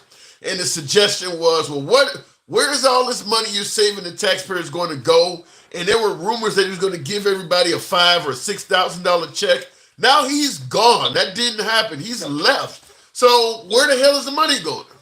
But check this out. The damage that Doge has the damage that they've done, the 100 days or whatever, how many days they've been in there, it's going to take our country years to recover from. And some of it, we won't even see the result of it for a couple of years. Think about it. They pretty much, all the research programs that they stop. Let me ask this up. Who comes into office and stops all payments? All payments. That's the first thing they did when they came in. They stopped all payments. So therefore, you had research projects. They gutted NIH, the Food and Drug Administration, the CDC. They going after the universities. Okay, if you don't like Harvard, okay, mess with them on the educational side. Don't mess with them on the research side, because now you're messing with cancer research and all of that. It's interesting you talked about who comes in and stops all payments, because one of my earlier callers talked about how eventually this administration is going to be getting sued on all kinds of shit. And that's probably one of them. If you entered into let's say under the Biden administration or under the first Trump administration or whatever, you entered into a contract to do work for the federal government, research or something like that, and Trump comes along and says, we're going to just stop paying you. That's a lawsuit. Now, under Trump's federal government, you're not going to get any relief. So I guess to some degree, if you feel that Trump has wronged you, if it ain't outside of the statute of limitations, it's probably in your best interest to wait until he's out of office before you put in a lawsuit. No, bro, don't work like that. It doesn't work like that. If you have a contract with the government, right, and if you don't do your part of it, then the government gonna make you, pay your part of it. I know all of that. The same thing. If the government if you got a $10 million contract with the government and they break that contract, they're going to have to pay money. Yeah, but the problem is under the Trump administration, do you feel that the courts are going to do what they normally would do in most matters? The courts are going to go by the contract. You think? That's contract. It's contract, bro. That is a contract. That's not a feel-good thing. That's a contract. Now we do have the right-wing courts up in there. I understand all of that, but at the same time, you got $300-400 million contracts that these people, or $1 billion these contracts that they're breaking. These companies or these schools, they're not going to let the government just walk away from that. They're going to sue the hell out of them, and to top it off, they're going to win. I mean, let's say the Trump administration. Let me finish this quick one right here. It's just like all those people that they quote unquote went in there and tried to fire or whatever. Every last one of them gonna sue the damn government, and every last one of them gonna win. You think they would win while Trump is still president? Yes, they're winning now. I don't know. Not only that, remember Andrew McCabe and what's the other dude that Andrew McCabe? I think he had 2 days left to retire. Yeah. Right, and they fired him. And what did he do? He filed a lawsuit. He won $2 million. Yeah, that was terrible. Remember Strzok, the FBI guy? Him and the lady that they fired? They sued. He got $1 million. She got $800,000. Okay? That's when Trump was in office. Not after he got out. This is when he was in office. See, so we constantly running around here. We stuck on transgender. We stuck on whether or not somebody's gay and all this that. We stuck on that. That's just a deflection. Meanwhile, they took the peace building that they didn't own, that it wasn't even part of the executive branch. They went in there and basically gangstered those people, and then they trashed the building. And then the court said, nope, you're wrong, it's illegal, get the hell out of there. They go in there, they left weed and everything in that building. Jeez. They didn't trash the building. And this was the Institute of Peace or something like that. It's right. I pass by it all the time because I'm in D.C. every day almost. I didn't know. So I see that building all the time. And they trashed it. The same thing. They went in there. I used to work for Customs. I used to see the USAID building when I used to go down to the Ronald Reagan building, right? The first thing they did was they demonized the agency the weekend or the week before. They started talking about all the bad stuff USAID was doing, money laundering. They just demonized it. And then they went in there and trashed it. And now we're suffering. Now we're seeing the result of what they did. All they've done is number one, damage the research and stuff. That we used to be number one in research for heart research and cancer research. We're gonna lose that. But but here's the thing: if you think that Trump is doing all this stuff and he's that bad, why is his poll number still consistently either better or at least competitive with the Democrats? And I see in the comments, even before you answered it, Ed G even points out, he says, was it okay when Biden stopped payments for those who didn't support the LGBTQ community? Here we go with the whataboutism. You know what? Biden not president. We're talking about Trump. Okay? Stay focused. We're not talking about Biden. We're not doing whataboutism. Yeah, I get what you're saying, but hold on. The complaint is don't do the whataboutism. No, I get you don't do the whataboutism, but he's going to say that it's not right that you were totally willing to ignore it when Biden was doing it. Now Trump gets in there, and you certainly want to play God on it. No, don't say that. I didn't say I ignored anything. I didn't say that. I said I'm not. We're talking about Trump. We're talking about the fact that he right now we are going to lose international students because of the BS that he's doing. Okay, when I go out to Loudoun County, the vast majority of people in Loudoun County are immigrants. Mm-hmm. Loudoun County is the wealthiest county in the freaking country. All right, we're losing people. Great Britain, Japan, they're saying, look, they don't want to fund your research. They don't want you to go to school there. Come on over here and go with us. We're going to have the brain drain. We're the one that's losing people. We're the one that's going to lose the research. That's what they're doing. Okay, I don't give a damn. Yeah, Biden fucked up. Yeah, he did. We're in this mess now because of Biden. Yeah. Because he shouldn't have ran. His wife and his people should have. He said I was going to be there one term, and he didn't. Okay, so as a result of that, he put VP Harris in a bind for 100 days. Okay, and his ass shouldn't have ran. So as a result of that, we got the damn taco mango right now that's wreaking havoc all over the freaking place. Okay, what the hell? You know, and Zelensky making him look like an ass. You have no cards to play. Okay, yeah, we do. Yeah, we do. You know. So I mean, why do you think he got that? Why do you mentioned Zelensky? We were talking about that earlier. How do you think he got that so wrong? Because the notion was under Biden, we had a leader that the whole world was laughing at, and under Trump, we finally got someone that the world respects. Do you see that now? Do you see the world respecting Trump? No.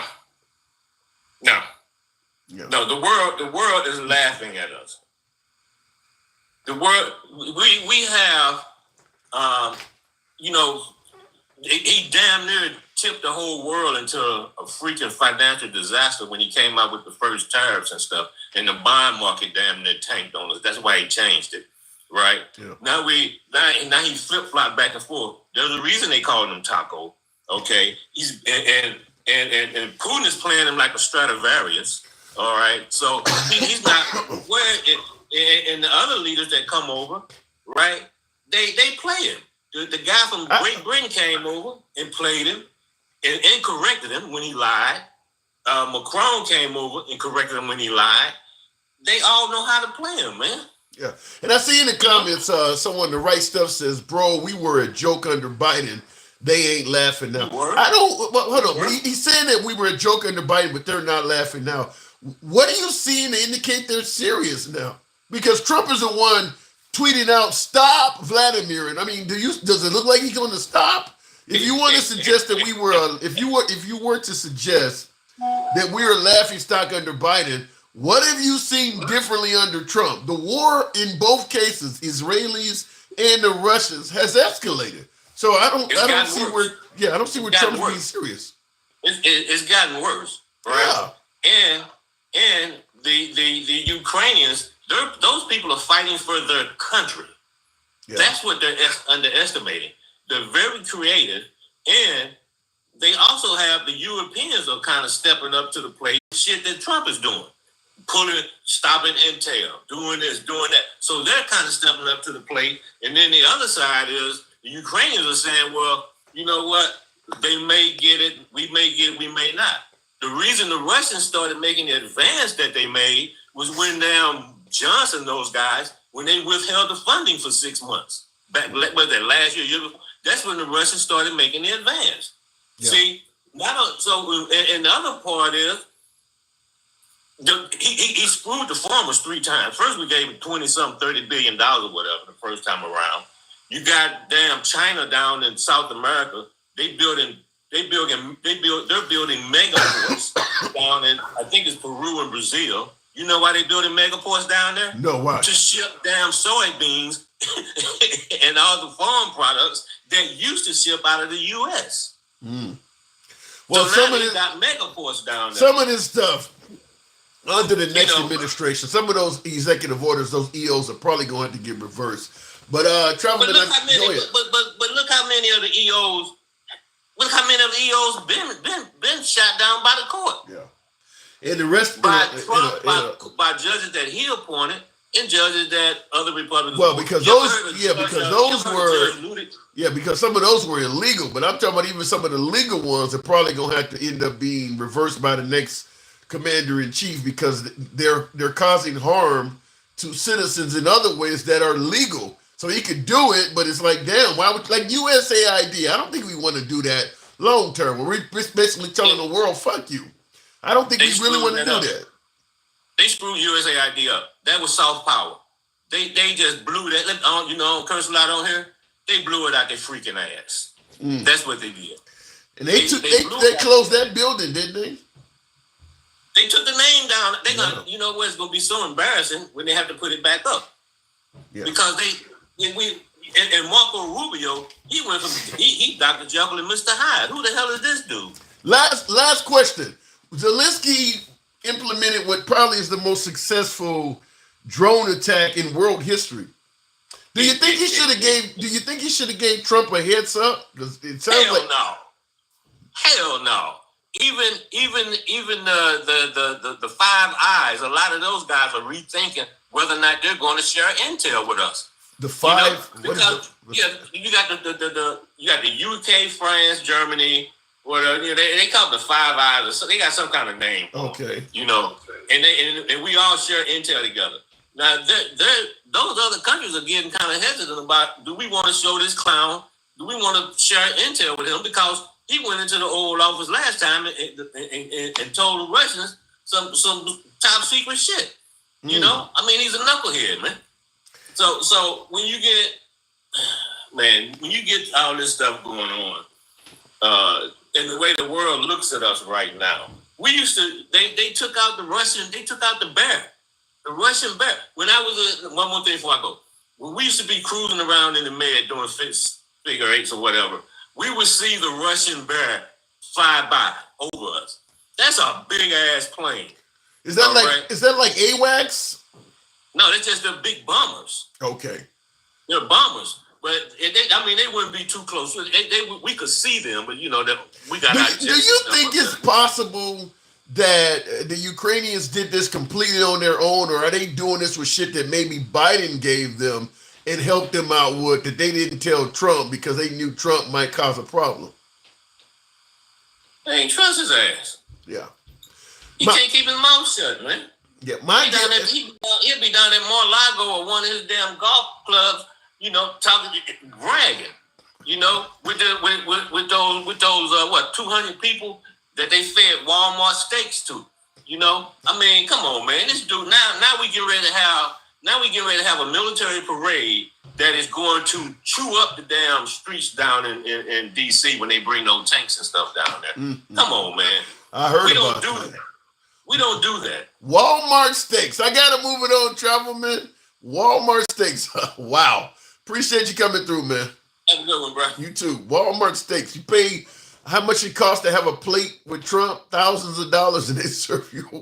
He said, well, I haven't heard this, because I would assume if I'm paying tens of thousands of dollars to sit down to have a dinner with you, to get influence, obviously, but you would serve me a good steak. He said a Walmart steak. Wow. We had a treaty with Ukraine. We are supposed to protect them.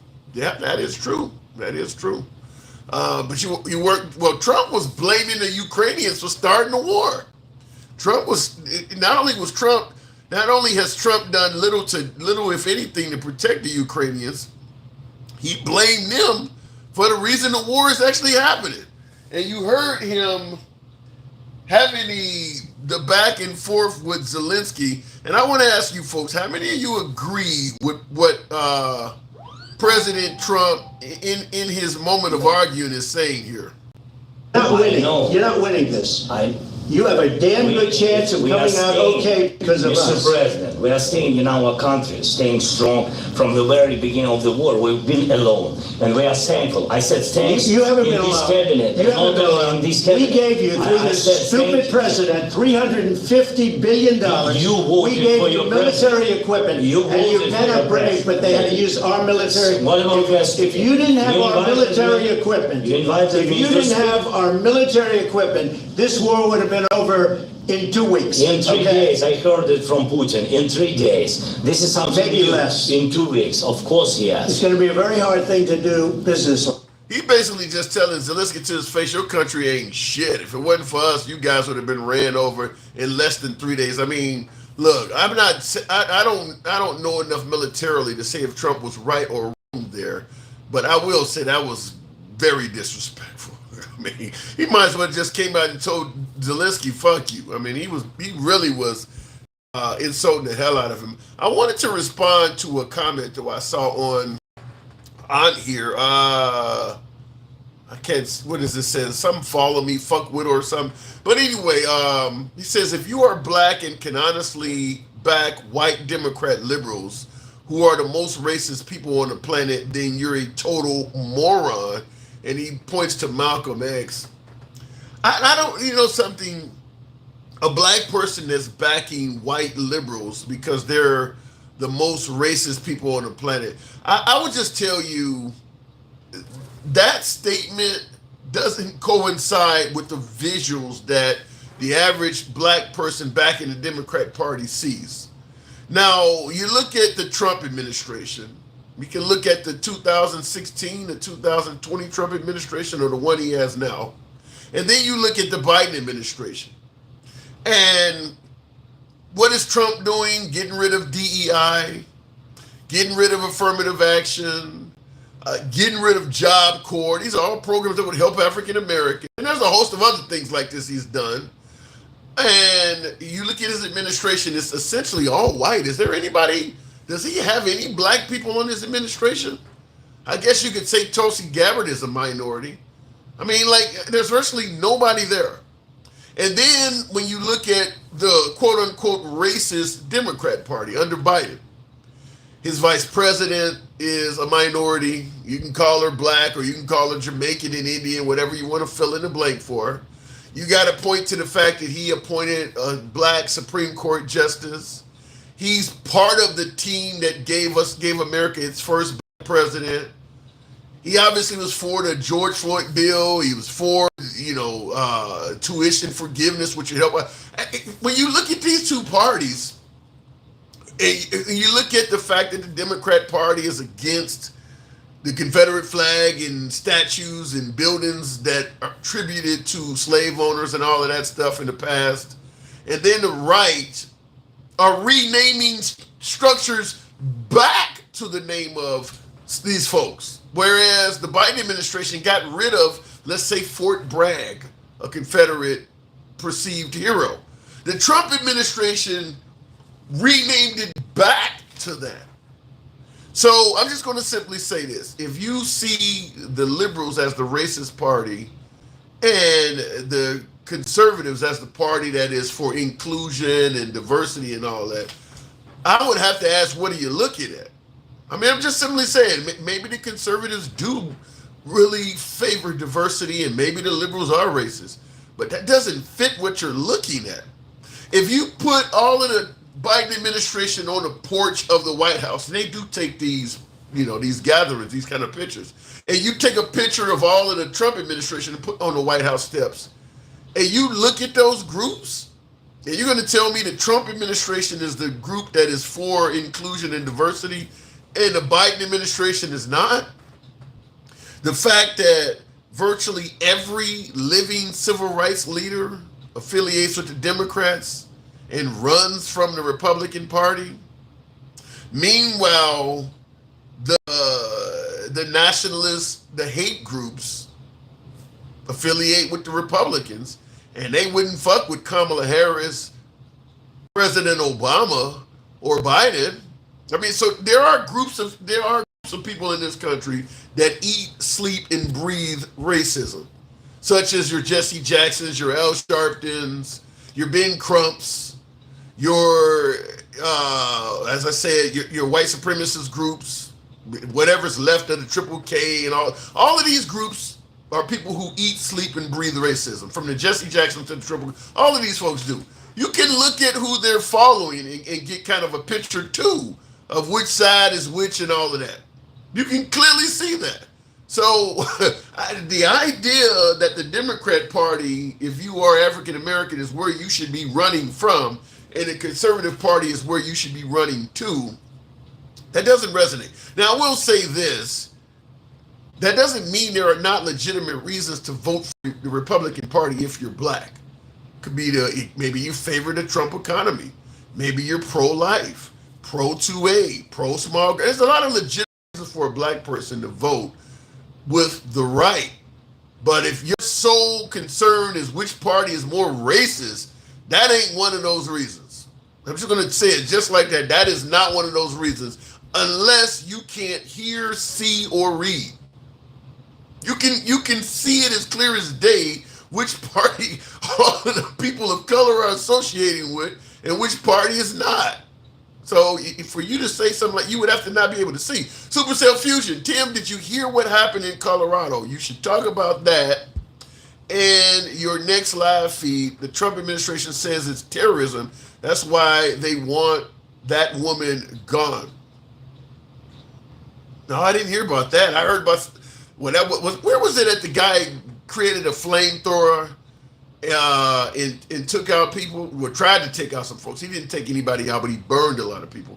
Wasn't that in Colorado? But that was a guy. You said something, a woman. I haven't heard of this, Supercell. Edgy says, Trump pardoned Kodak and NBA YoungBoy. Inclusion. Yeah. Compared to all of the folks that Biden has hired and promoted, we're going to exclude all of that, but we're going to point out that, well, Trump pardoned a few rappers. He gets credit for that, but Biden don't get any credit for Obama's being elected or, Kamala Harris. He don't get any credit for that. Okay. I think this is a case where you're trying to make a story to fit. If you're going to get Trump credit for pardoning these, and by the way, these are criminal rappers. He's not even, Biden is taking folks who are highly educated and successful in their own right and putting them in positions that maybe a perceived glass ceiling would have prevented them from going to. Trump is letting criminals out of prison. That's it. The people that Trump is pardoning were convicted of major felonies, such as Kodak Black. And by the way, Kodak Black, after being pardoned from Trump, has committed a host of new felonies. He's currently dealing with more cases. I don't know if that's something to celebrate, as opposed to, helping Obama get elected, helping Kamala Harris become VP, and all the stuff that Biden has done. You kind of got to really squeeze that in to make that work. Democrats suck at most things. Chuck Schumer stating that we are going to write an angry letter to Trump was one of the funniest things I've ever seen. No wonder they're like, yeah, that is kind of funny. I don't know why you would. Trump is trying to make you angry. Why the hell would you write a letter to somebody who literally brags about drinking liberal tears? You're literally giving him something that he might frame and put on his wall. He wants you to be angry. Why would you he's not trying to work with you. He wants you to be pissed off. So that makes no sense to me. You might want to look up the past of the people that Biden pardoned. We could have that discussion, Drew, but if the whole claim is that the Democrats are the racist party and the Republicans are not, that's a discussion you can't have. You would have to literally be in a situation where you don't believe your lying eyes. I mean, that makes no sense to me. Joe Biden allowed illegals to come in repeatedly and rape and murder our citizens. The Lake and Raleigh Act exists for a reason. I'm definitely supporter of the Lincoln Rally Act. I do support that. But the whole notion that they were coming in repeatedly and raping and murdering our citizens, I just believe that that is incredibly overstated, exaggerated. I mean, there's a reason why you're still talking Lincoln Rally and all that stuff, because you should be, if you got what, 18 million or whatever it was, 18 million people coming in, and Trump said they're not sending us their best and brightest, they're sending us the rapists and murderers. If most of these folks are coming in to commit these violent crimes, you should be hearing about them every day. Every day you should be hearing about them. If you go to, let's say, Chicago, where I'm from, turn on the news, you're going to hear about people being murdered. If you turn on the news the next day, once again, you're going to hear about people being murdered, and it's going to be different people than it was the day before. They're not going to keep telling you about the same murder over and over again for a year. The reason you keep hearing about Lincoln Rally is they don't have a lot of people getting unalive. There's been a couple more of them since Lincoln Rally for sure, but it's 18 million of these people. You should have one of these happening every day, every single day. The fact that there are not that many of them happening, and that I can give you stories like what I played earlier, where a 64-year-old woman is being deported because of what she did in 2001, shows you that it's a lot of this, in terms of this bad immigrant language, is being fabricated. It's being fabricated. I mean, you should have murderers all over the damn place that you can talk about that got deported. Even when they got rid of Kilmar Abrego Garcia, they didn't have any violent felonies on him at all. Well, his wife accused him of hitting her. We didn't get a conviction, or she didn't even really follow up on that, and he got pulled over in Tennessee, and the cops thought he might be human trafficking because he had a bunch of extra seats in his car, and he got some tattoos. That was really it. If these folks are raping and murdering every damn body, backstory here if you're just joining. Why isn't there more evidence of it? That's all I'm saying. The amount of evidence coming out of this stuff is slim to none. Slim to none. Lincoln Riley, that case is about 2 years old, isn't it? At least a year or more. And that's still coming up. Should be plenty of new stuff. Kamala giving blacks extra harsh sentence. Trump pardons successful black men and gives them an extra chance. We can clearly see who's for blacks. Trump. Okay, you're saying that Kamala Harris giving blacks an extra harsh sentence. Now, you're talking about something that's roughly about 30 years old. When you're going all the way back to when she was a DA and all of that stuff back in California. And that is true. She was part of the whole 3 strikes laws and all of that stuff. But she's, as the attorney, as a district attorney, she doesn't make the laws. So when they're giving out these 3 strikes and all of this shit, she's the prosecutor. She's not the one that actually makes that a law. That might be something you talk to Joe Biden about. You're giving, and by the way, I don't recall a whole lot of Republican resistance to Kamala Harris doing that back then. The whole country was in favor of being tough on crime back then. So I don't understand that. And you say Trump pardoned successful black men. What? Trump pardoned successful men. Okay, all right. I don't know where you're going with that. And gives them an extra chance. We can clearly see who's for blacks. Trump. He's pardoned like 3 or 4 people. This isn't something he can say he's routinely doing. How many successful black men or people, you said men, what is it, like 2 or 3? Maybe Lil Wayne, Kodak Black. And I know you don't consider Larry Hoover a successful black man, do you? How many people has he really pardoned? I mean, you could count them out on one hand. And that alone is enough for you to come to this conclusion? Okay. All right. Anyway, looking in the comments, and when you talk about Kamala Harris giving extra harsh sentences, I guess we're going to ignore sending folks down to El Salvador that haven't even committed a crime and throwing them in prison. We're going to ignore that, huh? Because that's coming from Trump. I guess we're going to ignore him talking about potentially sending homegrown American criminals to El Salvador. You're talking about giving people extra harsh sentences. I guess we're going to ignore him joking about reopening Alcatraz and how folks who tried to escape were bitten by sharks. Extra harsh sentences. I guess we're going to skip over all of that, huh? Didn't he talk about if you're illegal and you take the life of a cop, you should get the death penalty? If you enter the country illegally, you should get a minimum of 10 years. We're talking about extra harsh sentences. I guess we're going to ignore all of that. Send people to Sudan. Yeah, that's another one, Travelman. I guess Libya is another one. I guess we're going to ignore all of that, huh? Okay. This guy's fucking crazy outside, says James. Elaborate. Tell me how. Anthony, a lot of citizens unalive people every day with DUIs as well.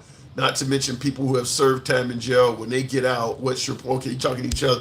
Real quick before we, no one knew the extent of Kamala Harris's corruption back then, but we found out later. What is the extent of Kamala Harris's corruption? What has she done that's so corrupt? I'd be curious to know. What are you suggesting that she's done? I mean, maybe some accusations, but what has she officially did that's so corrupt? Looking in the comments real quick here. Trump thinks that transgender mice exist. Yeah, he has said that. That money was going to transgender mice and all of that. Yeah, that has been said. Anyhow, folks, I do appreciate 128,000 on the likes. You guys were fairly good with the thumbs today. You guys know how the program is ran. We are always MAGA friendly. Despite some MAGA not liking to hear Trump criticize the same way liberals tear into me when I criticize the left. But this is a free speech program. We believe in letting everybody speak in an uncensored format. So you can be critical of anybody on the program up to and including yours truly. And you see folks are calling me everything from fucking crazy outside on down. But I'm always about free speech. So in closing, if you do appreciate a free speech program with dialogue from all sides of the aisle, after all, we go left to Bernie Sanders, Trump having dinner with Q. If you enjoy that, I'm going to ask that you follow the program if you're watching on TikTok or Instagram. Give your boy a subscription if you're watching on YouTube. We don't have to agree on shit other than the fact that you have the right to speak, and that will always be observed on this program. We love you. Thank you, Tyder. First they were screaming she didn't do anything in the White House. Now, out of the blue, it's a bunch of corruption that no one can explain. I kind of concur with that. It's your boy Tim the Handsome Liberal. Catch you guys tomorrow. Take care.